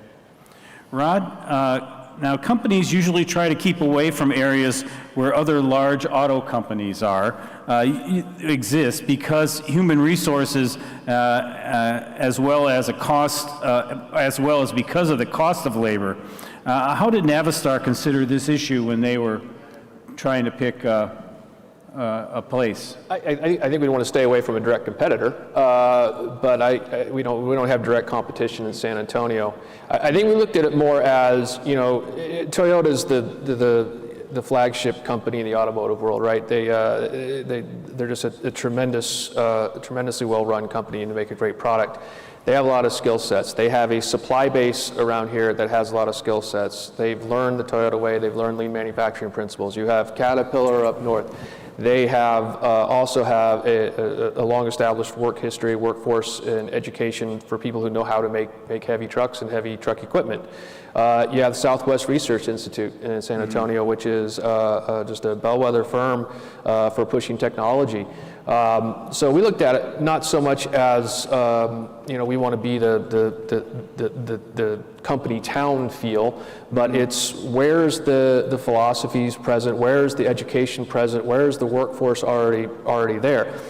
Our opinion is that adding Navistar to that mix is going to basically be a benefit to all of us. Rising tides lift all boats type scenario. So the more skill set and the more knowledge and education we have in manufacturing that comes to San Antonio, I think the better off we'll all be. Okay, thank you. Rosa, did I hear you clearly when you said you were certified as a Toyota supplier after 10 years? I actually became certified 10 years prior when I first started my business. Okay. I started relationships with Toyota for 10 years before I became a supplier to them. Okay. So it took me 10 years to basically get in the door, right? So of networking, of ensuring that I got in front of the right people, that they understood my capability, my capacity, and finally that they closed the deal with me. Congratulations. Thank you. You are an example of how long it takes to get into a Japanese auto company. Well, it's a tenacity. It's not just Toyota. No, I imagine. All the Japanese manufacturers are very similar. They want to, as you was talking about, they want to build trust with you. Absolutely. You have to show that you can actually do what you say you're going to do. You just can't wave your hands and say, oh, it's all going to work out. Right. And that was one of the things you learned along the way, right? That's correct. And and once you're in, then that's when the real hard work starts, right? Because now you have to prove yourself. Now you're there, and now you have to deliver and continue to deliver. So yes. What we've seen for suppliers with the Japanese manufacturers in general is that they usually have a Japanese supplier that is supplying maybe similar parts, and or they might have, that Japanese supplier might have 100% of the business, and they might say, well, we're going to let Rosa have it because we trust her. Now we're building trust with her. We're going to give you 5% of the business, and you're going to build from there. It's your opportunity, just like you said. Once you have your foot in the door, now you have to perform. That's correct. And does that match what your understanding is as well? Well, yes. I mean, obviously, the trust factor is huge, right? And they need to feel very comfortable and confident that you will be able to deliver. Because as Max says, they engage suppliers for the long term. This is not I'm going to bring you in for this model and then, you're out the door, whatever. But so yes, I think how they choose to engage you, whether in a joint venture partnership or, directly, or, giving you a little piece of the business and then, kind of trying you out until you prove yourself. I think they do it in many ways. In our case, it was a direct engagement, very fast startup. I mean, we had 9 months to start up in a full operation.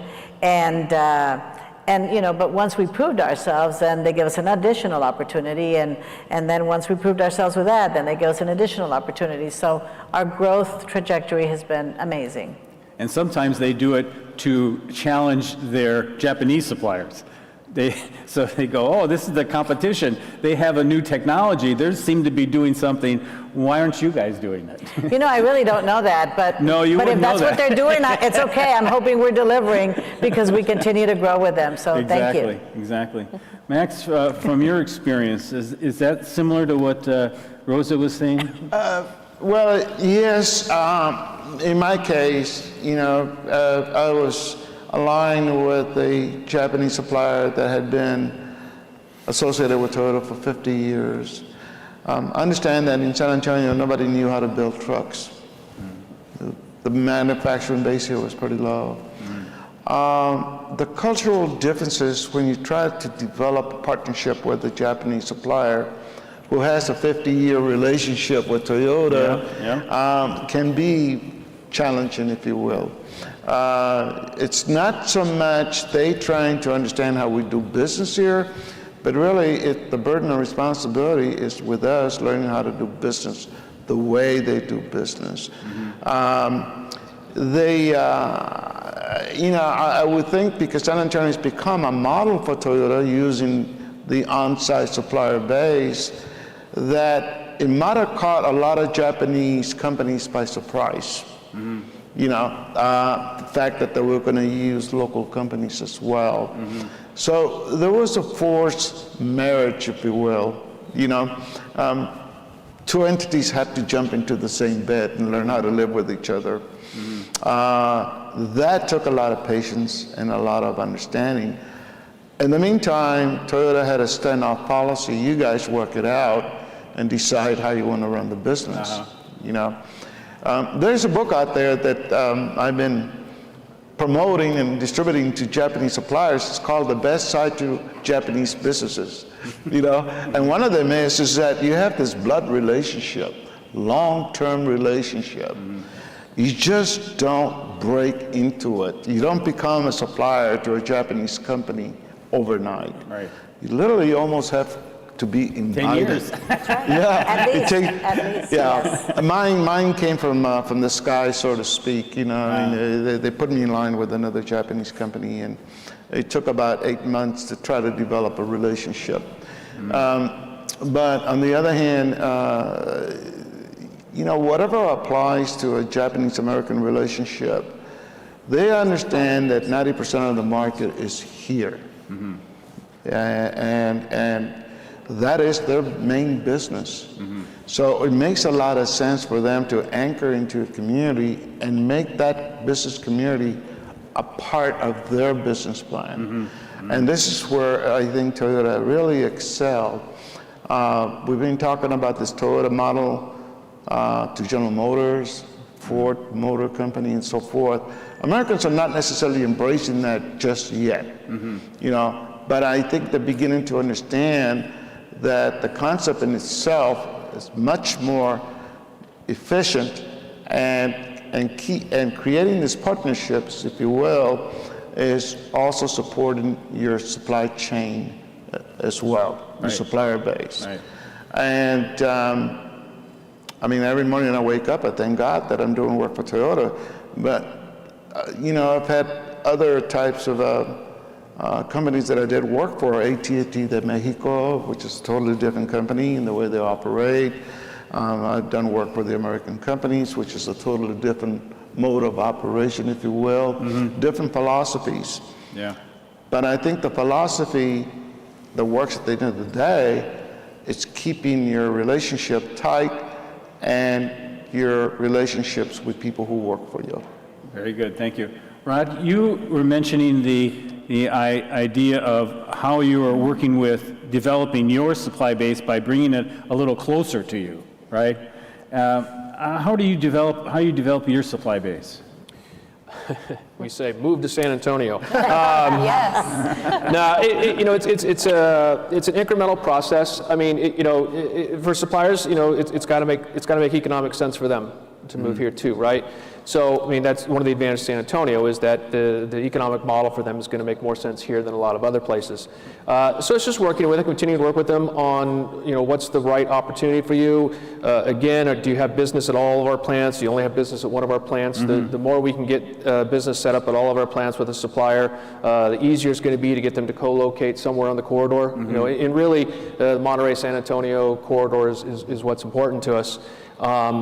So it's an evolutionary process. It's not something you snap your fingers and 20 suppliers show up, but we continue to encourage it. We have several suppliers that have already relocated here, or are relocating here in preparation for the plant launch, and we'll continue. That was one of my questions. How many are actually relocating. Yeah, right now we have about 5 that are relocating, but in talks with several more, and working on plans for the South San Antonio area and where we can place them and fit them and all that stuff. Yeah. Little different model. We don't have them co-located on campus like Toyota, but we're continuing to work with them, and we'll continue to do so. It's really about what's the value proposition for the whole supply chain. Right. We've already, from an Navistar standpoint, we've already relocated our technical center here. We moved it from Melrose Park, just in Chicago, down to Elmendorf, which is just down the road from our factory. So we're already moving more business down here, and we think our suppliers will do likewise. Right. Is your supply base already set for the opening of the? Oh yeah. For the most part, it's set. There's, you're still working on some, I would say our MRO type products and services aren't all set yet. That's going to be almost all local companies. But for truck components, that's set. Very good. Well, I think that's all the questions we have for you today. Please give our panel a round of applause. Thank you, Max. Thank you, Rod. Thank you, Rosa. And thank you, Jenna.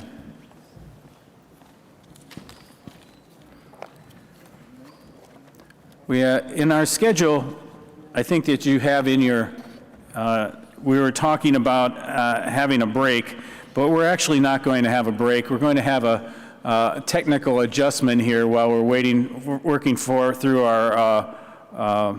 our web connections. So in the meantime, we're going to actually show some videos and also move up some of the messages that we're having from the other regions. So I think we're now ready to start with the what? With the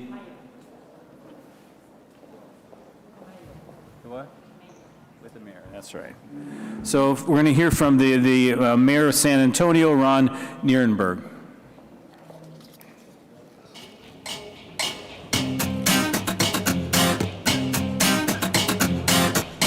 Buenos días.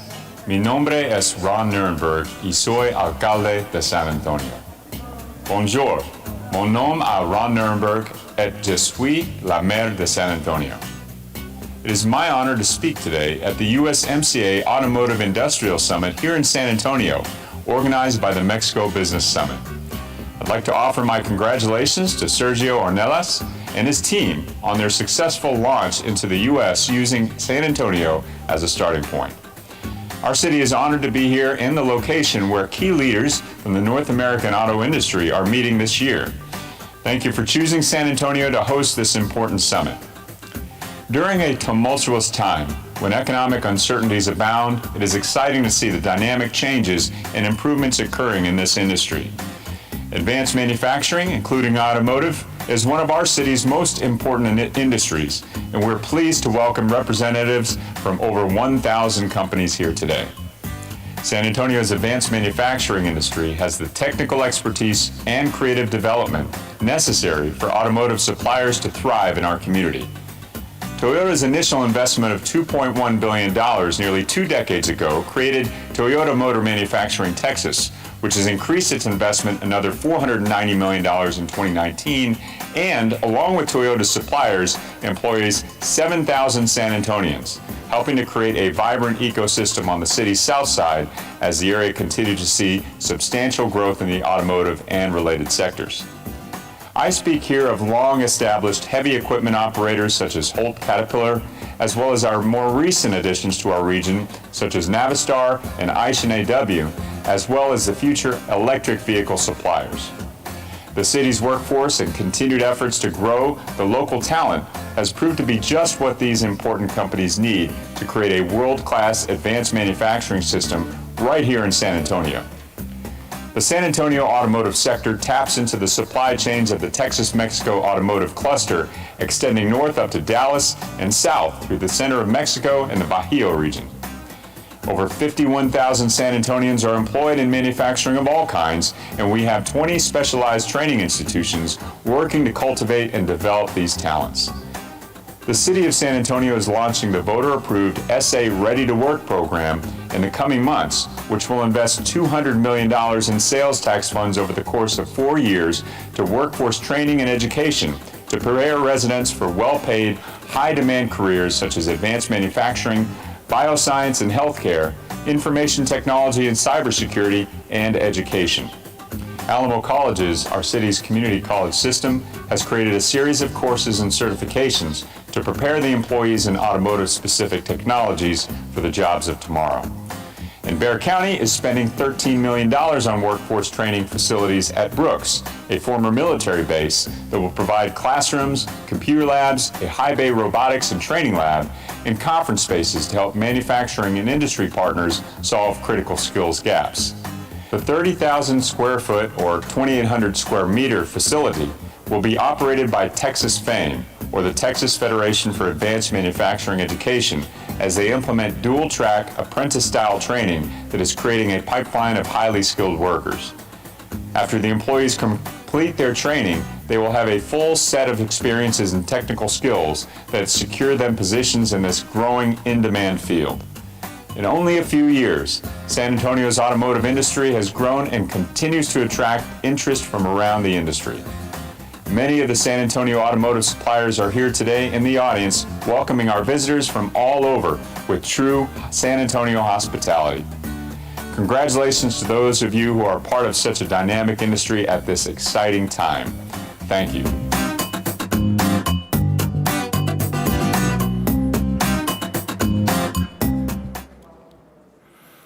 Okay, our next speaker is Juan Batres. He's the program manager from the City of Phoenix. Welcome, Juan.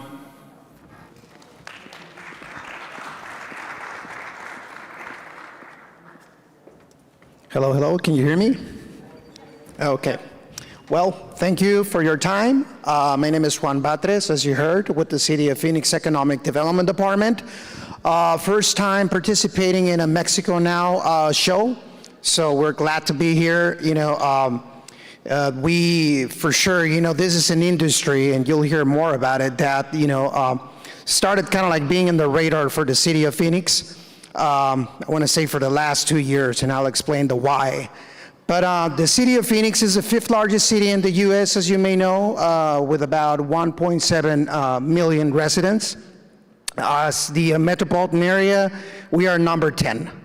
And a little story here, the City of Phoenix for many, many years. I started with the department about 15 years ago, and the majority, maybe 80, 90% of the projects we were entertaining were warehouse distribution related. Today, the story changed completely. So that 80, 90% that I'm talking about right now, it's all manufacturing. So we got people coming from California, from the Midwest, chasing these new jobs and related to the industries that today we are landing. So the why. Why is Phoenix growing so much in the southwest of the United States? Well, is the workforce? Absolutely. It's a commodity for sure for the manufacturing industry. But lately, you probably heard in the news, we landed probably the largest, from a capital investment perspective, project in the United States. And that relates to Taiwan Semiconductor Manufacturing Company. And you probably have heard about the announcements also from Intel, the expansion of some of their fabs. So this whole dynamic in this market has spurred the automotive industry, but more related to the electric vehicles, to expand or at least have an interest in the Phoenix metropolitan area. So day by day we work with all these companies, Sites Electric Consultants, companies also that want to tap into the supply chains in the area. And we basically market the area by telling companies, hey, if they're suppliers, if they are if they're looking for new markets, or if they want to relocate, we become the City of Phoenix Economic Development Department. We become that one-stop service for all companies to basically streamline the process and really showcasing our market. And at the end of the day, what I always say is our final product is just simply saving you time and money. So when you want to learn about the market. So I am in booth 147. Whenever you want to stop by, we can tell you more about our services. And really looking forward. This is our first time, but look forward to continue being part of this show. Thank you. Thank you. And give it to Vicki. Thank you, Juan. Next, we'll have a message from Alfredo Nolasco. He's the CEO of Chihuahua Global. Hello, I am Alfredo Nolasco. I am the CEO of Chihuahua Global, the Chihuahua State Economic Development Corporation. I am very pleased to be here today with you to introduce you Chihuahua as the gateway for North America. Perhaps you have heard about Chihuahua. This state provides investors with the best cost effectiveness in Mexico, paired with innovation, growth, and investment.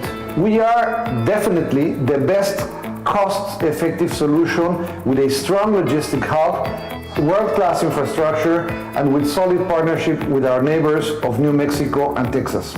Our ecosystem relies on knowledge-based procedures, innovation, specialized talent, and risk-reducing supporting services. I invite you to consider investing in Chihuahua today to become our partner tomorrow. Partnering with you will build a strong network of advanced manufacturing technology and innovation that meets complex demands. We host state-of-the-art industrial parks ready to receive you either through our available quality spaces or with built-to-suit solutions. We count with qualified workforce ready to jump right into your operation with a union-friendly environment and fully compliant with the USMCA framework. Let's talk briefly about some of the region's importance that make us the perfect system for business expansions. Chihuahua's automotive industry is the first place in direct automotive employment in Mexico. 1 out of 3 US are destined for automotive manufacturing exports. Chihuahua is at the heart of Mexico. We are the second largest auto part producer in Mexico. We contribute around 15% of the total output of production of this sector. Our clusters in Mexico are here to support all the middle size, the tier 1s, tier 2s, tier 3s OEMs that want to foster and to grow in Mexico, comprising more than 40 plants from international companies and creating over 50,000 jobs alone in the state of Chihuahua. Some of the largest companies that have chosen to say Chihuahua home are Ford Motor Company, BRP, DTR, Continental, the Lear Corporation, etc. So we are ready to give you the support to grow as an OEM. In Chihuahua, you will be able to accelerate and strengthen the future of transportation. From the $55.2 billion that our state exports, around 25% corresponds to the city of Chihuahua automotive cluster. In Ciudad Juárez, 59% of the entire industry corresponds to the automotive and auto parts sector. Chihuahua represents, to remind you, about 4% of GDPs of Mexico. Large and important companies such as Ford Motor Company, BRP, and other OEMs and Tier 1s have relied on Chihuahua's competitive advantages and experience and the strategic location using the hub of our neighborhood with the United States.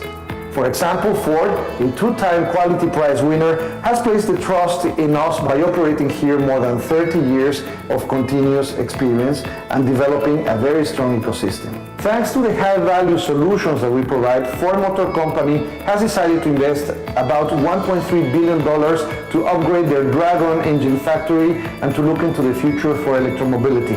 Toy's story of the Canadian company BRP is expanding currently their manufacturing capability with the new plant construction in Ciudad Juárez, where we produce almost all the light vehicles that are sold in the world. It just makes sense to be here with us. I want you to consider building the manufacturing future together. Chihuahua is a sure bet for your expansion projects. We deliver, we are committed, we don't lie. Becoming a partner of Chihuahua Global, your gateway to North America, is a key to success. We created the concept of Maquiladora in Mexico, and we're ready to face the future. Welcome to Chihuahua, Chihuahua Global, the gateway to North America.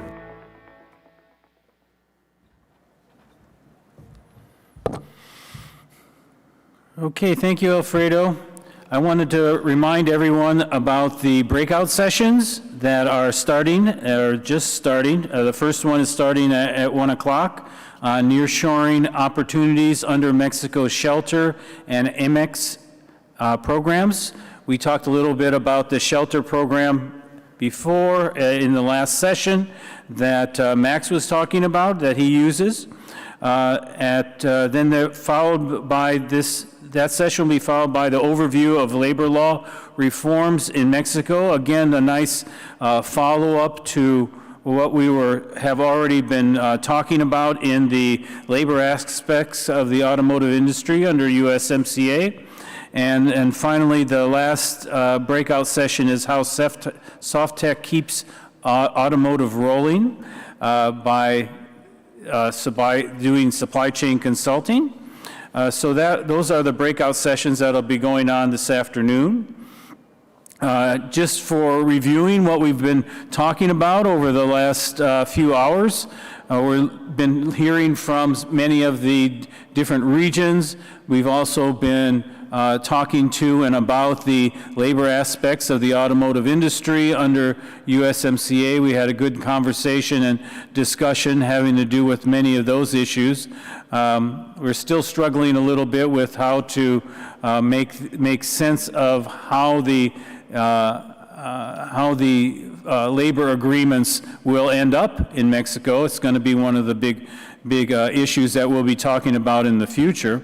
For the USMCA overall business environment panel, we had some good discussion by Toyota, Nissan, and Volkswagen about their strategies dealing with the pandemic and post-pandemic.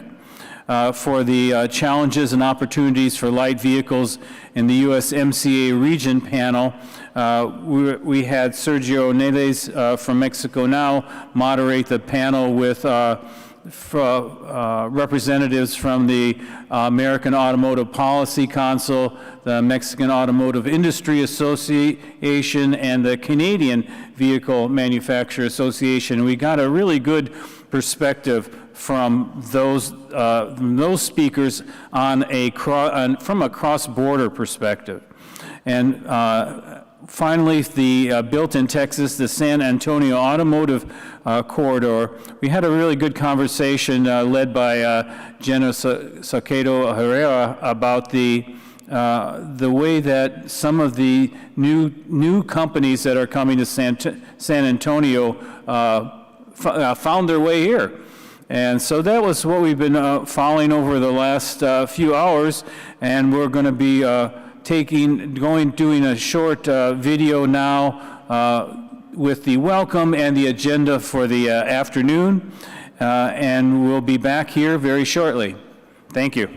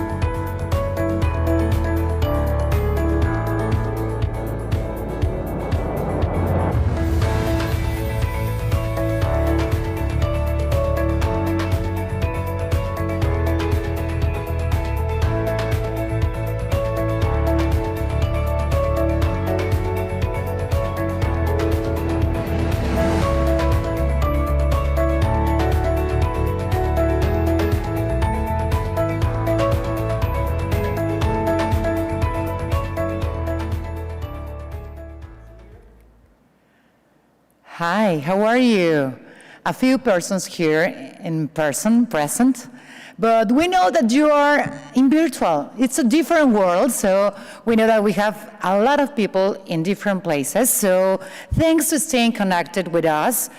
Great personalities, as Bruce says, in the morning had passed here, and as you saw, we still have a very interesting agenda. We saw in the screen that you make your adjustment of times in your agenda, your personal agenda to be with us, because we have a very interesting afternoon. Stay connected and ask your questions. You know that we have a QR code. Another change of the new reality is that we don't have past the microphones or the papers that in other times. Now, if you are in your home, any place, any country, you can use your voice with your hands, typing your questions in the QR code. So stay with us and make all the questions that you want. You know that not always we have the time with the personalities that very important personalities that it's on stage with us in this USMCA Automotive Industry Summit. So we have to make the questions and make the comments that anything that you want. And we have our voice here, that is Bruce, and tell to the audience and for the panelists. And now, I remember you the breakouts. Remember that we have these conversations, V2V, start at 1 p.m., and then they have the breakout sessions at 2, nurturing opportunities under Mexico shelter.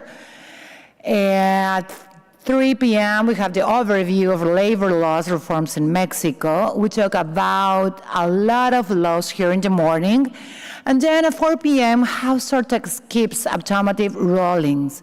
For the people that it's on digital, we know that you can go to the breakout sessions, but if you send us your email in your questions, we can deliver your question for the right person, and anything that you want to know, we have over there.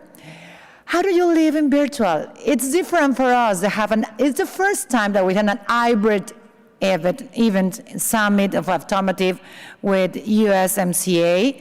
So it's very excited. Welcome, please come in. It's very excited to have person here, but know that in the camera we have a lot of people listen to us. I'm very interested in the conference, in the panel. And the regions came here and explained for everybody what they have in their personal regions to everybody. Now, we try to not have a break because we know that this is like a live TV show.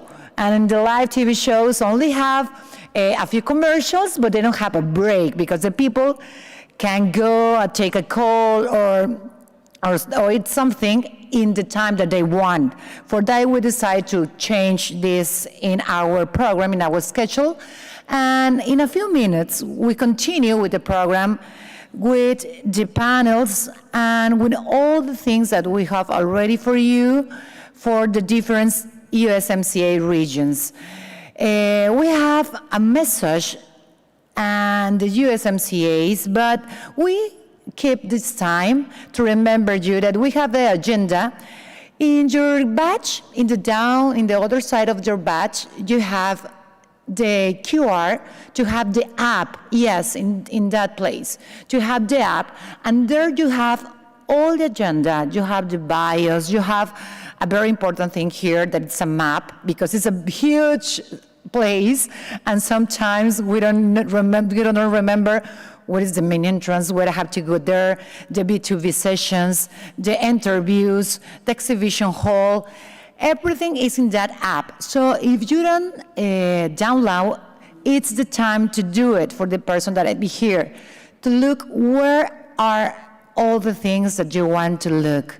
Remember, we have 2 days. Today is only the first one of 2, but we have a lot of things to do. We have a very huge exhibition hall, and I'm very sure that all the sponsors and the exhibition at Bad Better, they want to see you. We have the first time that we have the chance to see you face to face, so remember to go to the booths, say hello, and I'm very sure that they're so glad to see you there. For the person that is in virtual, that is in digital, we know that you missed that part, but you can do the networking through the chat. We'll look everything that you put in the chat, in the platform, and then we have the QR to listen your questions, remember?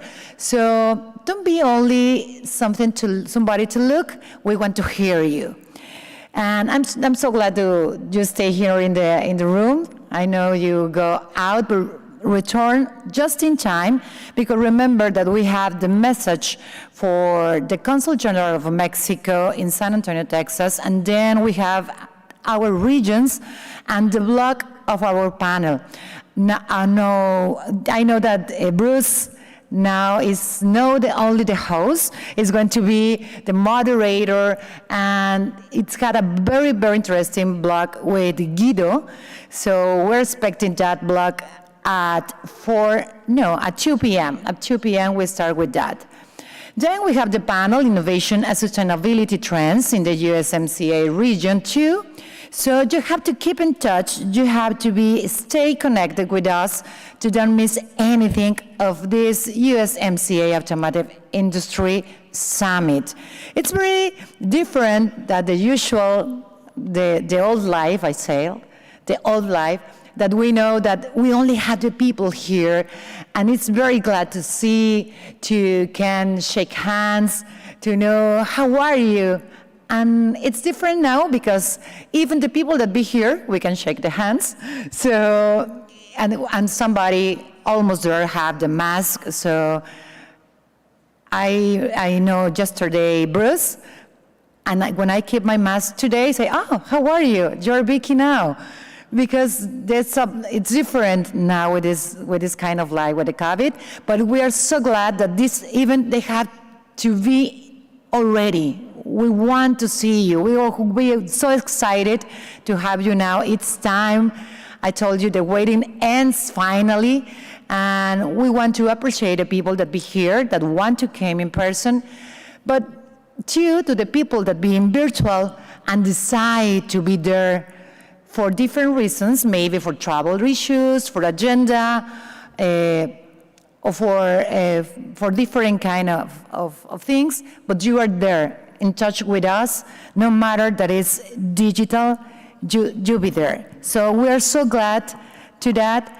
Bruce, now I have a message for Dr. Ruben Minuti Sanata, the Consul General of Mexico in San Antonio, Texas. So if you want, we continue with that, and then you come with your message. It's good with that? Perfect. Please listen to the message from Dr. Ruben Minuti Sanata. Good morning, everyone. I am Ruben Minuti Sanata, Consul General of Mexico in San Antonio, and I am happy to virtually welcome you to the USMCA Automotive Industry Summit. I would like to thank Mexico Now for organizing this most relevant event and for the kind invitation. I am much honored. We all agree in the importance of the US-Mexico relation for a wide variety of factors, such as 2,000 miles of shared border, a multi-layered relationship across the area,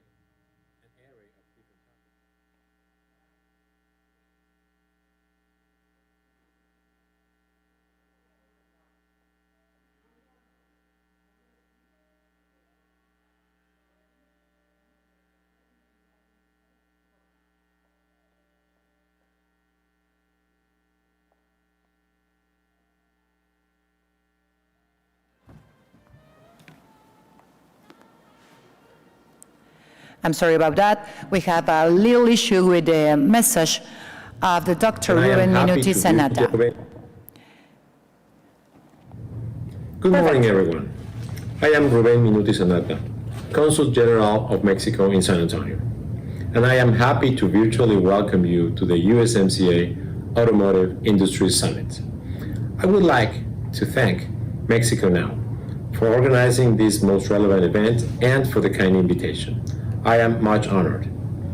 We all agree in the importance of the US-Mexico relation for a wide variety of factors, such as 2,000 miles of shared border, a multi-layered relationship across an array of different topics from infrastructure and immigration to trade and cooperation. And mostly, we are each other's main trading partner. These factors, together with the establishment of NAFTA and its trade evolution, have facilitated a strong and deep integration in our supply chains. I'm sure many of you know that the US-Mexico trade exceeds $1 million per minute. This strategic and very special trade relationship is destined to continue its growth, now under the updated framework that USMCA provides. That is why I'm so glad to be joining you today to talk about one of the most emblematic industries that better describes our potential towards supply chain integration. As you know, Mexico has a long experience in the automotive sector. Since the production of Volkswagen in Puebla during the 60s to the current dynamic that has allowed the development of a strong base of highly competitive Mexican suppliers all over the country. During the manufacturing process, some components in a vehicle have crossed the US-Mexico border up to 7 times. The presence and operations of many OEMs has allowed for the expansion of Tier 1 suppliers and the development of new ones, along with Tier 2 and 3, supported by highly skilled Mexican labor force. This phenomenon has been largely studied, since it has generated increased capabilities through the learning experience for the Mexican industry as a whole. If we focus for a second on the Texas-Mexico trade relationship, we know we are, by far, each other's main trading partner. Remember the $1 million in trade every minute? 1/3 of that comes exclusively from the Texas-Mexico trade. Now, the general perception regarding the key industries in the Texas-Mexico trade relationship favors oil and gas sector, computers, appliances, and electronic components. But as you know, auto parts, cars, trucks, and tractors have taken the stage floor.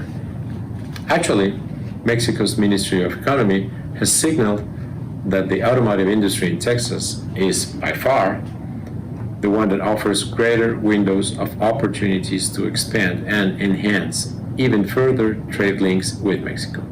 This tendency is already tangible and is now helping in the recovery of the industry after a complicated year. As you know, Mexico's car exports are the 4th largest in the industry worldwide. Such a predominant role responds to 2 key elements. 1, the Mexican industry's capabilities, and 2, the continuous trust by foreign investors, many of them represented in this summit. And Mexico may be the 4th largest exporter, but I am confident we will soon be improving this mark under the refreshed and improved framework of USMCA, and towards the development of new technologies that will guide in a more sustainable and socially responsible way the industry for the generations to come.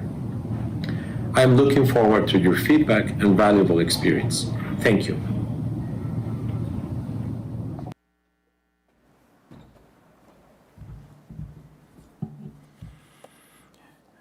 Thank you, Dr. Minuti. Our next message, it comes from John Barela. He's the CEO from the Border Complex Alliance. Barela, John Barela. Hello, I'm John Barela, CEO of the Borderplex Alliance. I'm speaking to you from beautiful downtown El Paso. The Borderplex Alliance, to my knowledge, is the only privately funded organization that is engaged in economic development and policy advocacy work for 3 states and 2 countries. Our organization represents El Paso County, Ciudad Juarez, and my home county of Doña Ana County, New Mexico. Directly behind me, about half mile south, is the port that leads to Ciudad Juarez. Our region is one of beauty, diversity. Certainly we're one symbiotic region economically. But we have, in the last few years, really the last couple of decades, become a manufacturing powerhouse. Our region of 2.7 million individuals now is the 5th largest manufacturing hub in North America. We have nearly 300,000 residents of our region engaged in manufacturing, advanced manufacturing in every sector. But the largest manufacturing sector that we have employees working in is the automotive sector. Many Tier 1, Tier 2 suppliers are indeed in our region, some of the biggest in the world, and we're proud to have them here in our region. We also have a wonderfully trained and very, very young and dynamic workforce. The average median age of our employees in our workforce here is 32 years old. That compares favorably to any metropolitan area in North America. We have some of the finest educational institutions in our region, with tens of thousands of students studying in the STEM professions. We have one of the largest veteran populations in the entire country. The military installations of Fort Bliss, Holloman Air Force Base, and White Sands Missile Range encompass a huge swath of land, and nearly 70,000 soldiers call Fort Bliss their home. You have a very, very strong and diverse talent base, not only here locally, but of course with veteran hiring as well.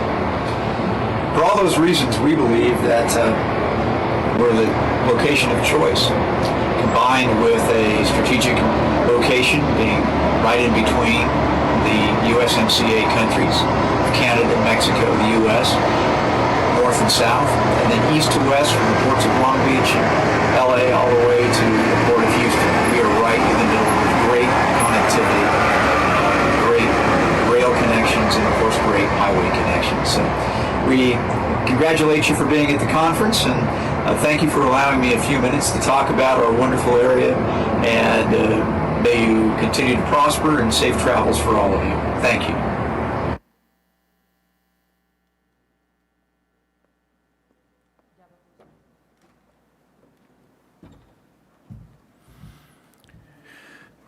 Thank you, John. We'll have another message, this one from El Gran Bajío. The Bajío, the best region in Latin America. Aguas Calientes, Guanajuato, Michoacán, Querétaro, San Luis Potosí, Zacatecas. El Gran Bajío is a private initiative that articulates the business community in the region and positions the Bajío nationally and internationally. This initiative brings together the main business leaders of the region to promote the Mexican Bajío as the best region in Latin America for investment and project development. Our added value is given through a macro strategy, consolidated by 1, an international business agenda, 2, a strategic alliance with international agencies, 3, a specialized training, 4, a strategic brand positioning, 5, a unique business community. The Bajío has the best connectivity of Mexico, with access to highways, railroads, and 2 of the most important loading docks in the country. Why the Bajío? If the Bajío was a country, it would be the 58th economy in the world, with a GDP of $151 billion. Over the last 20 years, the Bajío region has had a sustained growth between 4%. The 6 states of the Bajío represent 26% of manufacturing GDP in the country. The Bajío is the region with more population in a radius of 350 kilometers with 55 million inhabitants that represents the biggest market in Latin America with 8.5 million economically active people. In the automotive sector, the Bajío is a leader in high-tech companies. The Bajío region is the number 10 automotive exporter worldwide. In 2020, they exported $43,221 million. It is the region with the highest number of high-tech companies for the automotive sector, with a total of 361 companies that represent 42.5% nationwide. The Bajío produces average 1.3 million cars per year. 77% of them are exported to the US, Canada, Europe, and the United Arab Emirates. 27% of the foreign investment of the automotive industry in Mexico lands in the Bajío region. We have an accumulated foreign direct investment from 1999 to the first trimester of 2021 of $42,664 million, with 448 global automotive companies. With a total of 16 OMS in the region, 523 Tier 1, and 564 Tier 2. We offer industrial parks, construction companies, legal advisory, tax advisory, human resources, foreign trade regulations. El Gran Bajío is the perfect partner to establish your project in central Mexico. Visit us at our stand or on our website, www.elgranbajio.com.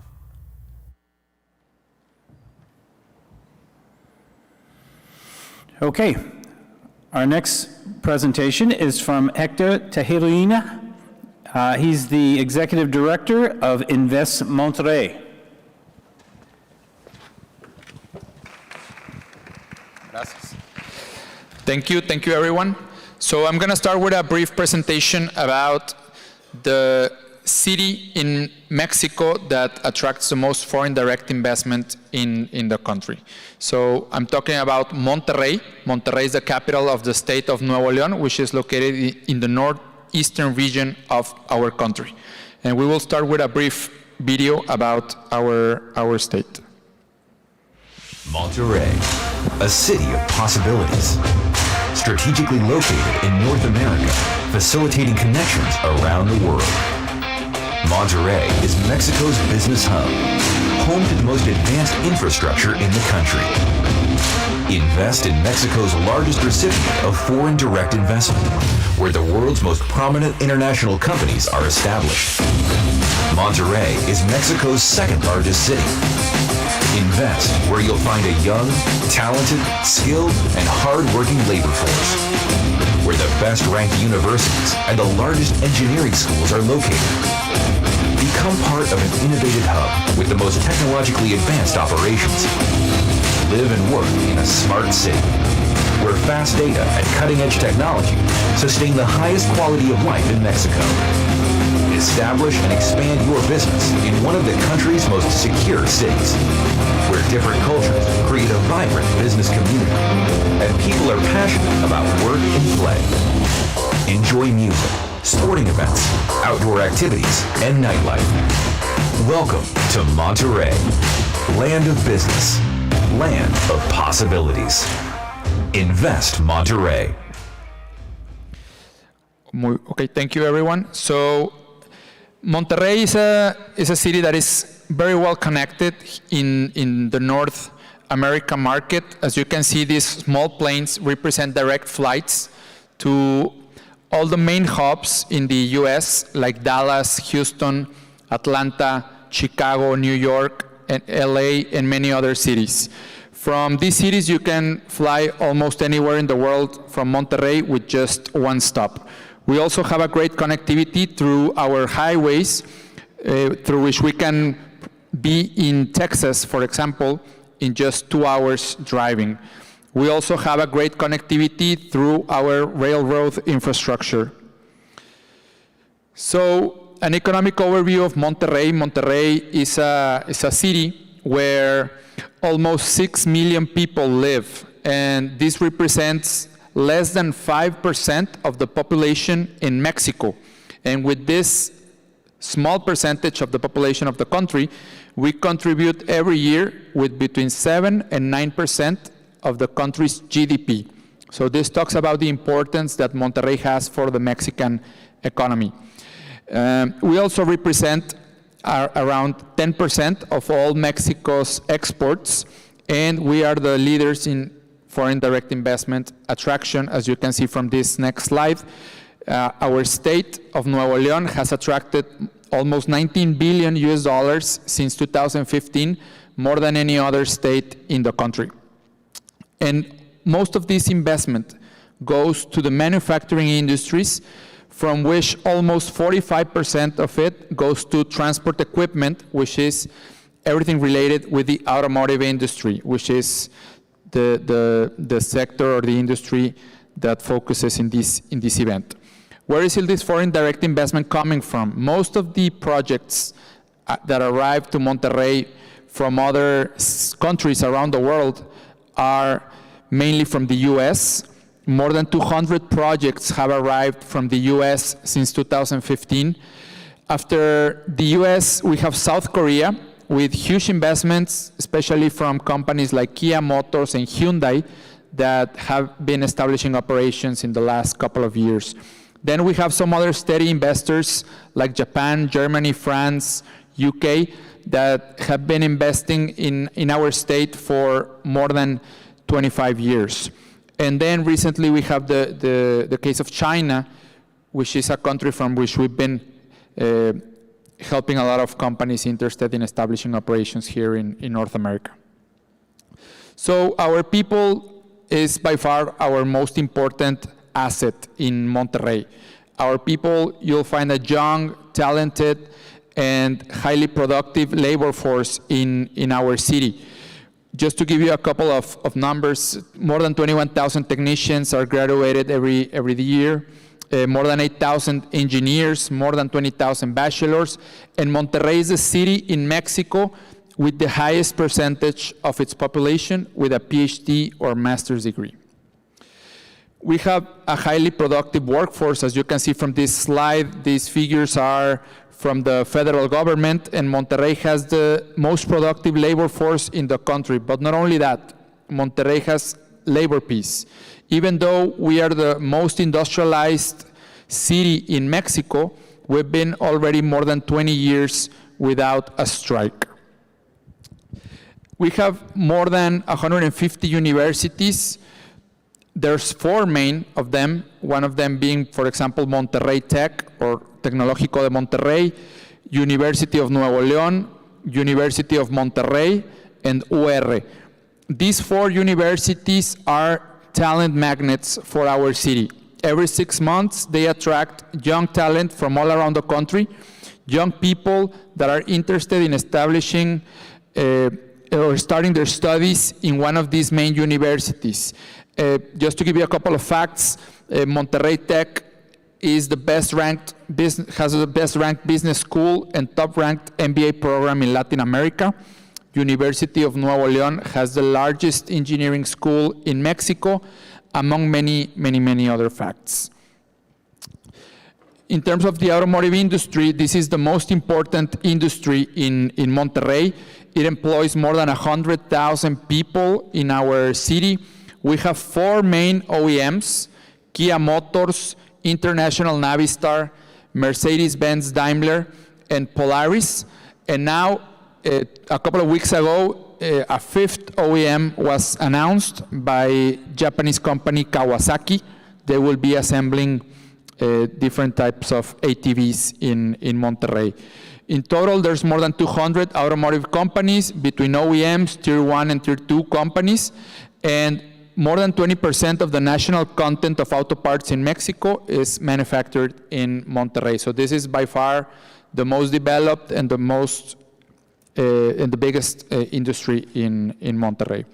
But even though we're very strong in automotive, we have a diversified economy. As you can see from this slide, we're very strong in other industries, like, for example, the home appliances industry, where we have very strong players like LG, Carrier. Recently, Hisense announced a huge project for our city.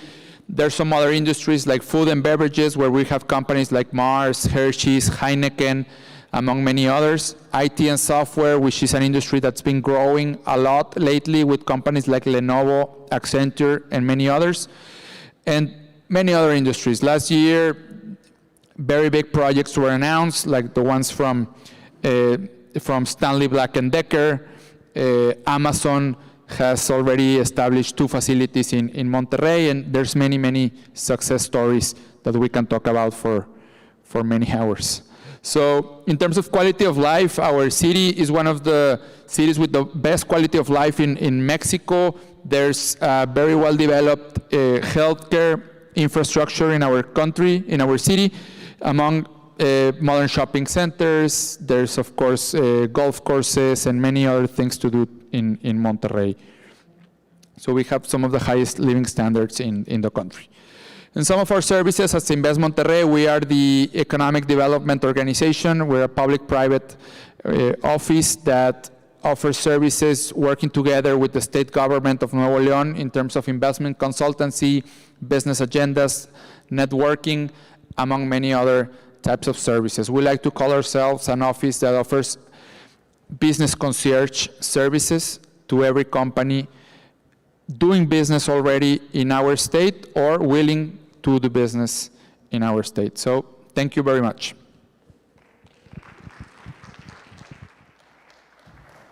Thank you, Hector. I can see why the San Antonio group, SATX, considers their region and Monterrey as part of this cluster, automotive cluster, based on all the work that you guys have been doing. Yeah, we're very close. So San Antonio is very close by. We drive to San Antonio very easily from Monterrey, and it's a good area. So the San Antonio area, the Monterrey area, in order to develop a lot of business in many different industries. Very good. Thank you. Thank you. Okay, we're ready to start our next block, the Global and USMCA Regional Automotive Industry Outlook. And our first speaker is Guido Vildoso from IHS Markit. He's a senior manager there.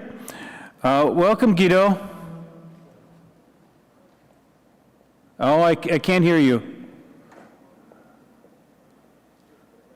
No, not yet. Not yet.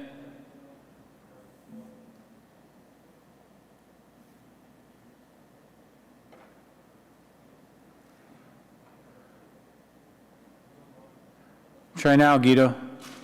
Does that work now? Oh, yeah. Excellent. Perfect. So I have to swap out of the headset into using the computer, which is always an issue, but we'll go with what we have. Thank you, Bruce. You sound great. You sound great. Excellent. So good afternoon, everyone. Sorry I can't join you guys. You know, I just watching some of the presentations this morning. The material and the quality of the people is superb. I'm very impressed with what we have, and wish I could have joined you guys down there in person. But a warm regard from Boston. Abrazo fuerte para todos, those of you speaking Spanish. I want to give a shout out first to Mexico Now for allowing us the honor of continuing to present our forecast, our vision on what we think is about to happen with the automotive industry. A big thank you to Mr. Sergio Jimenez, and particularly Juan, who you know, as always, is a man running the show behind the scenes.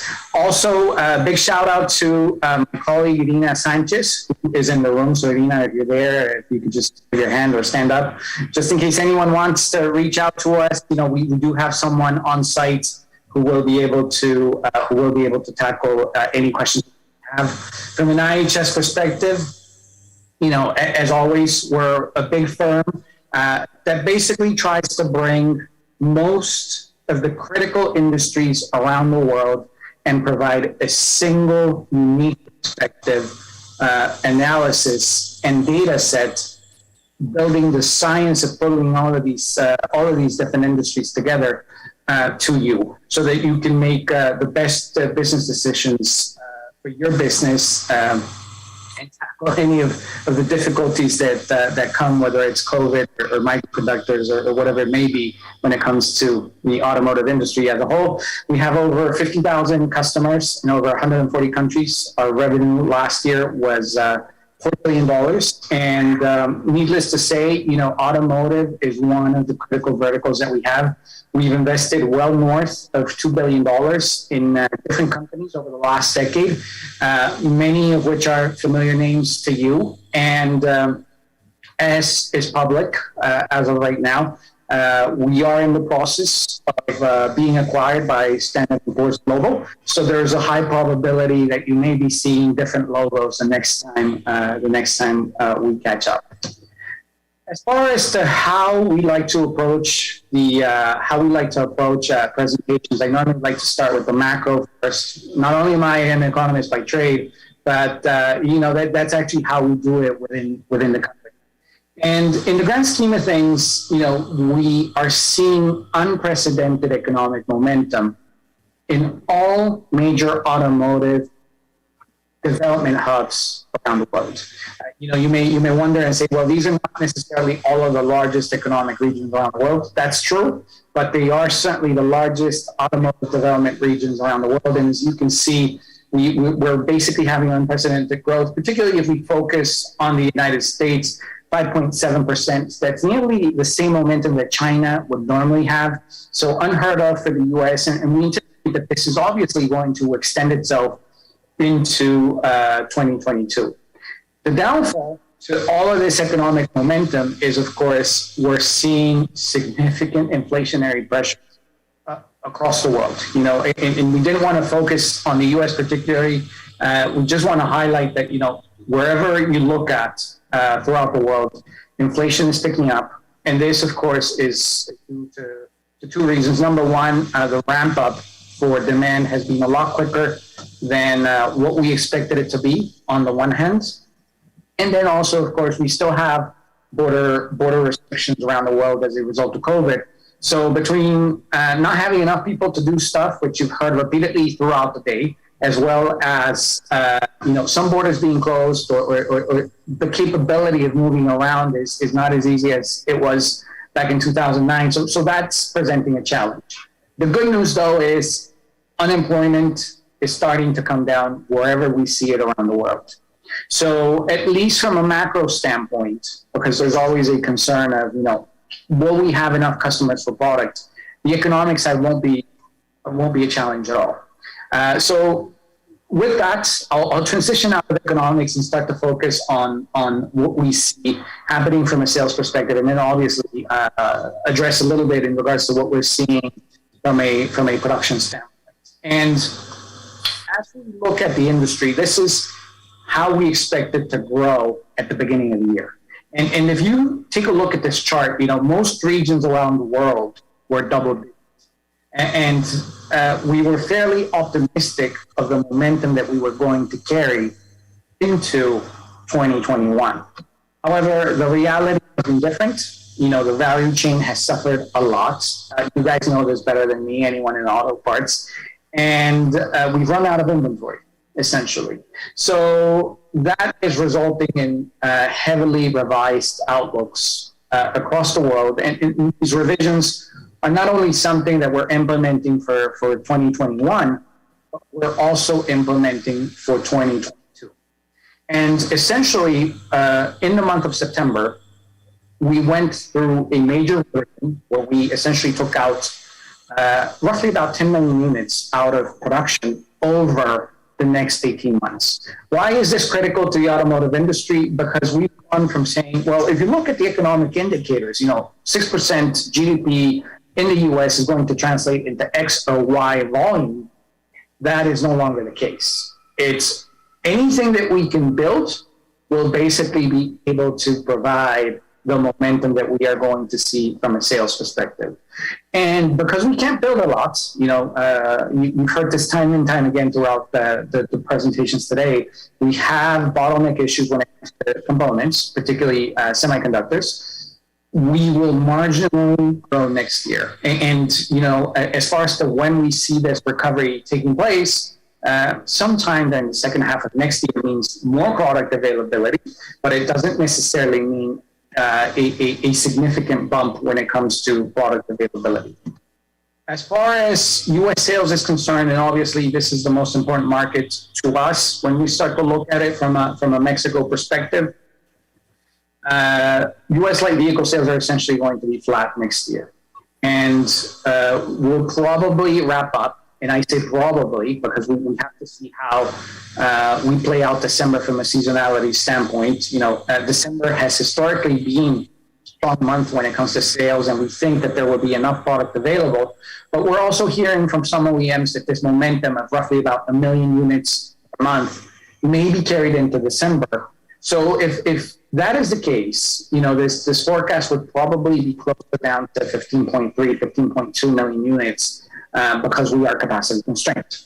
Now, if you translate that into a SAR rate for the month of December, that would be roughly 9 million units. So don't be scared, if this doesn't happen and it comes around. As of right now, we think that with the seasonality change, historically, Canada slows down in December. Europe also tends to slow down from an automotive perspective in December. We think there should be enough product availability for the month of December to be able to have quasi-normal business. But it's important to mention that if we keep this momentum of 1 million units, then obviously that may petrify some people as we start to look at things. Now, looking back at 2021, we started the year with an outlook of roughly about 84 million from a production standpoint, and the semiconductor impact has been roughly about 10.5 million units. So this has been significant.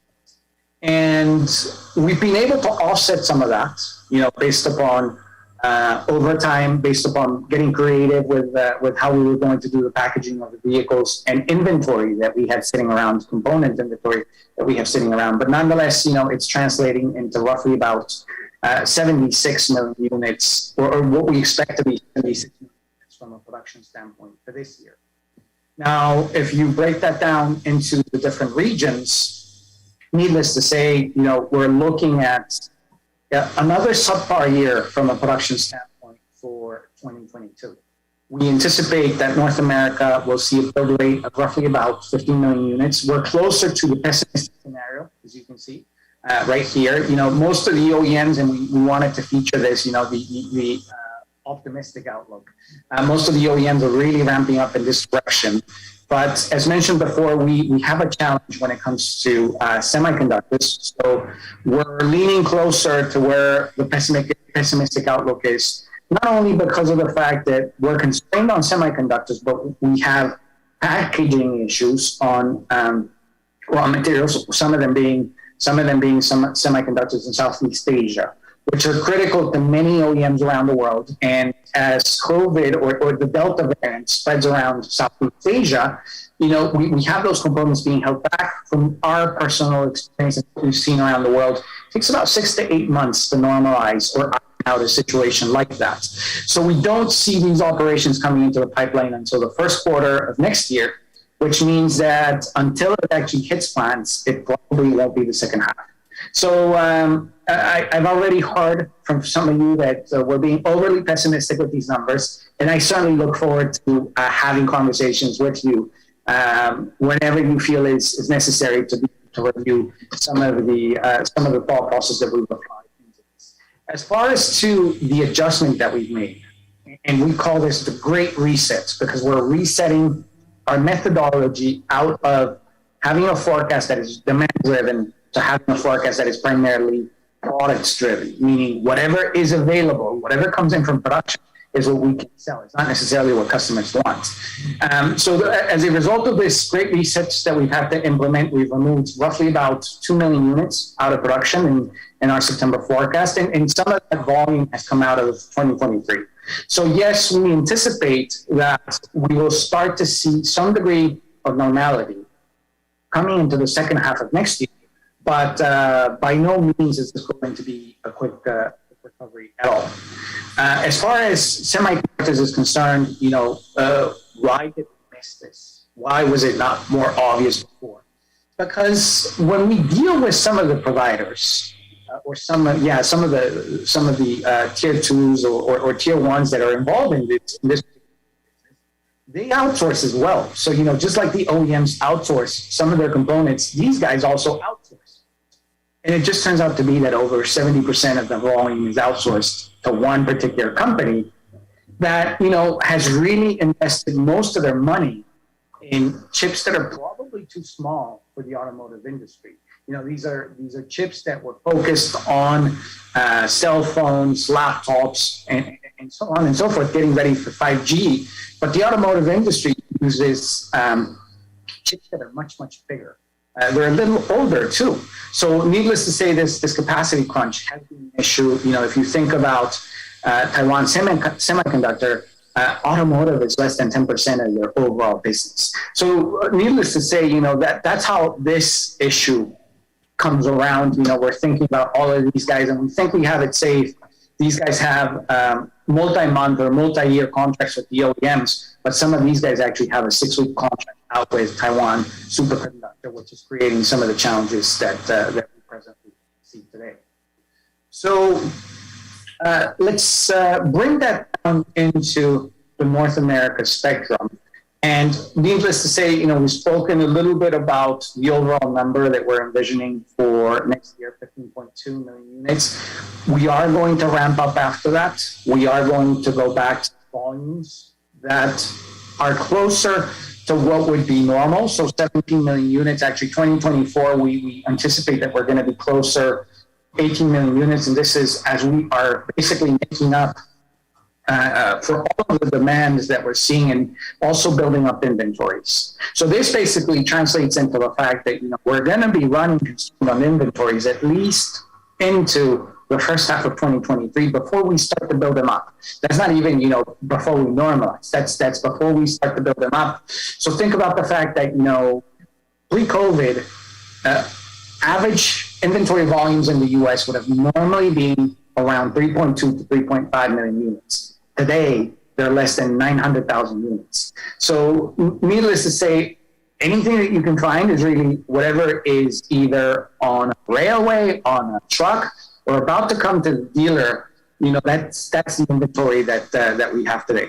And as we translate that into monthly figures, you know, we don't see that much of that is going to change from a manufacturing standpoint for what remains of the year as you look at October, November, and December. And we anticipate that as Robert Bosch and as well as Taiwan Semiconductor start to make more chips available. So we have a new plant that Bosch has just kicked into operation with capacity for 1 million semiconductors now in the month of October, and that's primarily geared at North America and Europe, as well as Taiwan Semiconductor that is talking about having incremental volumes of 6 to 8%.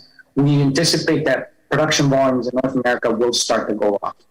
But if you look at the volumes where we were at back in 2020, you know, we will still be below those monthly volumes in 2022. So the challenges are still there. And because we've now moved to just in time, if anything else goes wrong, and we can't really anticipate what could come around, you know, think about the winter storm that we had in Texas this past year, or anything else along those lines, that obviously we're in for a tighter punch. Because as of right now, like I said, inventory is really what's on a railway, what's on a truck. It's not really sitting around in showrooms anymore. As if that were not enough, we obviously have a few more challenges to deal with. And one of them, of course, being the release and launch of all of these BEVs, or battery electric vehicles, that are going to be coming in over the next few years. We have roughly about 11 coming into the pipeline next year. But over the next 5 to 6 years, we're going to see about 240 new launches within North America. So not only are we dealing with a capacity constraint and bottleneck issues, you've heard time and time again about what's happening at the ports and the lack of resources, but we're also changing the dynamics of the industry during this cycle. So needless to say, it's a challenge, and it's going to be busy for us for the foreseeable future. Also, to add on to that, you know, we are going to go through a revision of emissions legislation in the U.S. We, as of right now, safe is safe. So the emissions legislation that was left behind by the Trump administration should be safe for at least another 2 years because of how the EPA needs to go about and change any norms or regulations that we may have.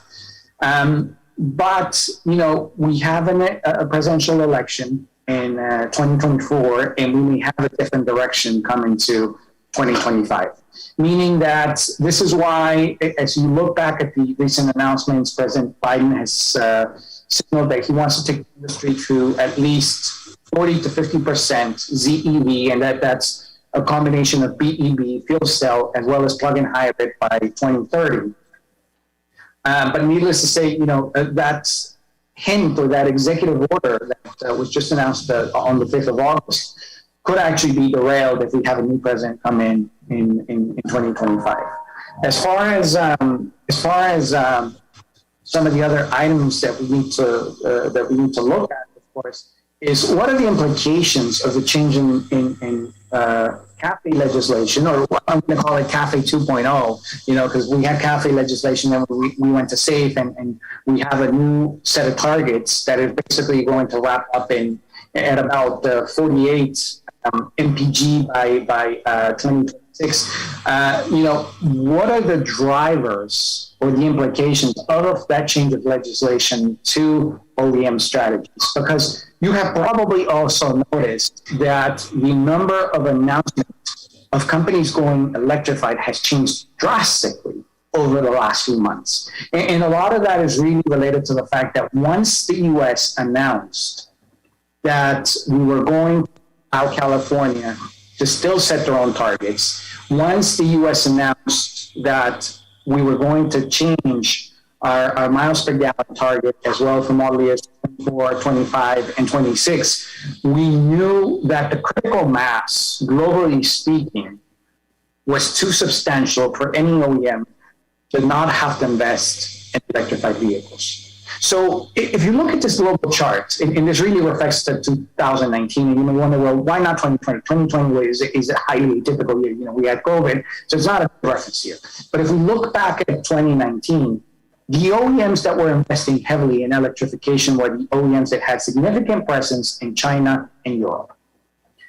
And this is due to the fact that, guys had very aggressive regulations of where they wanted to go from an emission standpoint, which required heavy electrification, and BEVs were a substantial part of that. Those OEMs that, had a smaller role in those particular areas, think about Toyota, for example, or Honda, less than 1/3 of their sales, weren't too worried about it until President Biden comes around, and then, it's clear to us that the U.S. will have a new set of regulatory, a new environment, a regulatory environment from an emissions perspective. And that's when, we factor in, and as we look at most OEMs around the world, more than half of their volume is in markets that are going to see significant legislation over the next decade. So this is what starts to push many of the OEMs into investment and trying to grow the electrification cycle that they had, primarily towards BEVs. The challenge, though, as this happens is, we were already looking at very marginal growth from a volume perspective. So needless to say, there's going to be a lot of pressure from the OEMs on suppliers to watch out for costs. And this is due to the fact that as you look at the margins that most of the OEMs around the world, it's somewhere between 4 to 6%. So it's not an industry that has significant margins. We're not Silicon Valley by any means. So this continues to add onto the pressure that we're going to see around the world. Now, how does that translate into the world of suppliers? Well, what you're going to see is economies of scale. You're going to see a large number of platforms gradually disappear as you start to focus on just a handful of platforms around the world, so that you can actually maximize the amount of volume that you're going to see coming out of those platforms. Because once you electrify, you don't need as many platforms as you would for a traditional combustion engine. So this is also another change that's going to come in the here and now, really. It's happening more, as you can see, 240 launches just for North America alone over the next 5 years. It's not too far away. As far as the implications for North America, they're substantial. And this is not only, up to this point, most of the assumption has been, well, this is really a business where the premium OEMs are going to be focused on. Think about Daimler, think about BMW, VW with Audi, but it's going to be everywhere. And if you ask us where we see electric vehicles, battery electric vehicles falling from a sales perspective in 2030, we think that roughly about 1/3 of US vehicle sales are going to be battery electric vehicles. So you have to build up to that. And this is why you're going to see that most OEMs around North America are going to ramp up their volumes very, very quickly. This also means that we are peaking right now as far as internal combustion engine vehicles is concerned. And we're going to see a downward trend in North America as we progress over the next few years with the increasing amount of BEVs that we're going to see. Now, that doesn't necessarily mean that you have to run out and say, well, it's time for me to move in to the BEV business. Because if you look at the average volume of a traditional internal combustion engine vehicle, it's been somewhere between 80 to 100. That's, at least for North America, that's if you bid on any RFQ, you're going to get about 500,000 units, 400,000 units. They're not the case for everyone, but on average, that's what you're going to get back. So you know how that business works. The problem is, this is a new business that we're coming into. So as of right now, what we have seen, and there's really one OEM that is supplying in large numbers, or one OEM building these in large numbers, and that's Tesla. But as we start to see that, we're going to see a large number of products come into the pipeline, then of course, what will happen is that the average volume per product or per program code is actually going to be lower than what we're used to. So needless to say, it's going to be rocky. It's going to be rocky for quite some time. We're going to have to deal with the semiconductor challenge initially, and then of course we will have to deal with electrification and the changes that is going to represent into our business. And that's outside of any of the other topics that were discussed today, whether it be politics, labor cost, and so on and so forth. So needless to say, the next decade is going to be big. It's going to be entertaining. I hope I haven't scared you. Again, I look forward to any engagement that we may have again in the future. I certainly look forward to meeting up with you in person next time around. And if you need to reach us, these are our contact emails and numbers. And as mentioned before, my colleague Irina should be on the ground, so she can also address any particular questions that you may have. With that, Bruce, I want to toss it back to you. I'm 2 minutes ahead of schedule here. Not sure if we have any Q&A or if you're jumping directly to presenting itself. Thanks, Guido. We have some questions for you. We actually are walking around. Vicky is walking around with the QR code. If you want to ask a question of Guido, feel free to do that. It'll show up on my iPad here. But I have questions, of course. Guido, when you're looking at 15.5 for 2021, that's, again, all of North America, right? So clarification, 15.5 from a sales perspective, 13.2 for 2021, all of North America production. The 15.2 that we see for next year is North American production. From a U.S. light vehicle sales, it would be 15.7. So the 15.2 and 15.7 is U.S. light vehicle sales. The 13.2 and 15.2 are North American. What do you see as the U.S. sales for 2021? 15.5 is what we see right now, but it depends on December. As mentioned before, we could come as low as 2.2. Yeah, it's usually this is actually I thought the numbers I've been reading were a little more pessimistic for this year. Do you consider yourself a little more optimistic than pessimistic for the rest of the year? Let's not forget about the fact that with an average transaction price of about $44,000, U.S. light vehicle production is a major priority for the automotive industry.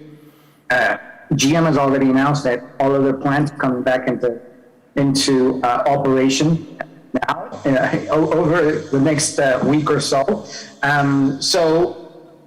We are going to fight. I think we're looking at RFQs, and I think we're going to fight to have a build rate of at least 1 million units between now and the end of the year, and that should allow us to come in at 15.5 if we don't see any major disruptions. Now, that's a great question that you ask right there, Bruce, because obviously the cancellations that we've seen has increased as the year has progressed. So if you look at semiconductor cancellations, we started off the year at a pace of roughly about 100,000 units per week to the month of September, where we were canceling about 350,000 units per week. So lots of uncertainty. Did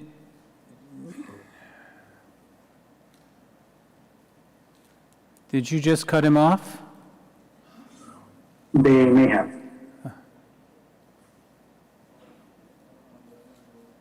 Guido, are you still there?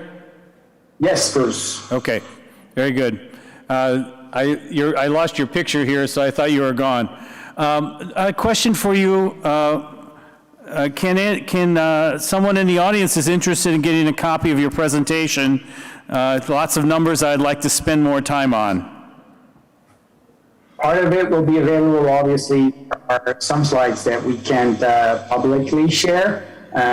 Those are constrained to clients only, but I will share, the part that we can share, I will happily share with the Mexico Now team so that it becomes available later. Okay, thank you. For your EV models EV models graph, how are you counting, how is a model counted? Is a Chevy Bolt counted as for example, a new model if it's being redesigned? That's a great question. So when you look at the North America slide, in particular, we have roughly about 80 different models. And 80 means all new plates, of which, of course, Bolt, any new iteration of Bolt would go into that number. If you look at 240 new models, which is what we're seeing initially, that may include, for example, some sort of derivative such as a BMW X5 EV. So a great question because, you can tackle it from two perspectives, but dedicated nameplates, we're anticipating that they're going to be north of 80. Okay. Not related to your slides, but kind of your own perspective. What do you see as the tipping point where the manufacturers really start saying, we're not going to put any more money into developing gas engines, we're putting it all into EVs? What would be the tipping point for you? That tipping point is, there's very limited investment going into the development of new EV families, particularly for the Northern Hemisphere.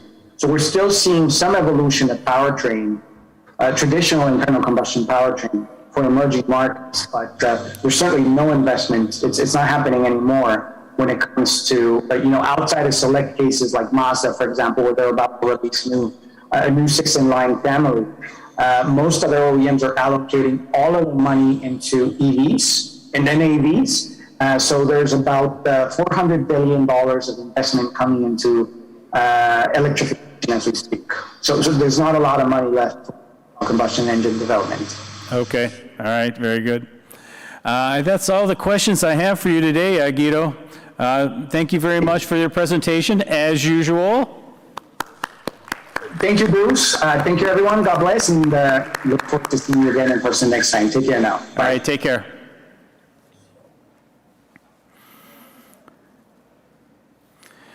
So we'll be going, now you get to hear from me.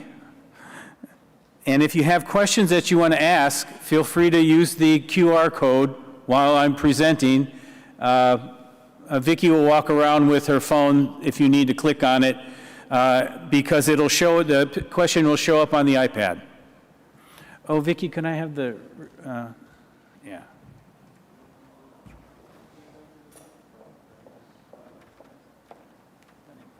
Thank you. Okay. All right. Guido does his forecast. I do a little different forecast. Here we're looking at future paths for automotive trends. You've heard some of this today, but you're going to get my side of the story. First of all, who's Automotive Futures? It's my group that I took outside the university. Our funding comes from our affiliate program. Those are our supporting members there. Our research focuses on globalization of the auto industry, which is why I'm here at Mexico Now, advanced powertrains and intelligent transportation systems. We do our own conferences every year. We do 5 of them. These are the 4 that we do regularly. And today I'm going to talk about connected cars / telematics and electric vehicles and autonomous vehicles, and what are those trends. And as you may have already known, not all trends are created equal. Each trend can be affected by political support, consumer acceptance, labor and talent availability, a company organizational design, and of course the economy in terms of recessions. The auto industry and the IT industry right now are in a frenetic phase of experimentation on all these trends. Both groups are in the process of making technologies consumers never experienced before. To that end, it will be the mass market rather than the luxury market that will be the key to popularizing these vehicles and services. You see that it will not be the Tesla model unless the Tesla model actually comes in with a vehicle at $25,000, which they say they're going to do. When you talk about bringing new vehicles like battery electric vehicles or autonomous vehicles to market, you have to understand how long it's going to take to actually turn over the fleet. You look at this map here, or this graph here, you can see, less aggressive new powertrain introductions, moderately aggressive, very aggressive.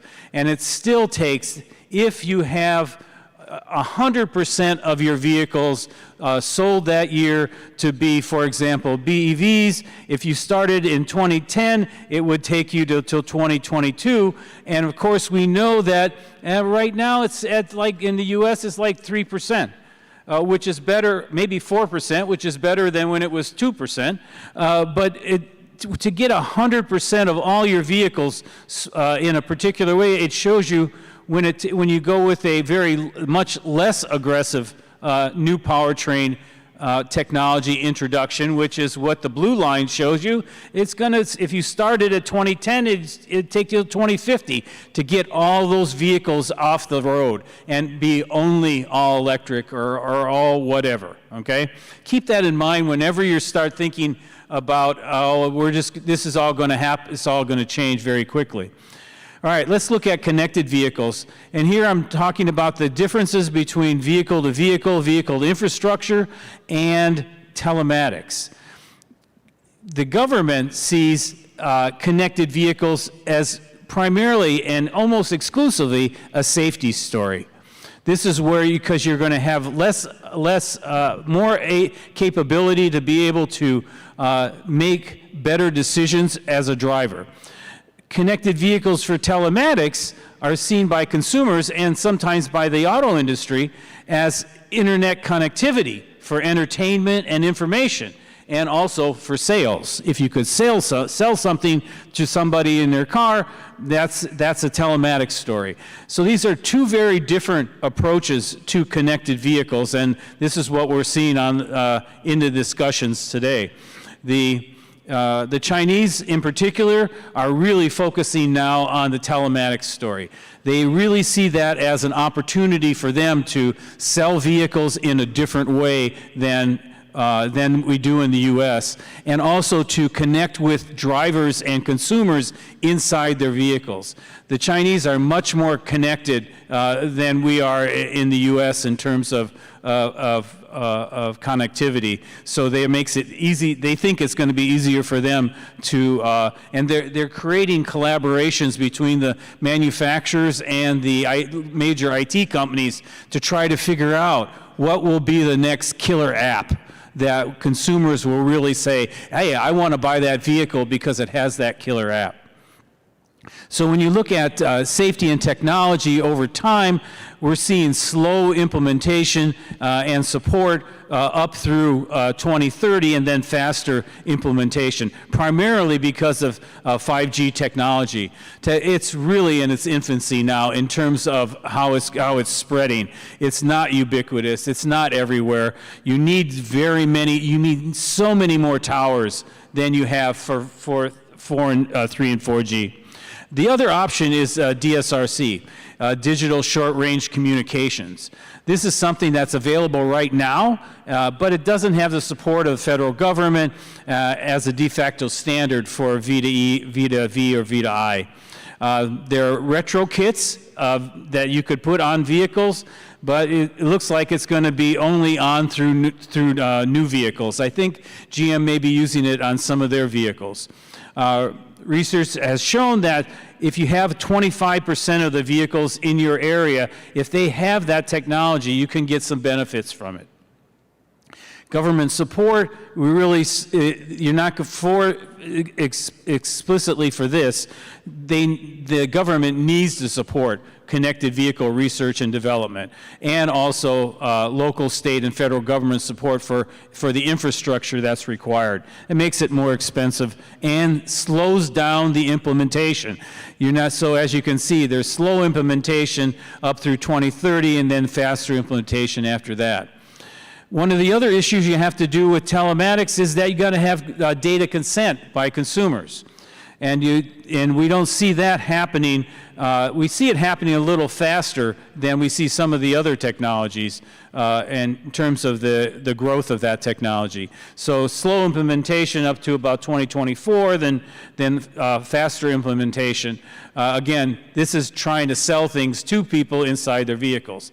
But the real killer app here is cybersecurity. Cybersecurity is so important. All the manufacturers and their suppliers are completely tied in to dealing with whatever they put into the vehicle. It has to have that information. It has to be cyber secure to be able to, for them to be able to use it. So some of the key flags that tell you things are changing: 5G or DSRC penetration substantially increases. Local, state, and federal governments put forth significant support for infrastructure, and consumers allow marketing into their vehicles.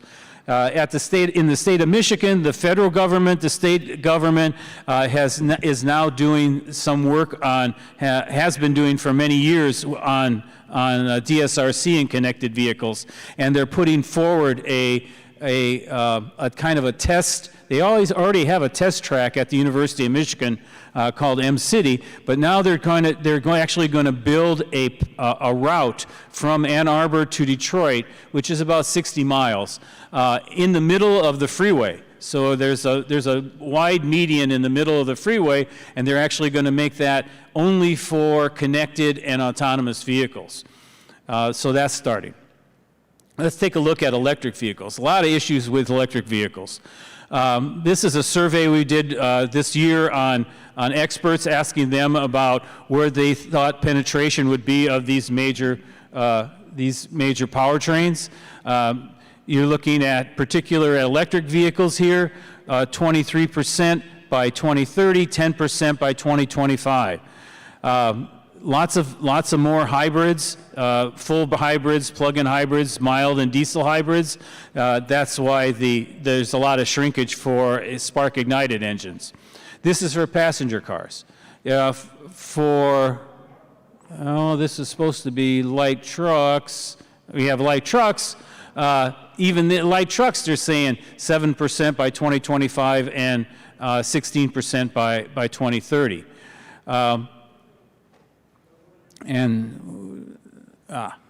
When you look at, and I had some slides that were not exactly what I wanted here, but what I was going to show you was the results from the survey that we did last year. And though the passenger cars, let's see if we can back that up. For passenger cars, they're saying 23% by 2030. Last year, when we did the same survey, it was 14%. And for 2025, instead of 10%, it was 4%, or maybe 6%. So just within 1 year, and this relates to what Guido was talking about, were all the announcements by the manufacturers about how they are going to bring in more electric vehicles. Price has always been an issue. Price for electric vehicles has to be equivalent to internal combustion engines if they're actually going to sell in the market in large scale, in a larger scale. Also in the resale market. We sell more used vehicles than we do new vehicles. When will used vehicles cost the same or similar to internal combustion engine vehicles? What's the lifespan of the batteries in electric vehicles? And can you buy a used electric vehicle and trust that the battery is still good? This is one of the issues that we've been looking at for a number of years. We talked to a lot of the battery manufacturers, and they're starting to come up with ways of assessing the health of a battery, so that in the used vehicle market you could actually learn something from that. And of course, the average used vehicle price being at about $20,000. So we asked in one of our recent surveys, we asked experts when they thought the price of EVs would be comparable to ICE vehicles without government or industry incentives, and they said 2034. And these are the difference between OEM suppliers and another group. But with government and industry incentives, it goes to 2028. Much more reasonable in terms of when we could see more EVs equal to on the road, because buyers will see that they're relatively more equivalent. So in terms of price, we see that in no parity probably before 2025, closer to parity in 2025 to 2030, and probably making it by the 2030s, things being equal, which gives you some lead time about electric vehicles. So it's based on the cost of the battery, and manufacturers will need to offer more styles to be able to do this. So the other issue has to do with gasoline prices, because that's going to be the balance. When would you decide to give up your gas vehicle for an electric vehicle? Sometimes it has to do with gas prices. We're not expecting to see higher gas prices anytime soon, so that probably won't be as big an issue. But we've talked about it today in some of the other sessions. It's the infrastructure story. The high penetration of infrastructure that's needed. Chargers need to be standardized, lots more home chargers. Well, and as we were talking about in the Q&As earlier, we were talking about the need to really have a lot of chargers available on major highways to be able to see when you're going to be able to meet your goal and meet your needs of being able to line up and not have to wait to get to a charger. Because it's going to take you probably right now, the way batteries are working now, you can get an 80% charge in maybe 20 minutes. And if you can't get to a charger for another hour or so, that becomes a problem. So in terms of infrastructure, again, this fits in with the Biden administration's goal for 500,000 chargers by 2030. We're expecting high penetration, but low distribution of the infrastructure, increase infrastructure from 2025 to 30, and then constant increases to meet volume. So we asked the experts if they believed it, and they said that it was somewhat likely that they would be able to meet that goal of 500,000 by 2030, but what we really need is about 2 million charging stations if you're really going to meet EV owners' needs. And it shows you how far behind we are in terms of meeting that goal. Vehicle variety, different types of vehicles in the electric vehicle story. Manufacturers have been reluctant to design light trucks. All the sales of light-duty vehicles, almost 80% now are light trucks, or light-duty vehicles. In terms of compared to passenger cars, light trucks, SUVs. All flavors of SUVs and all flavors of pickup trucks. But we're expecting the manufacturers to start developing more crossover vehicles. Volkswagen has the ID.4 coming out, so that we're going to see more of that in the 2030s timeframe, and then more in the 2030s. You can't deal with electric vehicles without dealing with CO2 management. And this is not at the manufacturer-supplier level. This is at the power plant level. And we're expecting to see a much more continuing transition of net to natural gas and renewables by the electric companies to be able to keep that, to keep the CO2 management under control. And one of the other major issues, and this really applies to North America, because North America really does not have as many materials as they need for for batteries in particular, to be able to meet their needs for batteries. So there's lots of work being done in trying to find materials in Canada, in the U.S., and in Mexico. And I think they found some lithium in the Sonora area in Mexico, Nevada in the U.S., and I think in Winnipeg, or Alberta in Canada. But the challenge is that the Chinese really have a really nice lead on this in this story. One of my students just came up with an article that showed how the Chinese government, the Chinese major battery supplier, CATL, outbid another Chinese company for a company, a Canadian company that found some lithium in Argentina.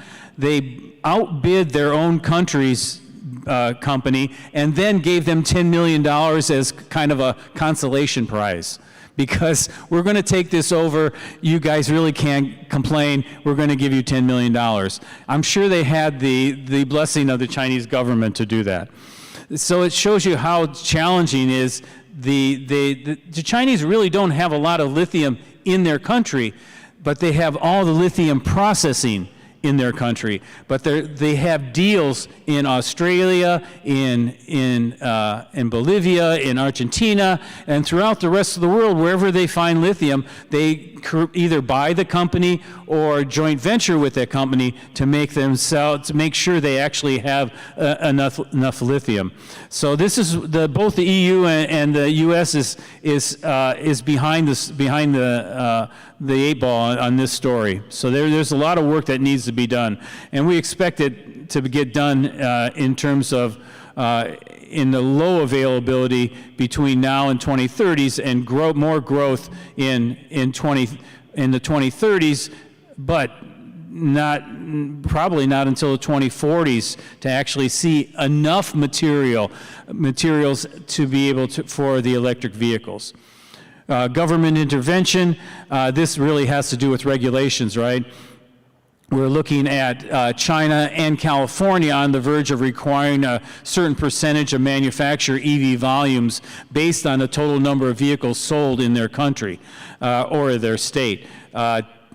Washington State recently said they want the end of all ICE vehicles sold in their state by 2030.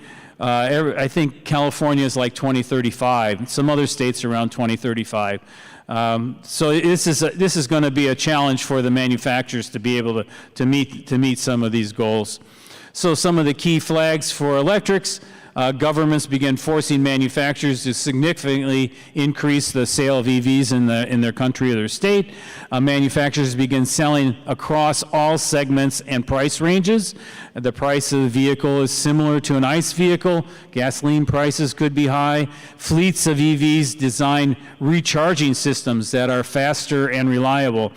Speed of charging turns out to be not only having a charger, being able to have a fast charger, a very fast charger, is one of the big issues. Public charging takes a similar amount of time, as I said, and power plants significantly reduce their reliance on fossil fuels. We just did a survey on Tesla, and we asked them about if they thought the OEMs would overtake Tesla once they committed to EV strategies, and the experts were pretty much in agreement that this is probably what was going to happen. That once the traditional manufacturers start doing EVs, Tesla will still be in the game, but they won't be the leaders as they are now. All right, autonomous vehicles. What's the problem we're trying to solve with autonomous vehicles? We usually hear it being having to deal with accidents. So we have 210 million Americans drive an average of 13,000 miles a year, equating that to 7.7 billion miles a day. There are 6,000 accidents with a serious injury occurring each day in the U.S., and a motor vehicle accident occurs globally every 60 seconds. So it shows you there's driving, though, considering how many miles we actually drive, it's kind of a miracle that we don't have as many accidents, but this is still a lot of accidents. So this is one of the things that the government thinks we'll be able to do.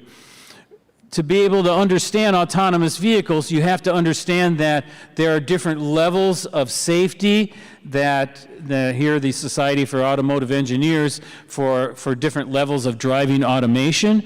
We're using a lot of advanced driving assistance, forward collision warnings and mitigation, side collision warnings and mitigation, lane departure warnings and mitigation. These are the kinds of things that we see in vehicles now. They will be part of an autonomous vehicle, but a vehicle really isn't completely autonomous until you're no longer driving the vehicle. And all the way up until level 5, level 0 through level 4, you're always going to be behind the wheel. You're always going to be driving the vehicle. Only at level 5 will the driver is no longer needed, which from the research that we've been doing is not going to happen anytime soon. There are so many challenges for vehicles and the computers and the sensors in the vehicles to be able to drive by themselves accident-free. It's tremendous amount of challenge. We asked the experts when autonomous vehicle will actually be available to consumers to buy. And they're in the 2031 to 2040 timeframe, though 30% say that it's going to happen between now and 2030. So there's a little uncertainty there. But when you're looking at autonomous vehicles, it's got to be price. There's one estimate that it would add right now $100,000 to every vehicle. So we're not going to see autonomous vehicles in the hands of consumers unless they're very rich for quite a while. In terms of the technology, again, the challenges are there from now until late 2020. Late 2020s. But we are expecting to see the first autonomous vehicles in heavy-duty trucks as a way of trying to deal with the shortage of drivers. They are going to be. We're expecting them to be the first users of autonomous technology. But also we'll see them in. We'll also see for consumers they'll be in what we'll call geo-fenced areas, where the vehicle is very used to driving around a certain area, maybe like an airport, something like that. So we'll be able to see that in there as well. Trust is one of the key issues, though, that has to be dealt with. There's a really low level of trust in autonomous vehicles right now, primarily because people don't even know what they are. I mean, if you talk to people about what autonomous vehicles are, they look at you and your eyes glaze over because they really don't understand it. But they also feel that they are the best drivers in the world and that they would never get in an accident and that they would never be a fatality in the vehicle. And with numbers of miles that are driven on the road, they have a certain amount of agreement in that. But still, when you have, I think in the U.S., we're averaging about 40,000 deaths per year for vehicles. You see there's some potential for autonomy. But developing that trust, we see that happening through the introduction of those new safety technologies. As you get used to driving with forward collision mitigation, with lane departure mitigation, so that once you start crossing over a line, the vehicle starts bringing you back. GM Super Cruise allows you to drive on a freeway, but not hands-free, but not attention-free. You always have to be ready to take the vehicle back at any particular time. So that's the challenge. Insurance is an issue. We figured out that's going to get sorted out just because there's going to be some accidents. People are going to go to court, and then you'll have some case law that will decide who pays. Does the manufacturer pay, or does the vehicle owner pay? So some of the flags for autonomy, governments creating laws to test autonomous vehicles. They're not there yet. They're almost there. They keep saying they're going to. Automotive companies spending more R&D on autonomous technology. They're doing some of that. More autonomous testing vehicles on the road. That is going on. Level 4 technology for fleets begin using autonomous vehicles in controlled geofenced areas. That's not happening yet. The price of an autonomous vehicle is similar to a non-autonomous vehicle, not even close. Consumers see autonomous vehicles as safe, not even close. Local, state, federal infrastructure exists. No, not there yet. 5G, no. Once the steering wheel is gone, autonomous is happening. So that can be your takeaway from the presentation. When you look at the OEM investments, some of their challenges, each initiative brings different challenge for the OEMs. Connected vehicles are well underway. No OEM technical challenge needs to be overcome. Autonomous vehicles are a completely different story with programming, component challenges galore. Programming and AI and sensors all being done by newly purchased vehicle companies that have never been in the auto industry before. For electric vehicles, again, they need push the OEMs outside their comfort zone by relinquishing the engine to suppliers, and suppliers here are the major battery companies. We saw what happened with the Chevy Bolt recently, which started with having car fires, and GM was recalling all the Bolts, and LG Chem, or I think it's LG something else now, is out of a $2 billion cost of redoing and reinstalling fixing and reinstalling the batteries. LG Chem's is in for 1.9 billion of that. So it shows you, be careful what you ask. You want to be an automotive supplier, be careful what you ask for. You may end up having to pay for it. But this is part of the evolution of batteries. So also the process of design EVs is not foreign to the OEMs, but it's not business as usual. What are the big challenges for the OEMs? Program profitability, overcoming current BEV weaknesses, battery development. For what are the opportunities? Program profitability, as well as gaining market share back from EV startups like Tesla, and a new chance to innovate and distinguish themselves. How about suppliers? Same thing, profitability of the program. And of course, a big challenge also is the volatility of OEM estimates, which are always overestimate.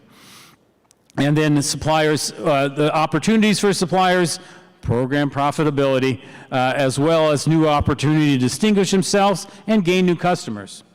So that's what I got. Do you have any questions for me? Let's see.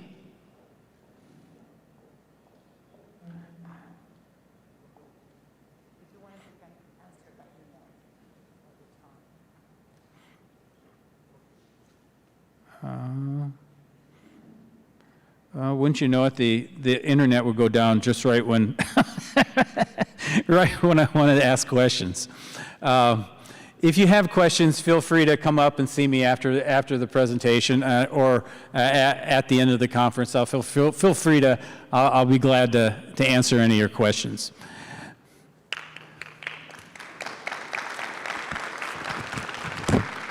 And with that, we'll go through to where are we going? Our next panel? Our next panel, all right. Innovation and sustainability trends in the USMCA region. The moderator for this is, okay, good, is, he cut me off, so I don't have his name. Javier, what's your last name? Lopez? I was on another page. Thank you. All right. Please join me in welcome Javier Lopez and the panel for our next panel. Entonces, ¿en cuál me siento? En la que sí, al lado de... Allá. Hi. Paso. ¿Está acá? Acá. Hello everyone, good afternoon. First I would like to thank Mexico Now for inviting us to this event and to organizing this great expo and presentation. It's good to be seeing people face to face again after 2 years. And also thanks to Bruce. Bruce, thank you for your explanation and for being the master of ceremonies of this event. I have here with me Miguel Elizalde. Miguel is the Executive President of the Mexican Association of Heavy Vehicles Manufacturers, ANPACT. And we have in Zoom also Timothy Drake from ITS America, the Vice President, Public Policy and Regulatory Events. And we also have Jorge Vallejo from Mitsubishi Motors of Mexico, President and CEO. Well, thank you all for being here. Well, we're going to start our discussion on this panel. Please feel free to interact with all the panelists, with each other. It's about the innovation on the auto industry sector. I would like to start asking Jorge, what kind of transformation are we to expect in the North American car markets and manufacturing sites in the coming years as a result of the innovation trends in vehicle capabilities? La rifa del tigre, as we call it, no? Shuffle of the tiger, going first. First, thank you very much for the invitation. Thank you all for being here. It's a pleasure to meet all of you in this very exciting event. Almost 2 years or even more since the last time that I had the opportunity to chat with you and to meet face to face. Apologies for not being able to join you personally. I was a regular. Hopefully I keep being invited as a regular. The pandemic came up, so now I'm here. Thank you again. Appreciate the invitation of Mexico Now. Mr. Sergio Ornella, Senior, Junior, as well, very good friends of mine, and all of the colleagues that make this presentation possible. I respectfully salute Timothy, my very good friend Miguel Elizalde, and Javier Lopez. Thank you for hosting or for leading us into this very important forum. Now, when I was reviewing the questions, the transformation that we expect in the topics that we're going to be discussed, this one came up, and to be honest, took some time for me to have a final topic here or a final conclusion to this one. It's tough, especially because transformation expected in the North American markets, well, manufacturing sites, even more complicated. So especially of where we are coming from, right? Pandemia, supply chain stopping, install capacity at some level, a lot of additional investments being postponed and delayed, and so many others. So especially if you would have asked me this question maybe 2 or 3 years ago, my response would be totally different. Now, I would like to split it in 2 or 3 different topics. The first one would be just normal transformation coming from pandemia into a speed up, recovery, trend up, which is just the way we just see business, right?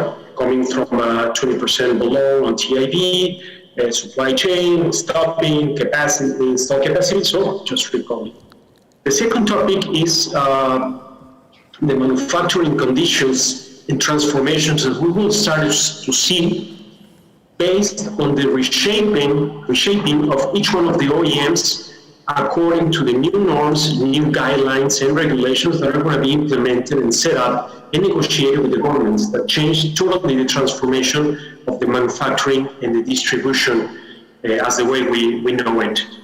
The third one is, if you allow me, more simple vision, if you can call globalization, technology, and environmental concerns simple.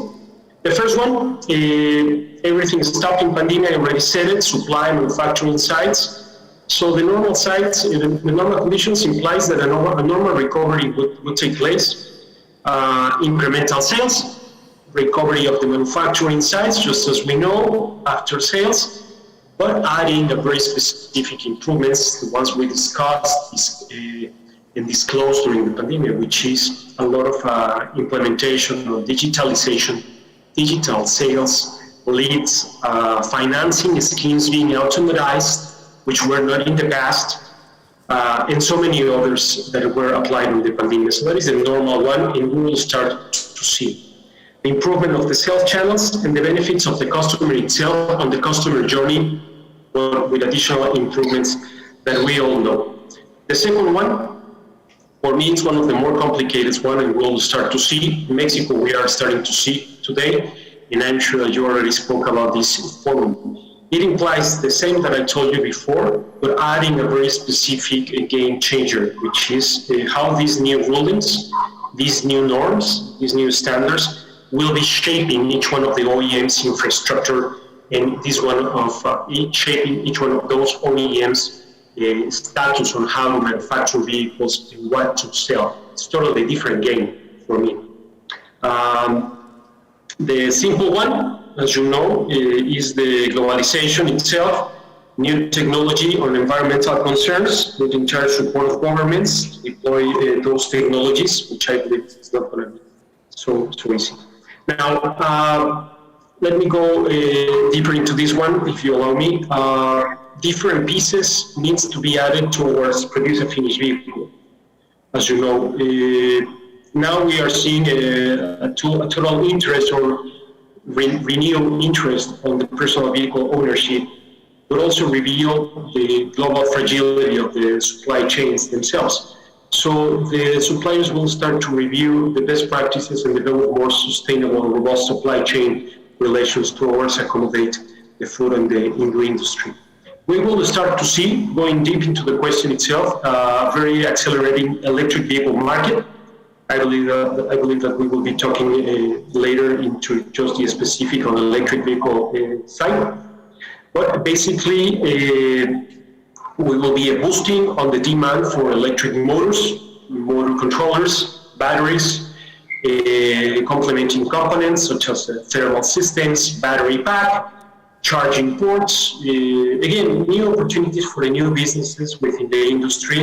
Some specific countries emerging as the leaders on the active EV markets, and some others not so strong on those.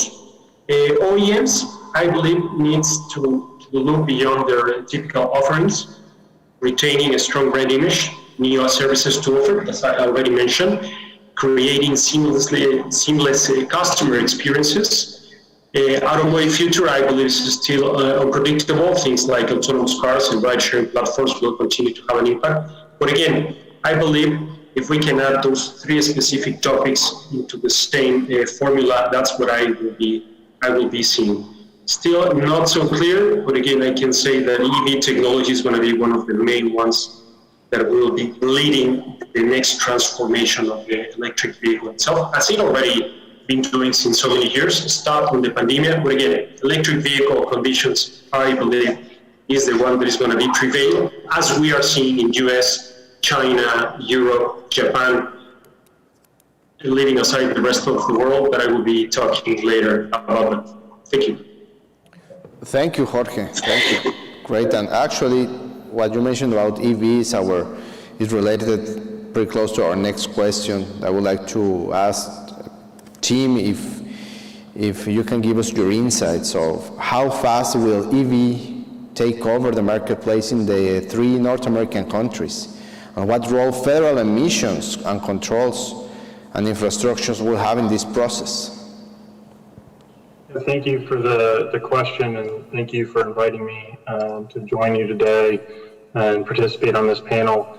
And I think some of what Jorge had to say is relevant here as well, in trying to determine how fast electric vehicles will take over the marketplace. I think this is a particularly relevant question for our organization right now, with the recent increased focus on electric vehicles in the United States. President Biden recently set a goal that electric vehicles would make up 50% of all new vehicle sales by 2030. Additionally, there's been significant discussion in the recent infrastructure bill being debated in Congress on how best to leverage federal investment to achieve transportation sustainability and electrification goals. I think also this is obviously a topic of interest in Mexico and Canada as well. With the transition to electric vehicles being important for reaching climate goals, including emissions reductions. We've seen automakers recently announce investments particularly in Mexico, to manufacture EVs. And Canada recently announced plans to move to all electric, hybrid, and alternative fuel vehicles by 2035 as part of its net zero emissions goals. I think you also see automakers expressing strategies to shift to cease making internal combustion engine vehicles and moving towards electric, hybrid, plug-in hybrid, and hydrogen fuel cell vehicles. And GM has announced plans to stop manufacturing gas-driven vehicles by 2035. Now, the next question becomes, I think, how we achieve these goals and advance this transition to an electric and hydrogen-fueled future. And there's a number of challenges ahead. I think one of them being expanding electric vehicle charging. I think that's a key component in this effort. Consumers consistently rank concerns about charging accessibility, what we call range anxiety, as a key barrier to purchasing an electric vehicle. Infrastructure legislation here in Washington, D.C. being debated would provide $7.5 billion of federal investment for EV charging infrastructure. That's important investment, but it still falls far short of what many analysts believe will be needed to support the administration's EV transition goals. We've also seen some investment in charging in Canada and Mexico as well. We believe that providing robust consumer financial incentives for the purchase of electric and hydrogen fuel cell vehicles is another key component in expanding adoption. Here in the U.S., I think that includes increasing our manufacturer cap, ensuring that at a minimum, the current incentive levels are maintained. And we've called for expansion, either by expanding the incentives themselves, making the tax credits refundable and transferable, and providing incentives for the installation of charging infrastructure. I think that brings down some of the barriers to entry for consumers when they're looking to enter into the EV vehicle market. But there's another significant challenge that isn't directly dependent on automakers, OEMs, and that is modernizing the electric grid and energy production facilities to provide the electricity that will be needed for EV charging and providing it where it needs to be. We have a significant investment need for grid infrastructure, and I think as we continue to seek to deploy EVs towards these goals, we need to be fully cognizant of the impact they will have on the supply chain, both below them, but also the consumer supply chain, and the electricity that's going to be demanded. Additionally, as you mentioned in your question, emission standards do have a role in EV adoption. Studies have indicated that corporate average fuel economy standards across automakers' fleets can increase the adoption of EVs. I think that's one area in which the US, Canada, and Mexico can continue to collaborate to enhance EV adoption. But getting back to your initial question of how long it will take for EVs to take over the marketplace, I don't think we fully know yet. There are a variety of goals and investments and regulatory requirements and challenges that all affect that timeline. And at the end of the day, this is also dependent on consumer interest and adoption. I would note one fact here. In the US, in the second quarter of this year, there was a 33% increase in the purchase of zero-emission vehicles, including battery, plug-in hybrid, and fuel cell electric vehicles over the first quarter. And ZEVs accounted for 3.8% of the overall market during that quarter, at a time when the sales of internal combustion engine vehicles are decreasing. The question remains whether ZEV adoption will continue that acceleration, and whether other investments, whether from private organizations, from governments, and regulatory changes will be made to support that growth and continue the adoption. Certainly, I think there are some ambitious goals that have been laid out over the coming decade, over the coming next 15 years. And I think all of those things kind of need to line up together in order to achieve those goals. Great, thank you. Thank you, Tim. Yeah, it looks like electric vehicles the market is growing, the market is hungry, so, and as you mentioned, I take this point that we still don't know, but it's coming. It looks like it's coming. My next question for Miguel. How is innovation, electric traction, autonomous driving, is affecting the heavy truck industry? Okay. Well, first of all, thank you, Javier, for coordinating the panel, and it's nice to share this panel with Jorge and Tim, and thank you, Bruce, and Mexico Now for the invitation to here. Regarding the innovation, I heard a couple of weeks ago that somebody mentioned, well, the electric vehicles is something new. And I just wanted to mention that in heavy-duty vehicle industry, we have been seeing electric vehicles since the early 1900s. Because in Mexico City, we started to use the first electric vehicle. It was used on railroad tracks, and it was connected to the electricity cable.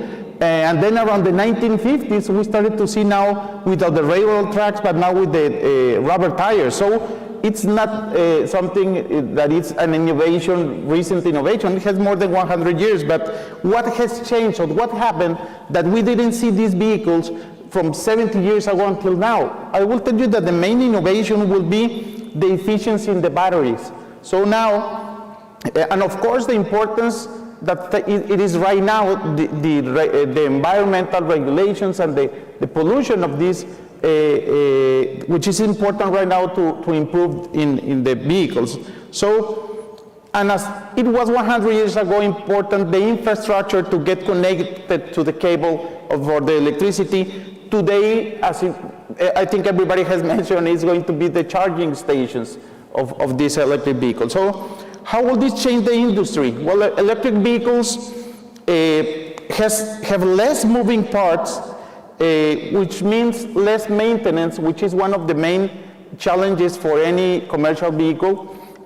And one might say that it sounds easier to manufacture an electric vehicle, so this may bring some more competition from other non-automotive industry.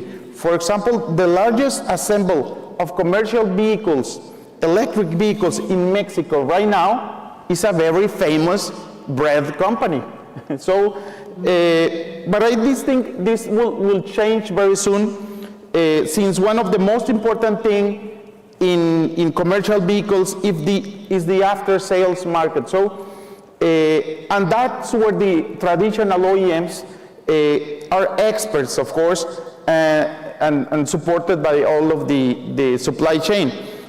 And the electric technology will become dominant? When? That's an important question. We right now are seeing it more on buses because governments give incentives, especially state governments, to these new technologies because of the benefits it has for everyone regarding the environment, road safety, and the impact on our society. In Mexico, 27% of the students and 41% of the workers go to their jobs in buses. And now in freight vehicles, we are right now exporting a few Class 6 electric trucks to California. So we will start to see the exports increase, and this will make a shift in the supply chain gradually towards the electric components. And other aspects to consider is that the government in Mexico, and what the government is going to do. Bruce mentioned it on the previous panel. For example, 1 year ago, the federal government in Mexico eliminated all tariffs that needed to be paid for importing any kind of electric vehicle. This sounds good for the environment, but also gives an advantage to all of the countries in which Mexico doesn't have a free trade agreement. So this may not be fair for the USMCA region, and we expect for future decisions like this to be commented first with the industry before they're taken. We are sure we can find a way to promote public policies that consider the environment, and also not to discourage the making of investments in the region which create more jobs in the industry. And regarding the autonomous driving, someone might say first start drawing the white and yellow lines on the highway in Mexico, but we need to start working on regulations and not use the highways as test tracks for these vehicles. But these vehicles do need to be diagnosed on natural operating conditions. So we need to start working with authorities on these regulations. Also, another challenge will be the internet, the 5G connectivity. And how will the autonomous driving innovate our industry? I think this might be an opportunity considering the lack of drivers that there's worldwide. So, for example, a truck driver here in the United States might earn between $50,000 up to $90,000 a year. Now, if you consider this the initial investment of the vehicle, and then you add what a normal vehicle versus an autonomous vehicle, considering the salaries of the drivers, then it sounds more interesting, this analysis on commercial vehicles than on a personal vehicle. So I think we will see a huge boom when the autonomous technology is more defined or more open to everybody. We will see a huge increase in this. And also, thinking ahead, it is important to see what will happen on cross-border autonomous vehicles. Between Mexico and the United States, there are 5 million crossings every year. Between Canada and the United States, I think there's 4 million crossings. And for example, Mexico proposed during the USMCA negotiation the creation of the Committee on Transportation Services. So let's take advantage of this group not only to fix the actual problems on the cross-border, but also to have a clear vision on how we will see the cross-border on the future. So USMCA, autonomous vehicles and drivers are very closely related. And just to finish, it's because maybe right now the lack of semiconductors or chips may be our first priority, but once it is resolved, the driver shortage, which is not right now the second worst restriction to promote the heavy-duty vehicles growth, so it's going to be important. And a good example is what's happening in the United Kingdom, where there's a lack of fuel due to the shortage of tank drivers. So the lack of drivers could impact as much as the lack of containers worldwide, which is another thing right now. So right now we need to increase the number of truck drivers as a regional solution until we could see the autonomous driving become more dominant. Really interesting. Thank you, Miguel. And this brings up to our next discussion topic that we have been talking about. We are seeing in the industry a fusion between the tech companies and the auto sector. What's the benefit of the consumer? I don't know, Tim, if you want to start this discussion, this fusion between the tech companies and the auto sector. Sure. I would say that the industry is definitely seeing more overlap between tech companies and the auto sector. You have technology companies branching out into transportation, mobility, as well as the automotive sector. And you have automakers, across the board leveraging technological innovations to set their vehicles apart from their competitors and to provide more benefits for consumers. I think the cars of today and tomorrow are getting smarter and more technologically advanced. Necessarily, I think we will continue to see more partnerships between automotive and tech. And I think you may see your typical automotive companies beginning to look a little bit more like tech companies. Many of you know about Google and Apple's recent initiatives in the automotive space. Waymo, which is formerly Google's self-driving car project, has built automated taxis to carry passengers for driverless ride-hailing service. Apple's efforts in this space have been ongoing since at least 2014, including numerous hires and acquisitions or discussions of partnerships with a number of startup automated and electric vehicle companies. And I think Google and Apple are obviously massive companies with the resources to invest in this space. And they are anticipating a significant market in automated and electric vehicles in the coming years. I'm certain that this investment is done in part due to the impact that they see technology having on transportation and the importance of that technology. Ford and Argo AI, who are both ITS America members, recently teamed up with Walmart to create an autonomous delivery service in Miami, Austin, and Washington, D.C. Argo's cloud-based system will integrate with Walmart's online ordering platform, route orders, schedule package deliveries, and Ford self-driving vehicles will work with Argo's self-driving system to deliver the orders to customers. This is an example of a partnership that I think that you will see between transportation, automotive, as well as tech companies, and then your typical consumer retailers as well. Similarly, Ford has been partnering with technology company Qualcomm to deploy cellular V2X technology, V2X or vehicle to everything technology. And I think that there's a lot of that opportunity throughout the industry is for tech companies and automakers to continue to work together to really figure out the mobility solutions of the future based on technology. I think it's reasonable to expect that those partnerships will be expanded as we see more and more technology being incorporated into vehicles and the larger transportation system. I think both of those sectors each bring a unique strength to the table that will provide additional benefits to the consumer and ultimately will result in faster and more efficient travel, increased mobility for individuals with disabilities, increased safety on our roadways, reduced emissions, and a number of other benefits.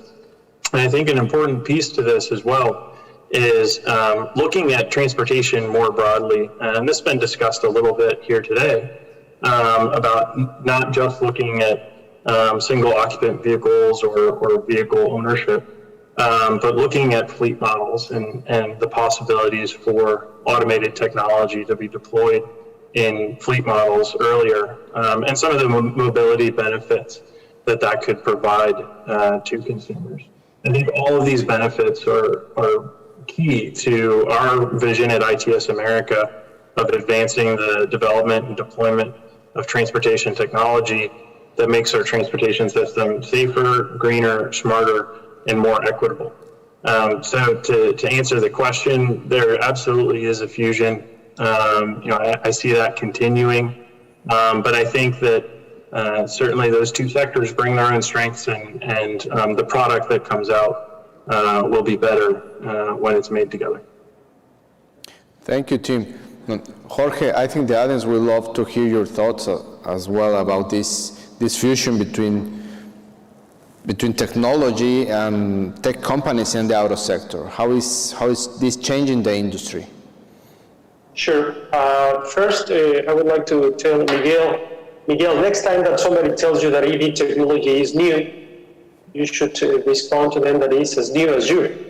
It's as new as me. No, 40-something years, I don't want to say your entire age, but tell them it's as new as those ones. You correctly said that this has been over for almost 50, 60, 70 years, maybe more. The implementation timing or the adoption is the one that has changed the most. I mean, if you would like to add that as well, that it's new, okay, maybe in Mexico you can tell that it's been over for more than 10 years. I was lucky enough to be part of the team that launched the first electric vehicle in Mexico, and in fact in Latin America, by selling the vehicle, in fact, to our government, Mexico City's government at that time, and this was more than 10 years. In fact, my daughter, my youngest one, was not born especially in the vehicle itself, but her first ride was in an electric vehicle. I don't want to say the name to avoid any brand concerns, but again, so you should tell them it's as new as me and you and everyone. Going back into the question, the industry approaching a fusion, I think we are there. If you would like to see more collaboration or more scheme between tech companies in the auto sector, we've been there. Maybe we are not just seeing it. I think it took a very special relevance because of the semiconductors issue, plus all the supply concerns and the supply chain concerns that we are now facing, and that I'm sure that is being discussed in this forum enough, and I'm sure that this is going to be part of the discussions today and tomorrow, but this will not be regularized up until next year. So we are there, and I believe we will start to see a lot more involvement from the OEMs, the car manufacturers, into this specific sector, either through alliances, synergies, or even doing what the other companies did themselves. They started to do, creating some mobile conditions such as cellular phones, smart devices and everything, and then they just made the jump into the mobility as the one that we know it, from one point to the other, from A to B. So I believe the OEMs will have to either again create those kind of synergies, getting aligned, start working on, and this opens a very strong possibility for the localization in the North American region. Something that I've been raising in these forums since many years ago is that in this case, North America needs to keep on working to identify the benefits on each one of them and start creating a very strong localization on many specific topics. Now, most of the features of the modern automobile, to be honest, I don't think those are recognized by the customer themselves. Maybe other than the wheels, maybe the four wheels and the steering, and some specific SDAs, the cockpit that you have, maybe some specific devices or equipment, or the connectivity that is one of the main drivers. It's very curious, but it's one of the main drivers for the customer to buy a vehicle, the SDA and the connectivity. But this integration of the technological advances makes cars safer, user-friendly, and not only that, they have introduced several features that improve the value and usefulness of the automotive owners. Now these vehicles offer more, as I said, than one point to the other, but also, for example, 5-ways technology that is changing into the auto industry, helping prevention of the accidents, self-driving systems, as we were discussing before, lowering emissions and pollution, predictive technology, highly personal driving experience. You can set up now the application preferences and the info system of the vehicle by using algorithms. Automobiles, of course, could becoming capable of understanding, well, that was since some years ago, but base commands, but now connecting those into smart devices and follow up each one of those commands to make, again, more simple the riding, and of course more safe. Safety, in here, if you allow me go one step aside, I would say that one of the most toughest regulations that we'll be starting to see in the coming months, in the upcoming years, from the governments are related to these technologies. We are now facing complicated issues on the Mexico side because there's new guidelines and rulings that needs to be implemented as obligations for each one of the OEMs, but those are entirely related to these ones.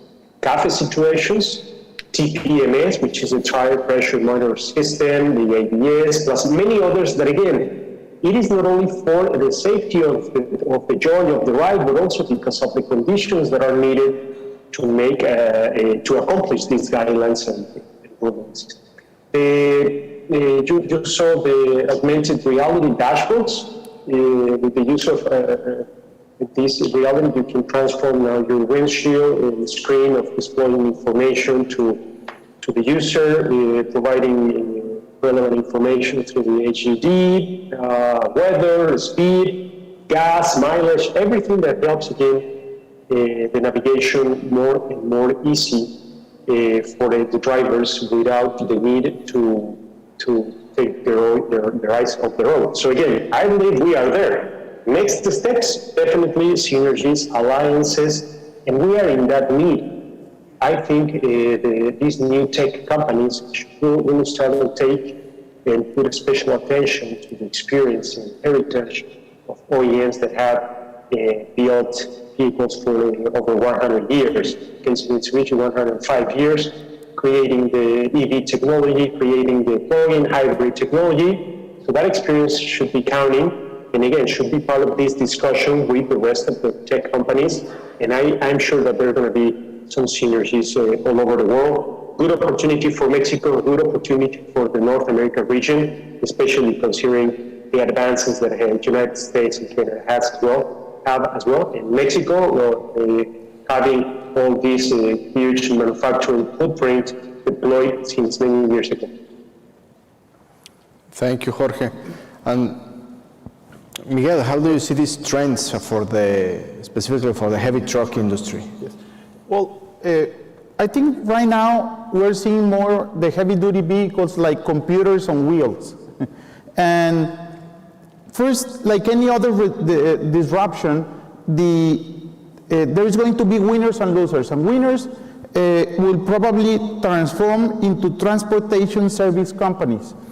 It is a new business model in which the user or transport does not necessarily have to own the vehicle, as Tim mentioned before, and a model that may be more similar to subscribing to a service, and which also will not require the transport of operators on the future. So companies in the automotive sector will have strong pressure to become software developers and or providers of a mobility-related service. So you mentioned on the question the relationship between technology companies and I will say in my case, commercial vehicle manufacturers, and I will also add trucking companies, because now you will not see as the independent business units that you see right now, the technology, the vehicle, and the transport company.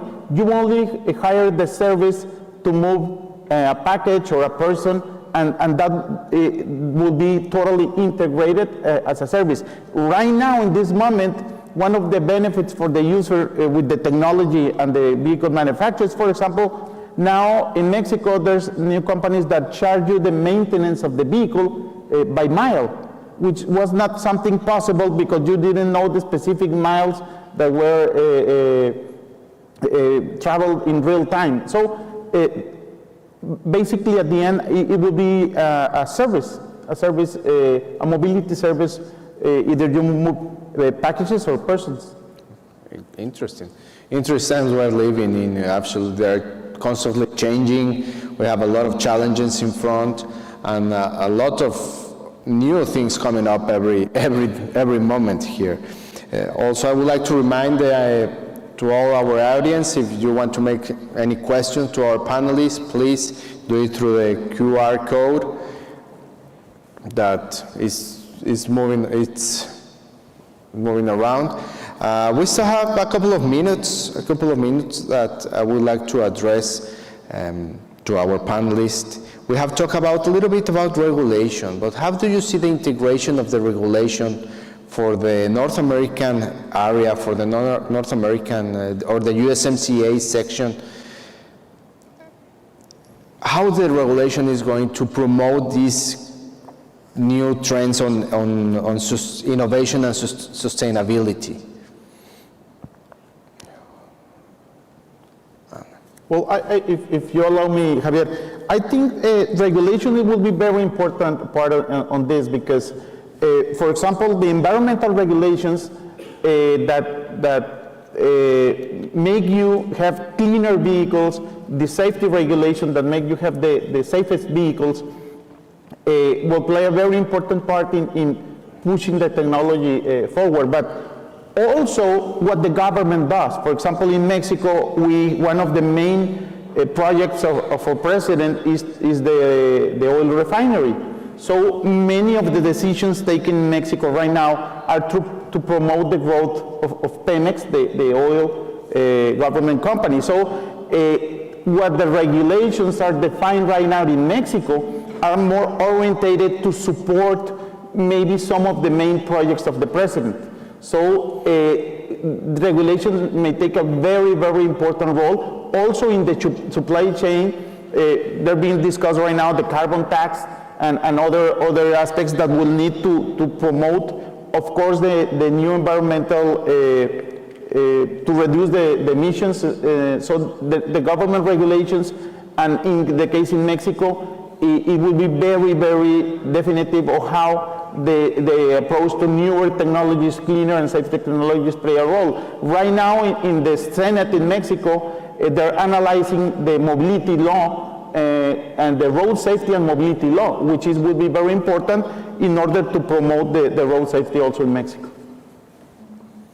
If you allow me to jump in, I think it's one of the main topics that will be deciding and placing the new way that the companies will be implementing these technologies.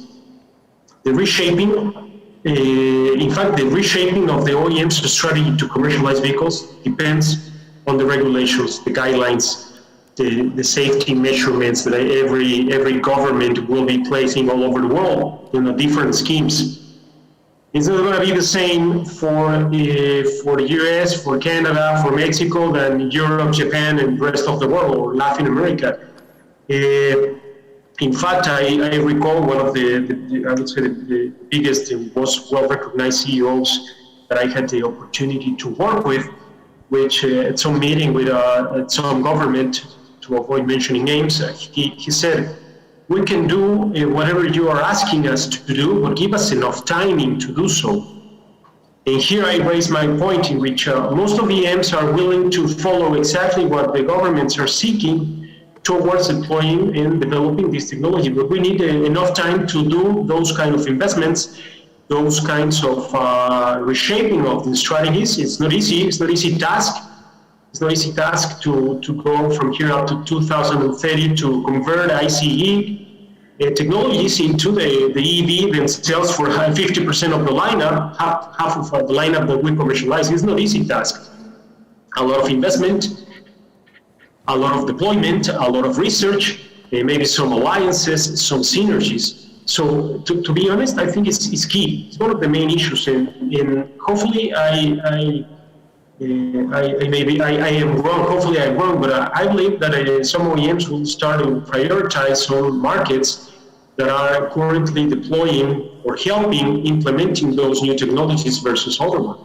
You will see, I would say, US, Japan, I already said, Europe, in which they are already setting these guidelines, but again, supporting and going along, joining the right of the OEMs to make those transformations. Also, charging infrastructure is going to be key. It's needed. Mandatory. The pricing of the EVs will be depending whether it's still an affordable technology or not, depending on the kind of investments, incentives that is supported by those specific governments.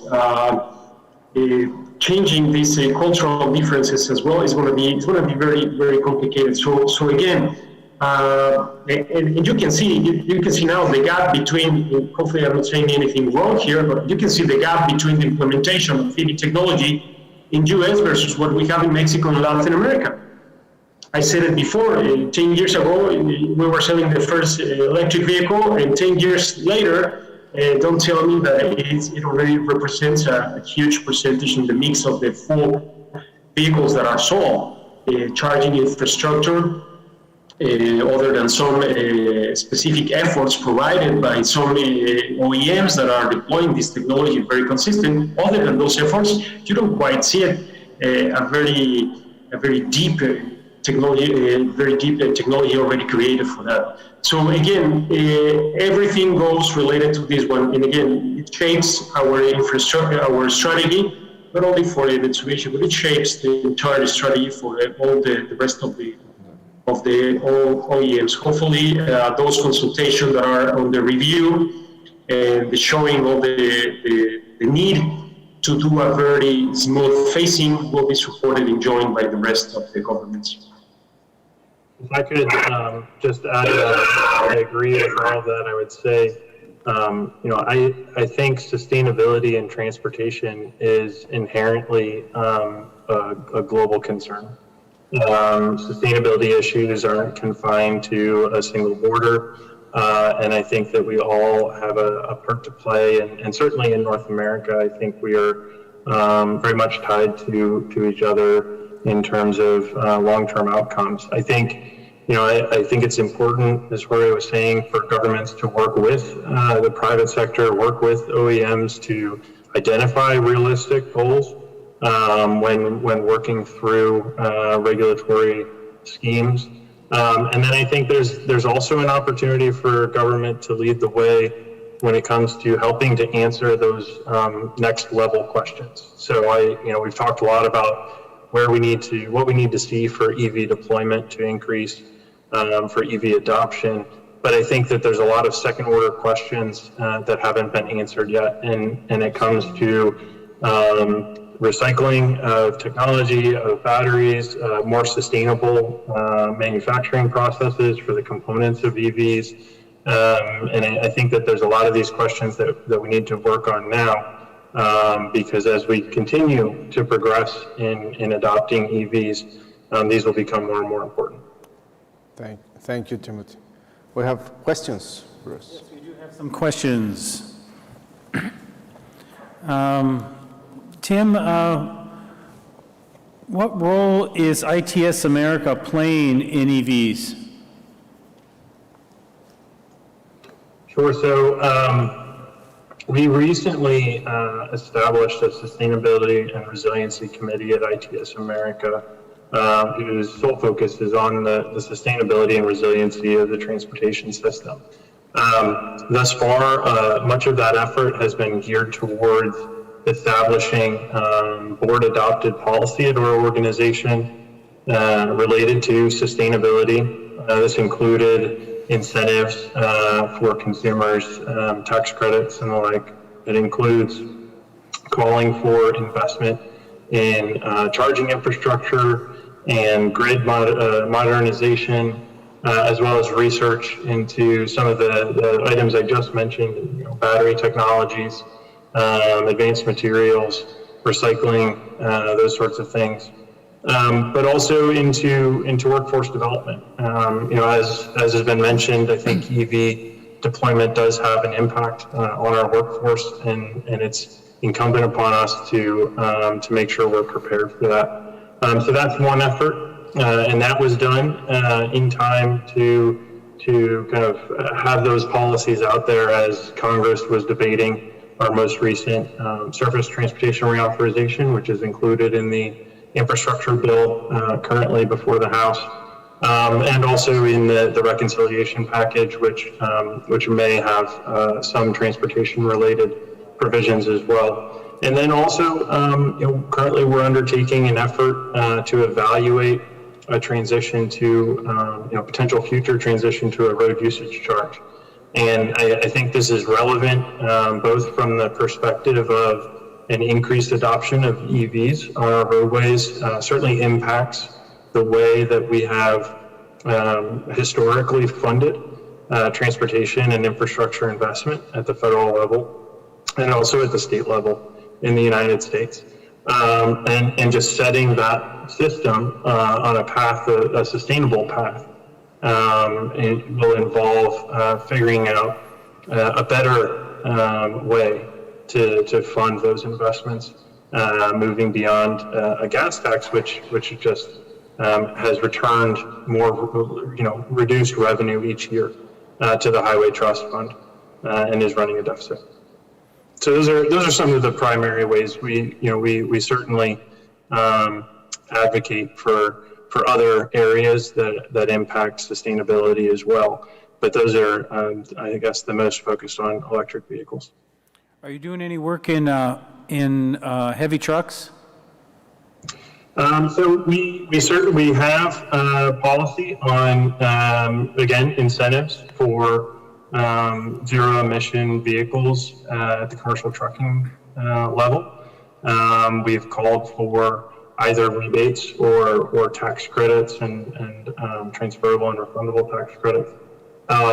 And also for charging infrastructure, with the understanding that charging needs for the commercial freight industry is different than for the personal passenger vehicle. So understanding those needs and addressing those, I think, is important. And then also in the heavy vehicle market for buses, transit buses, school buses, and the like. Very good, thank you. Miguel, are you seeing any potential battery companies forming in Mexico? Excuse me, potential what? Sorry. Any potential battery companies forming in Mexico? Well, right now we're not seeing any specific. I think Oscar Alvin from the INA might have more information on that because he's working on those issues as he's in charge of the supply chain of the heavy duty vehicles. But I'm originally from my home state, from Sonora, which is the area in which they found the huge lithium mines, and so there's a lot of expectation to take advantage of that. But now I don't know any company right now that is going to be able to do it soon. So I don't have the specific information who is trying to do batteries right now in Mexico. Is the government supporting the Sonora efforts? Well, I think it's supporting it too much because I think there's some it is being discussed right now something that what will happen to the lithium and the regulations if it's going to be allowed to be exploited, the lithium, or not. Yeah. So I don't know how much support, if it's so much that it might be taking care of the lithium by himself. You got another Pemex, right? Well, it's been discussed. Yeah, So yeah. what we really hope to do is that the government actually promotes to create more jobs in all of the industry and to take advantage to work with the industry on seeing a vision to the future. That's why I mentioned the example that they removed the tariffs for all of the countries, even the ones that we don't have free trade agreements on electric vehicles. Yeah. And that, it sounds good, but it also affects the manufacturing of electric vehicles. Mexico is the first exporter of tractor trailers in the world, the fifth exporter of freight vehicles, the fifth manufacturer of trucks in the world, the 10th manufacturer of buses. So if you promote taking tariffs of the imports, well, let's do something also to promote the creation of jobs in the North American region. Right, right. Very good, thank you. Ore, you've been working in the automotive industry for a long time, and you've followed how things have developed, especially in the battery industry. And we just saw GM report that they were going to start doing R&D on their own battery cells. They're going to create their own battery cells. Do you see OEMs actually being able to take take over that part of the value chain? I think this new effort, I don't think it's new. I go back to the same question and the same comment that Miguel mentioned before, right? This is new. No, I don't think this is not new at all. Let's just go deeper into some information on in fact, the alliance that I represent, but that I have the pleasure for. There was some strong investments, I believe, in Europe, in Portugal, in some other countries towards really working on these battery schemes many years ago. This is nothing new. This is nothing that came up 1 or 2 years ago. I would say 6-7 years ago. I don't recall the specific date, but there's a very strong incentives once that vehicle was launched, and of course towards keep on deploying the supply, and of course using all the localization and the regionalization that at that time Europe offered. Let's remember that Europe was one of the main continents that started to really deploy this technology. You should just take a deep dive into what Norway has done, Poland has done, which are the main leaders of the technology deployment, of the EV technology deployment. So I don't think there's again, this is new. I think the OEMs will start to make it again deeper and go back to my previous comments in which localization is a must for this specific region. You will start to see more and more, not only on the battery packs and the creation and deployment, also on the disposal of the battery packs, which is a totally different chapter and total different part of the process at the end of the cycle of the vehicle. So that's a totally different issue. So there's a huge opportunity. Once this new technology opens up, deploys, and becomes more and more affordable for the customer itself, I think there's huge potential for each one of them. I think it's still going to be a challenge for the manufacturers because they're not really chemical engineers. When you're talking about creating battery cells, you really have to be at the cell level and at the chemistry level. And I know that the manufacturers could actually hire those companies, but now there are a lot of battery companies that are so powerful in terms of their knowledge about the battery chemistry. How long would it take for the manufacturers actually to make that kind of transition? That's for me as well? Yeah, that's for you as well. Okay, thank you. The tough one. I think you will be starting to see more and more synergies created and being deployed and being announced from now to 2030. Let's remember that most of the OEMs have some milestones to be accomplished starting 2021 that were announced. You just go see to the MTPs that most of the OEMs, international OEMs, have done. And you will start to see more and more since now up to 2030. Not only for the reduction of the emissions I mentioned in the presentation, you will see, at least from the company represent 50% of the lineup to become electric from up to 2030. So those synergies are needed either through personal deployment, which takes time, takes money, and takes a lot of engineers to keep working only in those specific products themselves for such a specific deployment. So those synergies will be start to see. I think we will be reviewing every once in a while new alliances all over the globe in which this technology is being deployed, not only on the research to find the minerals and the material to use those, as you saw, as Miguel already mentioned in the a lot of stage, you will start to see those and how to treat, how to cover, so that it's possible, how to transform, how to use, you'll start to see too many. But again, alliances is nothing new in the industry. You just take a glance of what the industry represents, the manufacturing represents, sales of vehicle represents, and you can see alliances all over. So don't forget about alliance makes everyone stronger and faster to deploy some technologies and to implement into the platforms of the vehicles that are sold. So again, a reality that you will see more and more every day. Very good, thank you. All right, that's all the questions we have. Let's give him a hand. Thank you, Javier. Thank you, Bruce. Thank you to Tim and also to Jorge and Miguel. Thank you very much. Just a reminder, the breakout session on Is Your Manufacturing Supply Chain Optimized? Softtech is doing that, I think, right now. And we're going to move now to another set, two presentations from, or messages from the regions.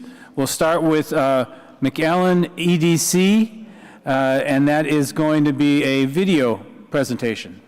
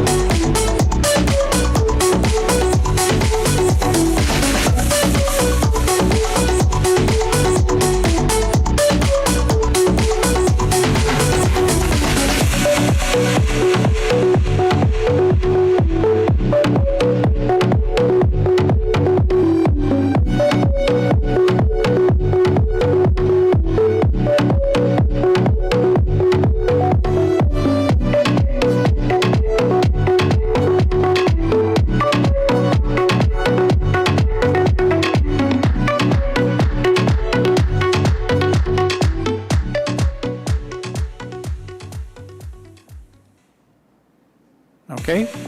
Our next presenter is Arturo Marquez. He's the Economic Development Director for City of Eagle Pass.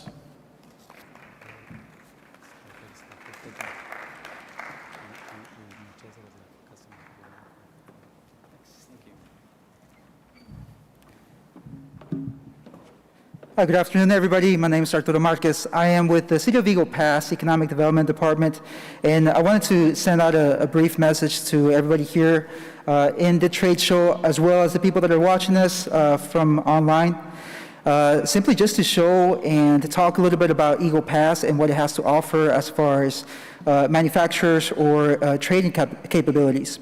Recently, the County of Maverick and the City of Eagle Pass made a joint policy, incentives policy that is able to attract and be competitive enough to attract companies that are large enough to be situated in other larger cities like San Antonio or Laredo, but in a town that's much smaller and has a lot of green space available if needed.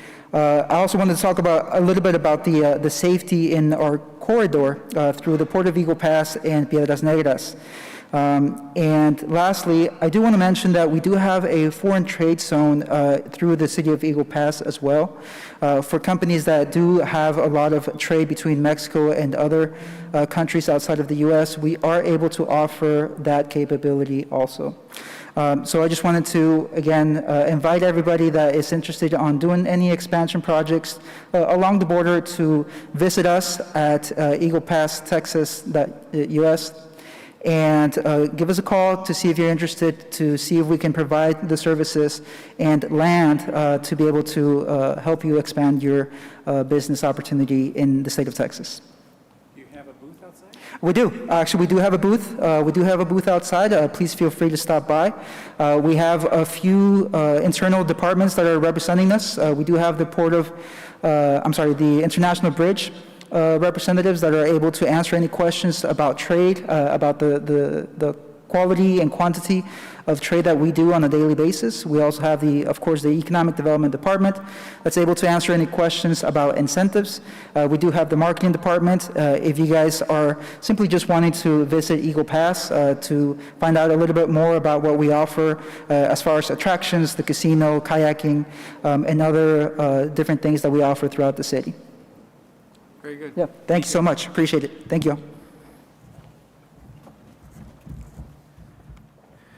Final panel of the day.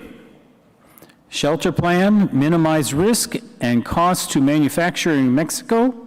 The leader for this particular panel will be Carlos Alvarado.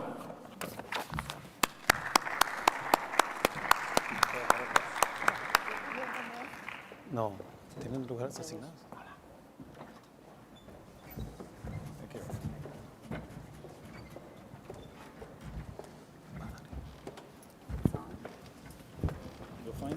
Hola.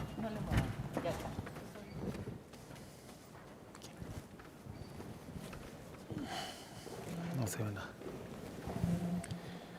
All right. Well, thank you. Thank everyone for attending this conference. It is a pleasure to be here again in one of this conference of Mexico Now. And extreme pleasure to have a conversation with my colleagues from many years of these four great companies, great shelter companies, among other services they might provide, but otherwise known as shelter operators. So Gregorio from DIMSA, Fernando from Intermex, and Paulina from American Industries. Myself, Carlos Alvarado from Prodensa.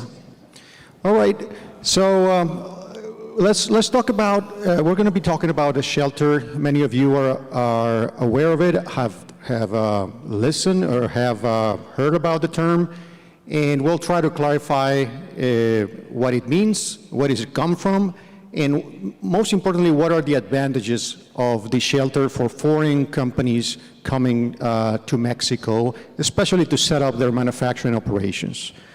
So if we can go to the first slide, I think it is important to touch base on some of the important dates for the maquila industry, for the IMEX program, and for the shelter as well. And where does it come from really, and how long have we come, so we have come so far since then in terms of the industry and supporting the industry. So it all began with what was known and still known as the Bracero program that was heavily used during the Second World War. And then when the war ended, the Bracero program also, it was not completely ended, but certainly it was very, very limited. So after that, you have to take into consideration that even then, and even prior to that, there's always been a problem or an issue that we still have today, which has to do with illegal immigration into the United States. All right, and those are things that is interesting how important they were in that moment and how important they are still today. So when the program ended, Mexico had to do something to try to minimize that illegal immigration or try to help to minimize that illegal immigration. But you have to keep in mind that during the 50s, the 60s, the 70s, Mexico was a closed economy. There are a few of us here that, probably not all the way back to the 50s, but 60s and 70s for sure, and we remember that time. So in the 60s, the Maquila program was established by the government with the initial intention to create jobs in the border towns, okay, in order to hopefully present job alternatives for these people that were trying to cross the border, okay? And at that time, we can say, okay, it was all duty-free, tax-free, as long as you would use Mexican labor and you would export everything outside of Mexico. But again, it was a closed economy. So in that sense, okay, even foreign companies were not allowed to have majority ownership of their companies in Mexico. So that's the key where the shelter program started, okay? And it was with the intention of having somebody in Mexico providing the legal entity for the foreign company to operate, okay? And that's when it was created, when the shelter got created. So it's a concept that has been in place for many, many years. We want to make a case for saying that it's still very valid and will continue to be very valid, okay, and very attractive for foreign companies, okay? So later, there were changes, of course. Originally, the growth was seen in the border towns, okay? And then something happens in the 80s. Mexico joined the GATT. Foreign companies were allowed to have full ownership of their companies in Mexico, okay? And then in the 90s, NAFTA was established, okay? And that had an implication of some changes to the Maquila program as well, but it created certainly additional growth, okay? So, and again, that was the NAFTA program. Then in the 2000s, Maquila program was evolved to the IMEX program, so everybody knows it now as the IMEX program. And then more recently, again, the NAFTA turned into the USMCA. All right, so that's just a little bit of history. Now, that being linked to the activity of the shelter operators and shelter operators, and it's a great pleasure that many of the companies here have been doing this for many years. Okay, in our case, 35 years. In the case of American Industries, even more, almost 40. 40. 25. And 25. So again, we've been doing this for a long time. And again, we definitely see and continue to see the big benefits to this. Let's just go to the next slide, just real quick. Okay, and this is just to show that even though at the beginning it was mostly on the border towns, today the presence of shelter operations are basically covering most of the country. We as well are proud that our four companies that have been doing this for many years have also been expanding through different parts of Mexico to be able to cater to the specific needs of these foreign clients. Okay, so with that in mind, let's go. Let's give the microphone to my colleagues and start with some questions. So again, in general. I would ask Gregorio first. How does the shelter program works, Gregorio? Thank you, Carlos. Well, the shelter program is basically the origin of the maquila industry. It was conceived like that from the beginning. And the reason is very simple. Foreign companies, in this case, US companies, were kind of afraid on how to do business in Mexico. They didn't know how to do it. And they wanted to concentrate on their core business. So there were companies facilitating this. I don't know if you remember this concept of twin plants. One company in the US, one company in Mexico, all the same related. Well, that's pretty much the shelter. The idea was to provide shelter in Mexico for a manufacturing operation in which this company, a Mexican company, will receive equipment and materials on consignment in this country, legally in this country, or Mexico, transform it into finished goods, and then export it again. That's the basic concept of the maquila and the shelter itself. After a few years, some of these American corporations become more acquainted, more knowledgeable on how to do the business in Mexico, and they started to do it on their own. Normally, in a process we call graduation from shelter to independent, standalone operation as a maquiladora, and from that point on to many years. Some of them decided to remain with the shelter program, and we have companies for many years. I think all of us have companies with many years with us, and they rather maintain their operation as it is. But that's the concept. Someone who will help you to take care of the non-core activities so you can concentrate your effort in a core part of your business. We do not know how to make brakes or assemble TV sets or manufacture any medical device, but we can certainly provide the infrastructure, the administrative infrastructure, to help you to concentrate on that critical issues in which we believe you are the best on that. So we will put the nest, in this case the shelter, so they can launch the operation and start producing immediately or very soon, with the advantage to cut down the learning curve, have some economy of scale, because we already are operating, and also to cut off a little bit of the red tape that's still in Mexico.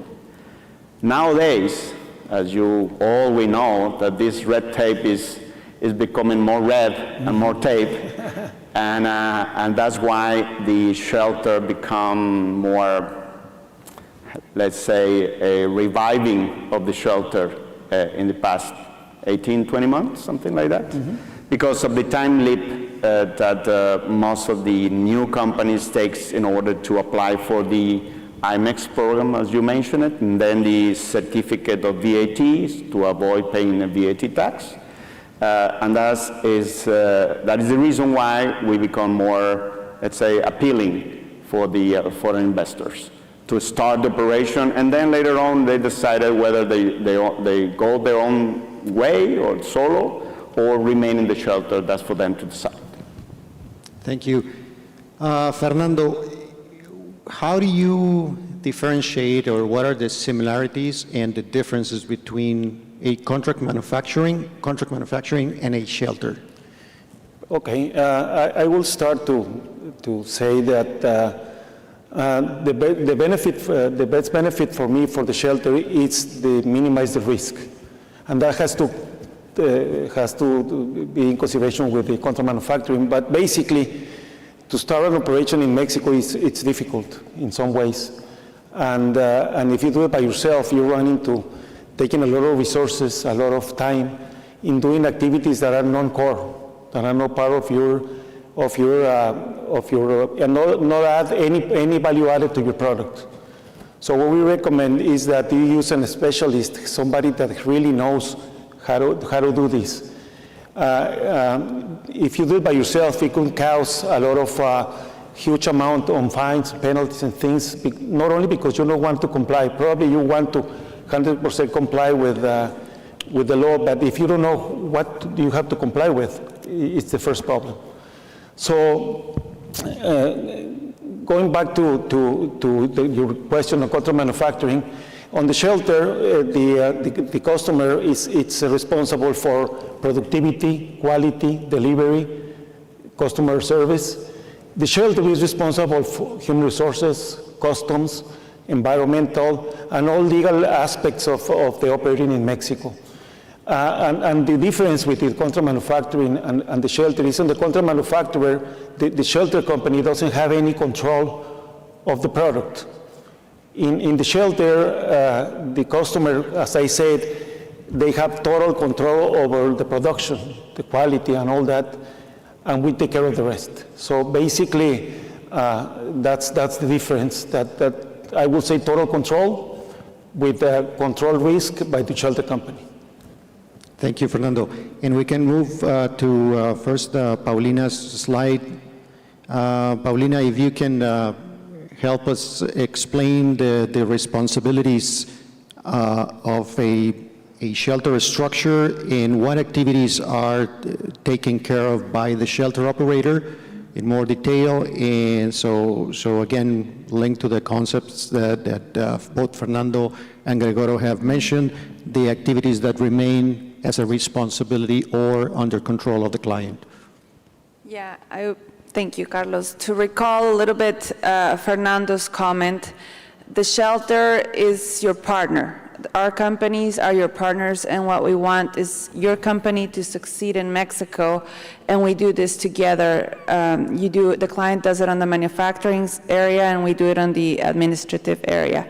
It's a quick startup with low risk and liabilities. You have a partner, which is a shelter company, that has all the experience in the administration challenges, local administration challenges that you have to affront once you come here. It's another country, it's another culture, it's another regulations, another language. So, and part of that is a robust process system and experienced staff, as you can see here, that manage and have updated every time the changes on the laws, the changes on certifications, the updates on every regulation that it's required. We're always on the dot with that, so our clients can be informed and also comply with it. There's a human resource which diversifies with recruitment and selection, payroll, training and compliance, salary and benefits. We work together with you to define your salary and benefits package according to the market, according to the area where you're located. Labor management and union relation, which is very important in the areas where the union has, we have to have a stable labor environment, and we guide our clients to do this. The labor culture is very different one country from another. Mexico, I consider, we're used to a certain time of working, and we can do extra time, and we have Christmas parties, Mexico's Independence Day, and there are special days that need to be celebrated. We guide you on that to collaborate and have the people happy and make a stable environment in your manufacturing plant.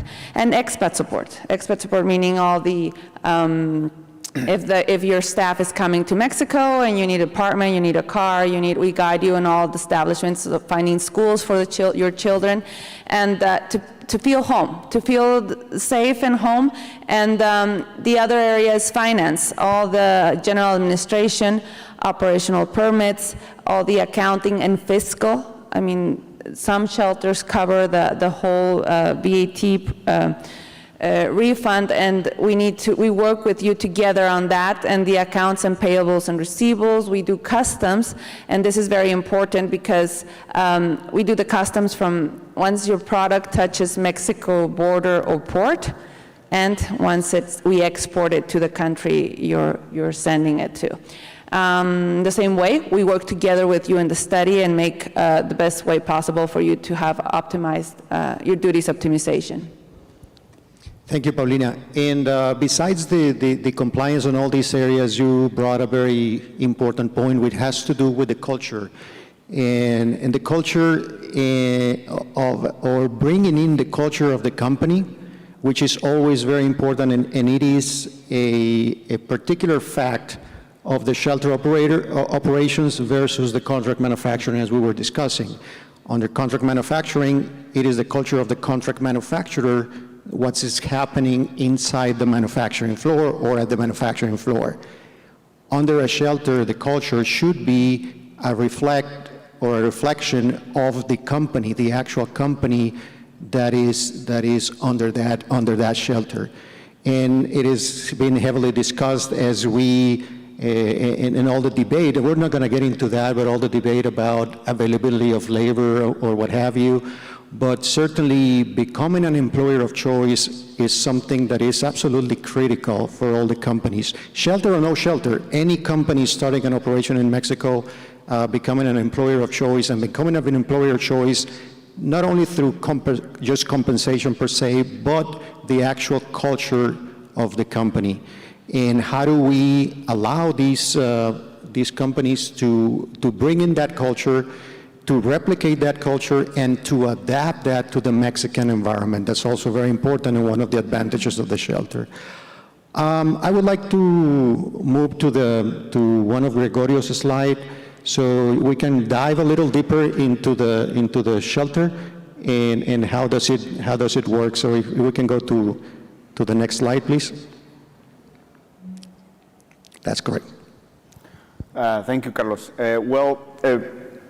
I tried to put in this slide what will be the typical shelter responsibilities. As already mentioned several times here in this panel, the idea behind the shelter operation is that our clients, the foreign entity, will control the core business of the operation. All that it had to do with selection of raw materials, suppliers, components, production scheduling, delivery, quality assurance, engineering, even technical support, and also the selection of key position within the infrastructure that Paulina mentioned. Our responsibility, and although we might collaborate, but they are the responsibility of the foreign entity. This shelter will provide the non-core, the administration part of it. That Paulina mentioned it already, generalities, accounting, reporting, taxes, human resources and labor union relation, recruitment included, the structure of the payroll, the compensation package from the initiation point to later on the manning chart of the company, the import-export compliance that every company had to do within the IMEX program in Mexico, which is very important, the inventory control. And then, of course, it is a company operated in Mexico, and they had to comply with all these laws and regulations regarding environmental health and safety. Those are the areas that we provide as a shelter company. By doing so, there are some costs involved, basically two. The services that we provide that have to be paid, and what we call pass-through cost. The pass-through costs are the costs related to the operation, which is the payroll, the rent, energy, the utilities, sometimes freight, maintenance, and MRO, and insurance, and some other related costs involved with the Mexican operation.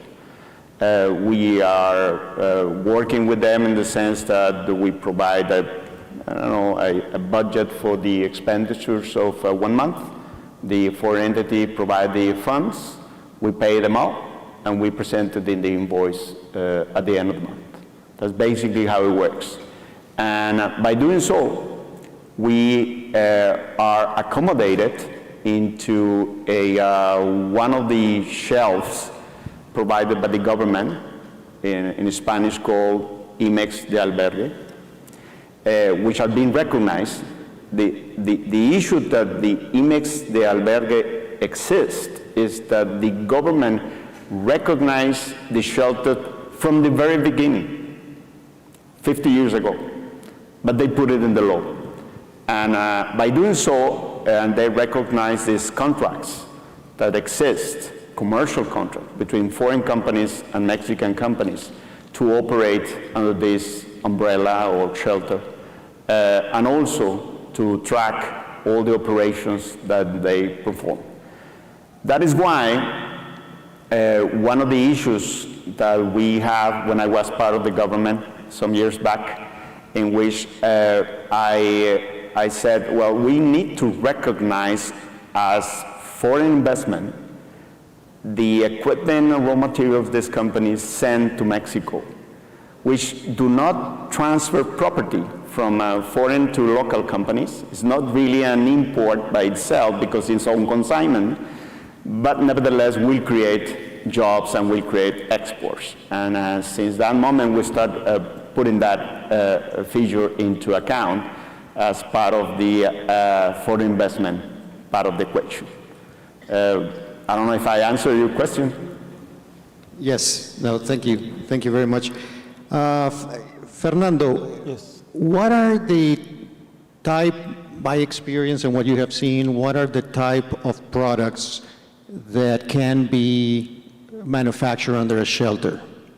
And just to clarify that in terms of whether something from just a simple assembly process all the way to complex manufacturing, sure. Just some examples of things that you have seen through the years and what really applies today.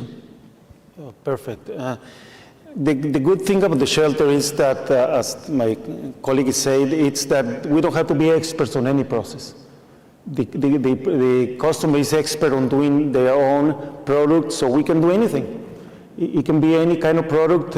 In my experience, we had pecans, we have sugar refining, we have jalapeno peppers, and we have helicopters. We do helicopters, so it's a mix of competencies. We're good to manage the companies. We're good to do the administrative matters, and the company is really good and expert on doing their own process. So we combine those competencies and we make a partnership. And if they find that it's a value-added service, we can stay for a long time.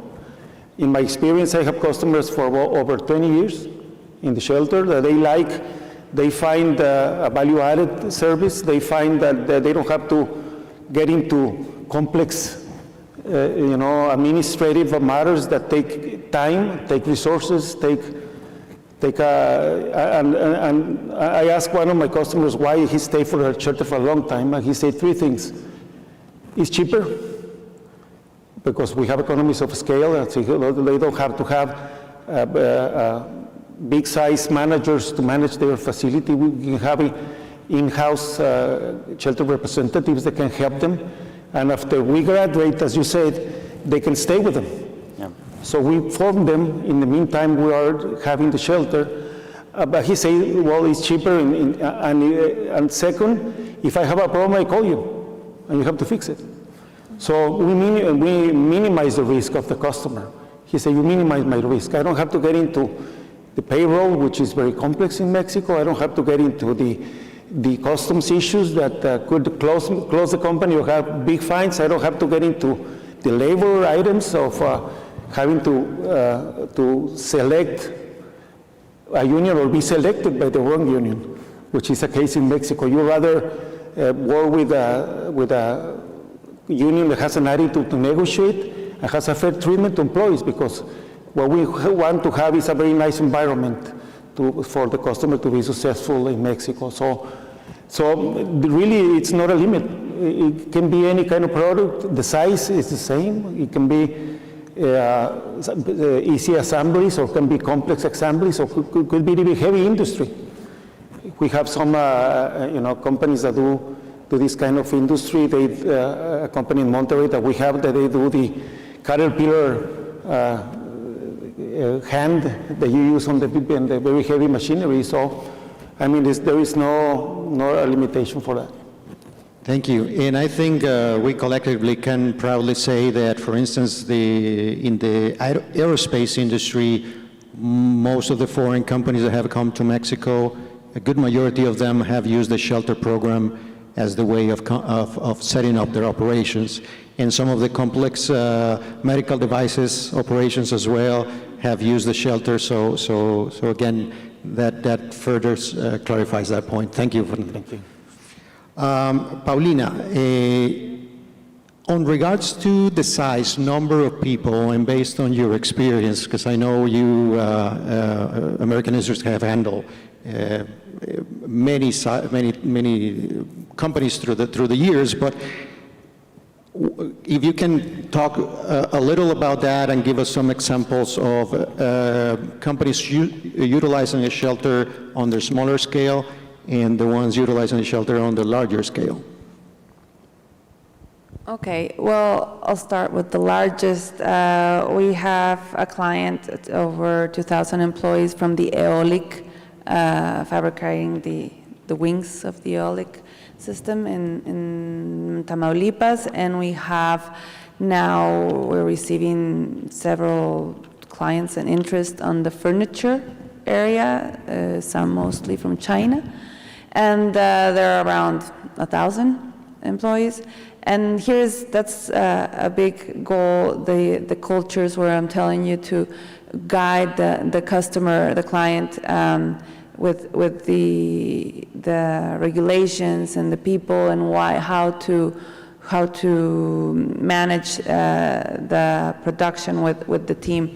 And the other is the smallest. We're going around 10 on an auto part, and we also have recycling of metals, steel and aluminum, and that's part of the smallest company. It's around 20 to 30. So it's all sizes, like you said, from any country.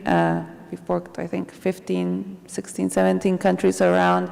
Now more, of course, obviously, is the North American market that everybody's looking for this, where we have this big advantage in Mexico to be neighbor of the biggest consumer, and also what other, I don't know, auto parts, Eolic, furniture, and I got aerospace, of course, in another regions of Chihuahua and Querétaro offices, and IT also, so it's all sectors. Very good. Yes? I would like to add something about the size thing. Although there is no rule or limit on how many employees can a company can have in a shelter program. Obviously, for companies with a smaller number of employees in Mexico, the shelter become more appealing.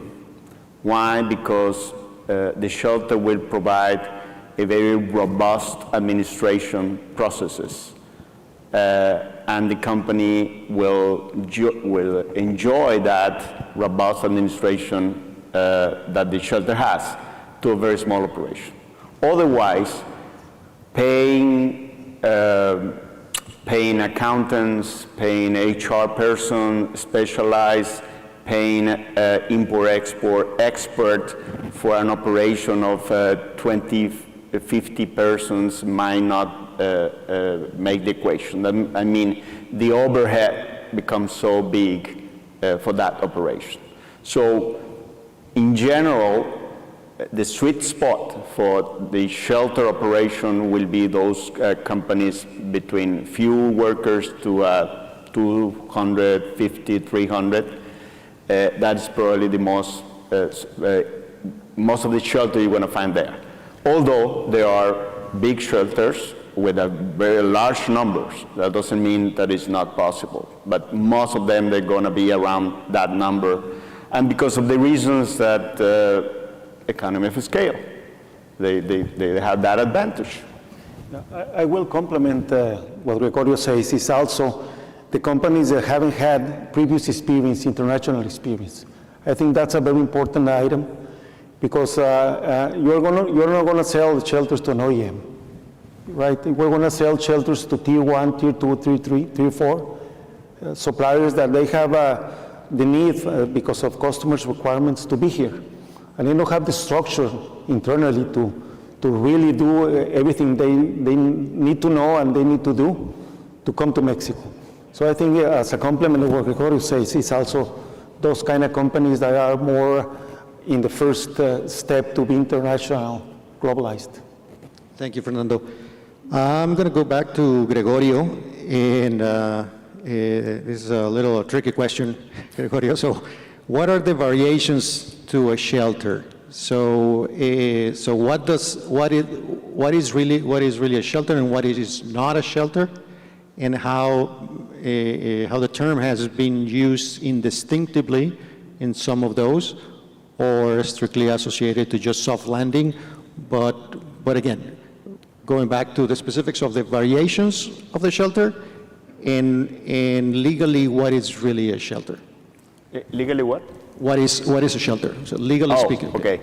Well, you can imagine that in 50 years of experience with the shelter, there have been some variations of the shelter. But eventually, the oldest of them all is what we call among us the master shelter. That means one Mexican company that under their wing, they have different foreign entities operating in it, in different locations, but different contracts. That is called the master shelter. That was very popular back in the 80s, 90s, and then after NAFTA came to happen, probably they start to going down a little bit and become more popular, what we call the standalone shelter. The same company, the same shelter, create a new corporation of their own, but dedicated to that specific client for whatever reason, cultural of the company, agreements between companies. They don't want it to be part of a master shelter. They wanted their own facility, and their own facility also with their own company. Sometimes we even go further to say, okay, you choose the name on preparation for eventually the graduation point. So they choose the name, we create a company, and we dedicate that shelter to operate that company. Later, probably that company just say, you know what, I think I can go solo, and it was in the contract to sell them the shares of that company. They acquire that company, and the company continue operating. Nobody knew anything, no changes, just a substitution between shareholders from the Mexican one to the foreign ones, and that's about it. That became very popular after NAFTA, because foreign companies became more eager to have their own operation in that sense. But sometimes they don't even graduate at all. They remain in that for many years, and we have some already in that structure, in our case, for 17 plus years. And they are very comfortable with it. They don't want to go out. They say, you know what, you continue. Let's continue as we are. That's probably the more common to operation of shelters. Now, you want to comment before we go? What I was saying, it's with the latest problems with some of the permits and things like that, the master shelter is becoming more popular now. Because in order to get the IMEX program, is becoming very difficult in some times, and also to have the VAT certification. So the master shelter is becoming now a little bit more popular than before. I don't want to spook the public, but Fernando is right. This government, federal government we have now, launched a new program to restrain federal budget, and constrain many of the operations of different secretaries.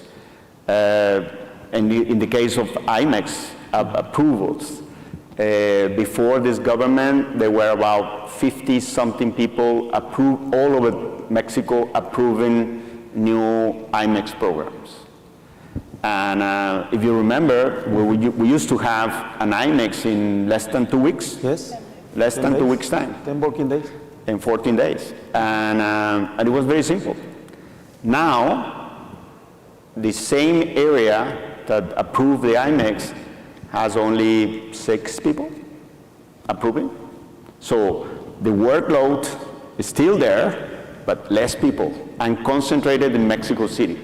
So imagine one person in Mexico City trying to understand a production of, I don't know, brakes in Juarez, or in Monterrey, or in Bajío area, about complex processes and components of something that they don't see at all. So it's becoming complicated for them. I'm not making an excuse for them, but that's the reality. Yeah. And I'm going to link that, I'm going to link the different questions, because that has to do also with one of the advantages of the shelter, where we need to be on top of the game, we need to be aware of the changes in laws, rules, and regulations prior to, and be able to comply with, because of our commitment with the clients. So that's part of what the shelter does.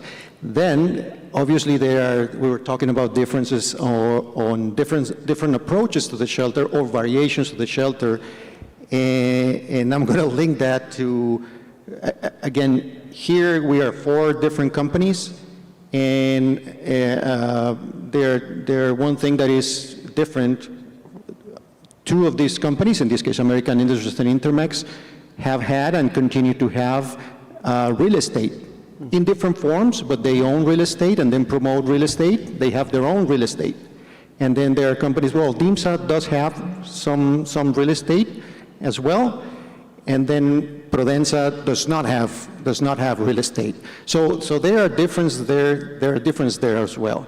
And with that, I wanna link that to the next question, and to have Paulina walk us through a little bit of those differences in terms of real estate. Every manufacturing project needs a building, okay? So how do we go about solving that or providing a solution for that in terms, in that link to the shelter service? So if we can have Paulina's slide, and then she can walk us through that process. Thank you, Carlos. Well, as experience, most of the companies come and looking directly for the building, and then afterwards, like the shelter, which should be first invite you to reach us, and we guide you to find the best site selection, region, city, to be according to your project's needs. And after that, we, according to your requirements of your project, the size of your building, we help you find the best location, the options of buildings. It could be inventory buildings already existing, or it could be a built-to-suit buildings or warehouses. Out of this, we help you, guide you, inform you, consult you, all the words that can be similar to it, but to tell you surrounding all the market, the labor availability, the transportation, public transportation surrounding this building, food courts near for the people if they want to go out of the plant or they get out and they need a Coke or water or something. How is the area surrounding, the security of the area surrounding the building? And we make a cost analyze also. Not only, we call it the soft data analyze of all of these building options for you. And at the end, this is important because you decide where you want to be located. The client, it's operations in Mexico. We process what you require us and guide you to do it in the correct way. And the way it's done in Mexico. But at the end, you're the decision making here in this process. And so also to consider out of the cost that we help you analyze and the other indicators in the market is also to consider the triple net, the maintenance, the insurance, the property tax of the building.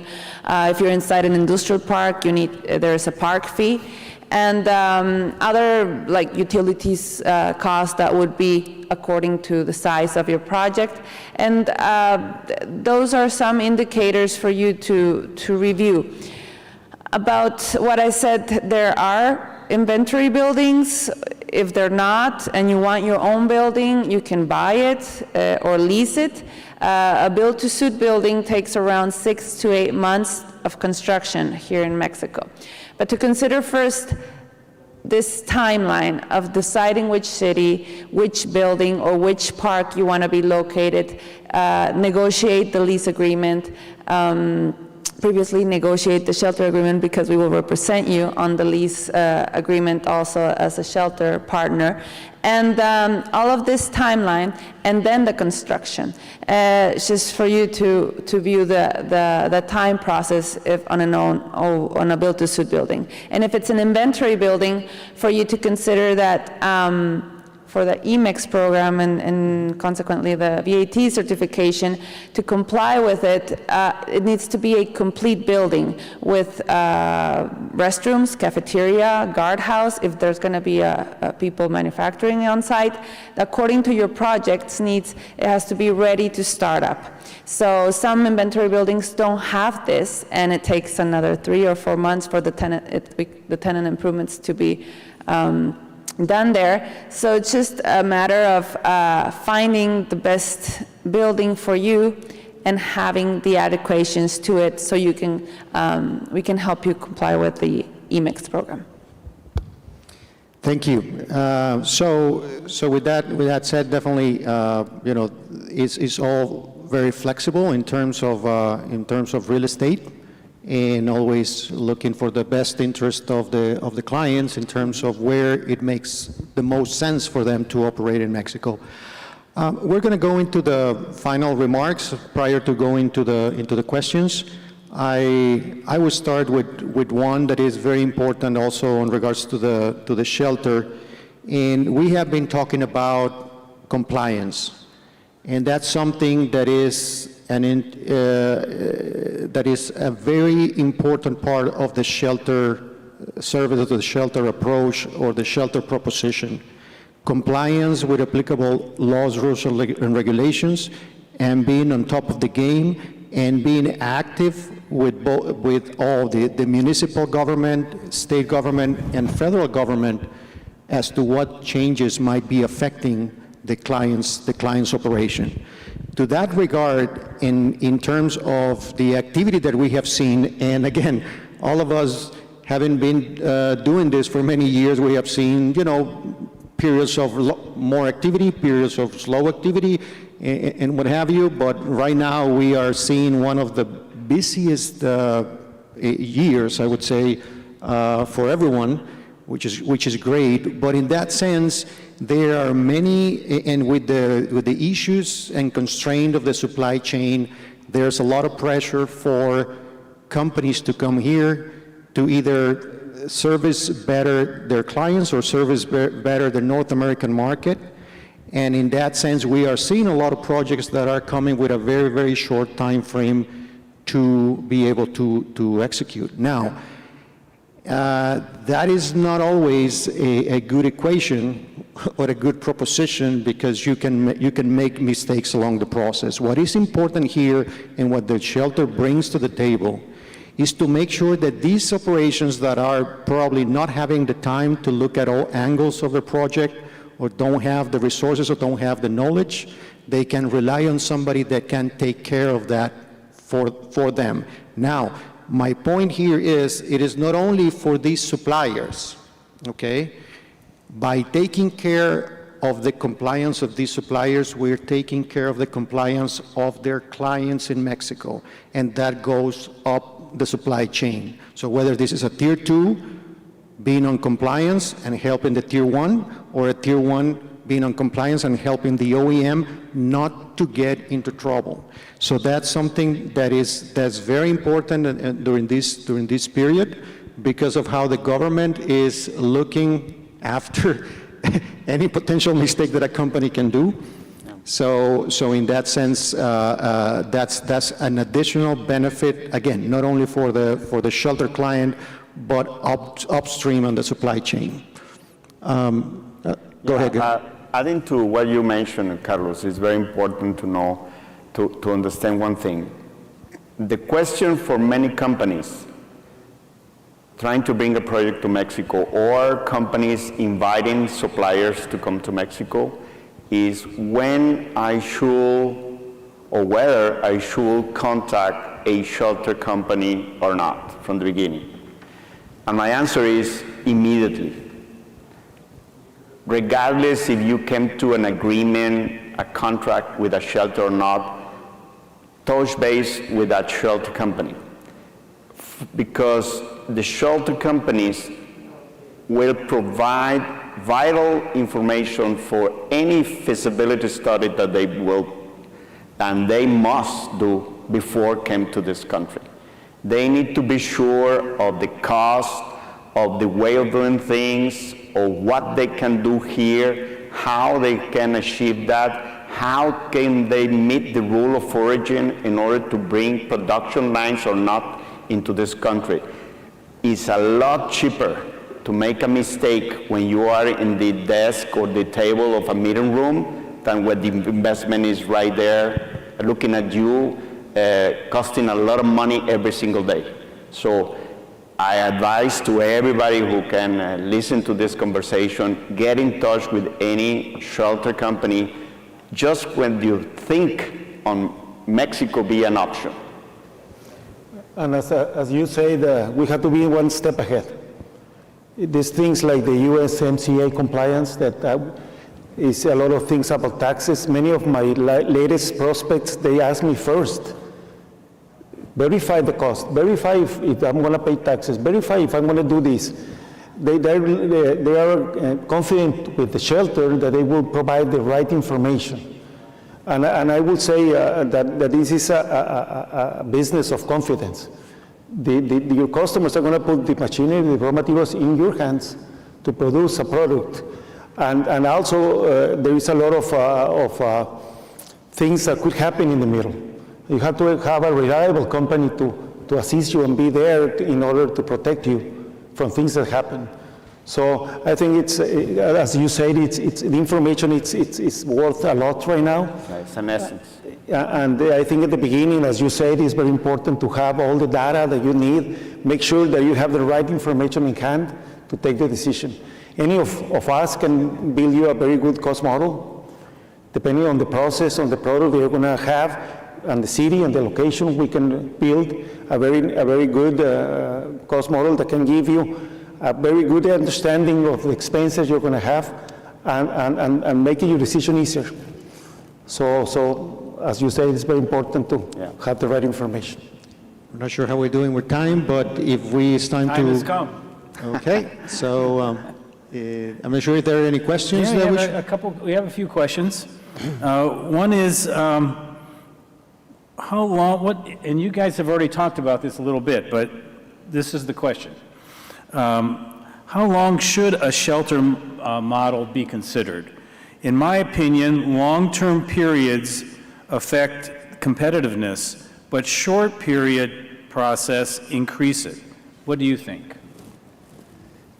I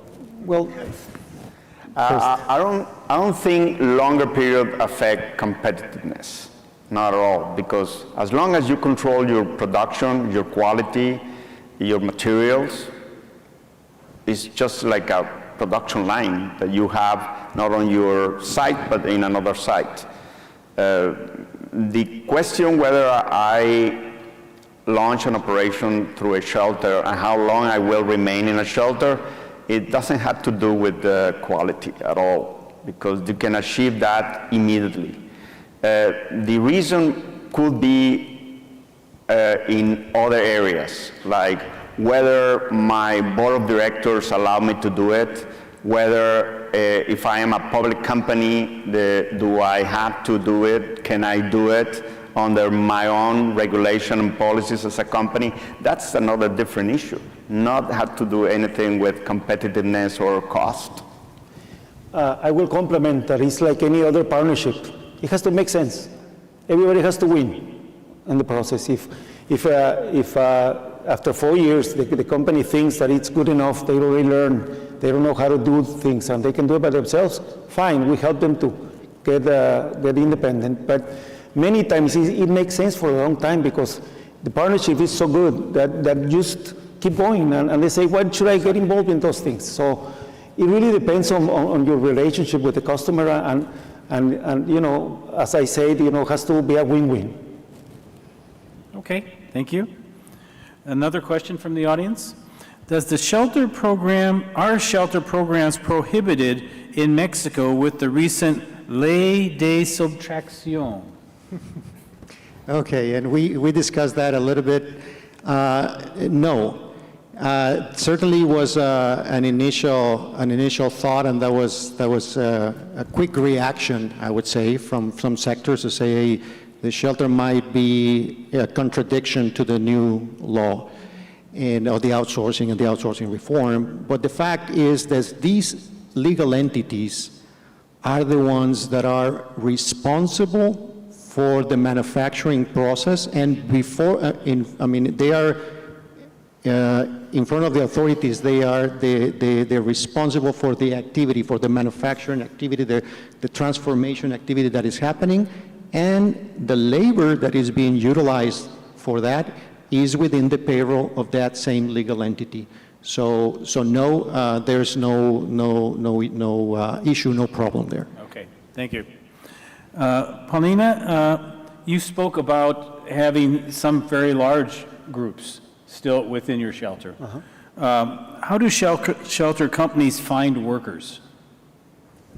How do we find them? Yeah. We have a team of recruiters, and according to the size of the project, we have staff on site, the plant. So there's central offices and also staff, shelter staff on site your plant that will assist you on all of the areas that I mentioned, human resource, customs, finance staff, and a shelter coordinator that will be your direct contact on site. And he will solve the whole situation, or in case there's the back office of us and of everyone in the central office to support us external. But on site there is. Do the workers come from local areas, or do they come from all over Mexico? We have both, but mostly for the surrounding, and we do recruitment surrounding. Area. And let me add to that, because there is a fact in obviously on companies that have been doing this for a long time. Yeah. We've been supporting manufacturing operations with the different admin areas, including the HR, and conducting all the HR functions, including the recruiting, the screening, and the hiring of the people. Through the years, we have become experts on recruiting for manufacturing positions. Mm-hmm. In fact, in some of the differences, we have taken that a step beyond and be able to offer that as a service for other companies that are not under a shelter. Mm-hmm. So within that, in our case, Prodensa, it has a huge activity on that, where we are basically fulfilling anywhere between 10 to 12,000 jobs on a yearly basis. Mm-hmm. So that comes from all that experience through the years in recruiting, screening, and hiring manufacturing positions and understanding those manufacturing positions. And you're recruiting all around Mexico? Yeah. All around Mexico, and now outside of Mexico as well. Not to bring them to Mexico, but within that particular activity. I would like to add to that, and that is why I said that foreign companies trying to do an operation in Mexico should contact a shelter immediately. If you're going to decide on one specific site, and we as SoftData knows that you're going to face problems of labor shortages in 1 or 2 years, we will let you know. So before you take any decision, you should consider that. That's one thing. The other thing that Carlos is mentioning is very important. I don't know how many times I've been asked, Greg, can you get us an engineer, black belt, 10-year experience with English and German, fluent, and that. I say, sure, I can get it. Are you willing to pay $20,000 a month? Oh no, we will pay only 2,000. I cannot get it. I mean, you cannot ask for Batman and pay as a Robin. Yeah. Okay? Yeah. So it is important, all of these sub-data and nuances on how to recruit people in Mexico be passed on to the project leaders before they take a decision, in order to ponder all the different aspects on how to maneuver the area of HR in Mexico to have a successful operation now, 1 year from now, and 10 years from now. Yeah, I think that it's also important to tell you that our employees are very well paid. We pay competitive wages to the employees. In our case, we do a survey of the market, and we tell the customer, these are the salaries. Where do you want to be on the market? Want to be average, over average? So normally we have a very competitive salaries compared to probably a contract manufacturer or some others that are, very affected by the cost. What we try to do is have success with the customer. So if we don't pay well, then you have turnover and things like that. So that's important to let the audience know that we treat fair the employees. We promote very nice work environments. We have very nice retention programs, because it's not only recruiting, it's retaining the employees. So. Okay. One of the other questions, I saw a map where you put up on the screen, they had green dots all over Mexico. Are there certain geographic areas in Mexico that are more popular for automotive companies?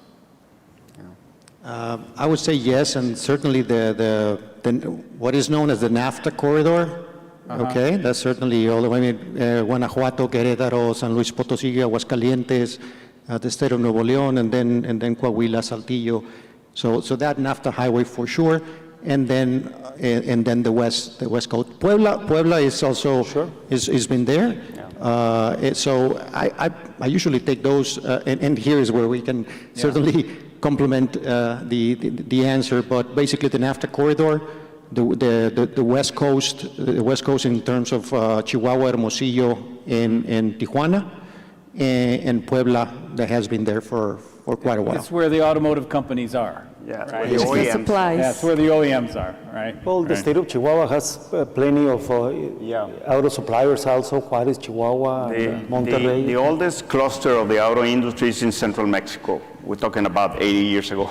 It's Central Mexico, Estado de Mexico, Puebla, some areas. Then start to develop northeastern cluster, which is Monterrey and Saltillo.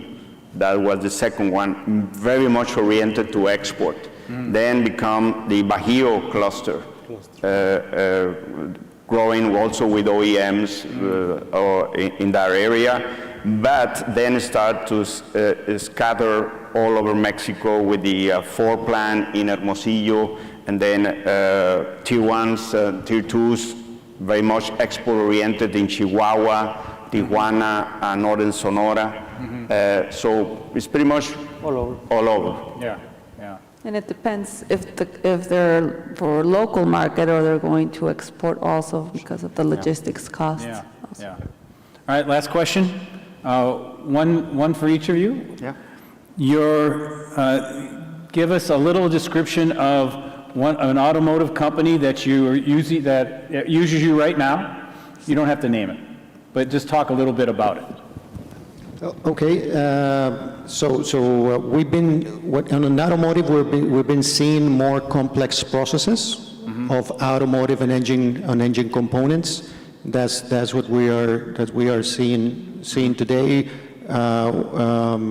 Water pumps, alternators, and components of that kind. Okay. Alina? We're going now into the electric automotive suppliers. So we got a couple of glass, the glass of the Tesla suppliers and computer, the central computer. So this is going to be very competitive now with the labor, which is more skilled labor requirements, bilingual labor. So the demand now will be a little bit more higher and better, of course, for Mexico. Yes, in my case, we started in 2004 with an injection molding company from Japan.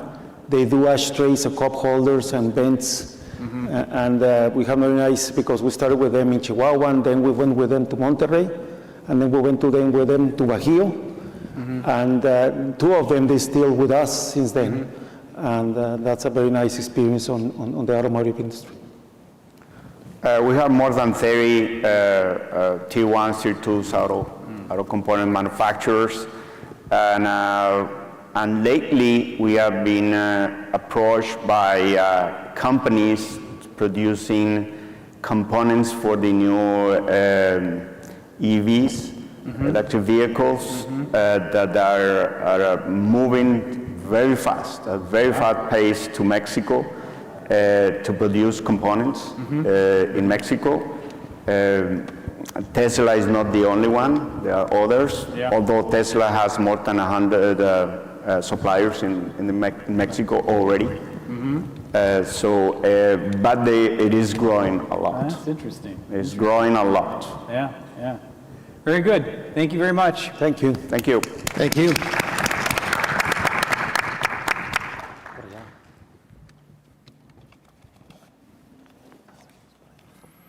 And that is it for today. Thank you, all of you who stuck with us for the whole, well, at least till the end. I don't know if you were here the whole time, but thank you for staying. Now there is a cocktail hour, again, as it was last night at the Stars at Night Ballroom Pre-Function and Terrace, sponsored by Greater SATX. See you tomorrow. Vicki, you have something else? Yeah, we have an important message for the people in virtual, because they have to be, it's so important because they have a different link for tomorrow. It's not the same link for today, so they have to check the email, and it's a new link that you have to be here tomorrow at 7:45 more or less, because at 8 a.m. We have the first panel, very important panel, with a new link that we send you tonight. We'll see you tomorrow. Do you have another message? I think that's it. Perfect. We'll see you in the cocktail, the person that are here in person. And for the virtual, we'll see you tomorrow at 7:45 a.m. with the same attitude, with the same questions, with the same comments. And we'll see you tomorrow. Thank you very much. Thank you for the people here. Thank you for the staff. And thank you, Bruce. We had a great day today. Thank you, Vicki.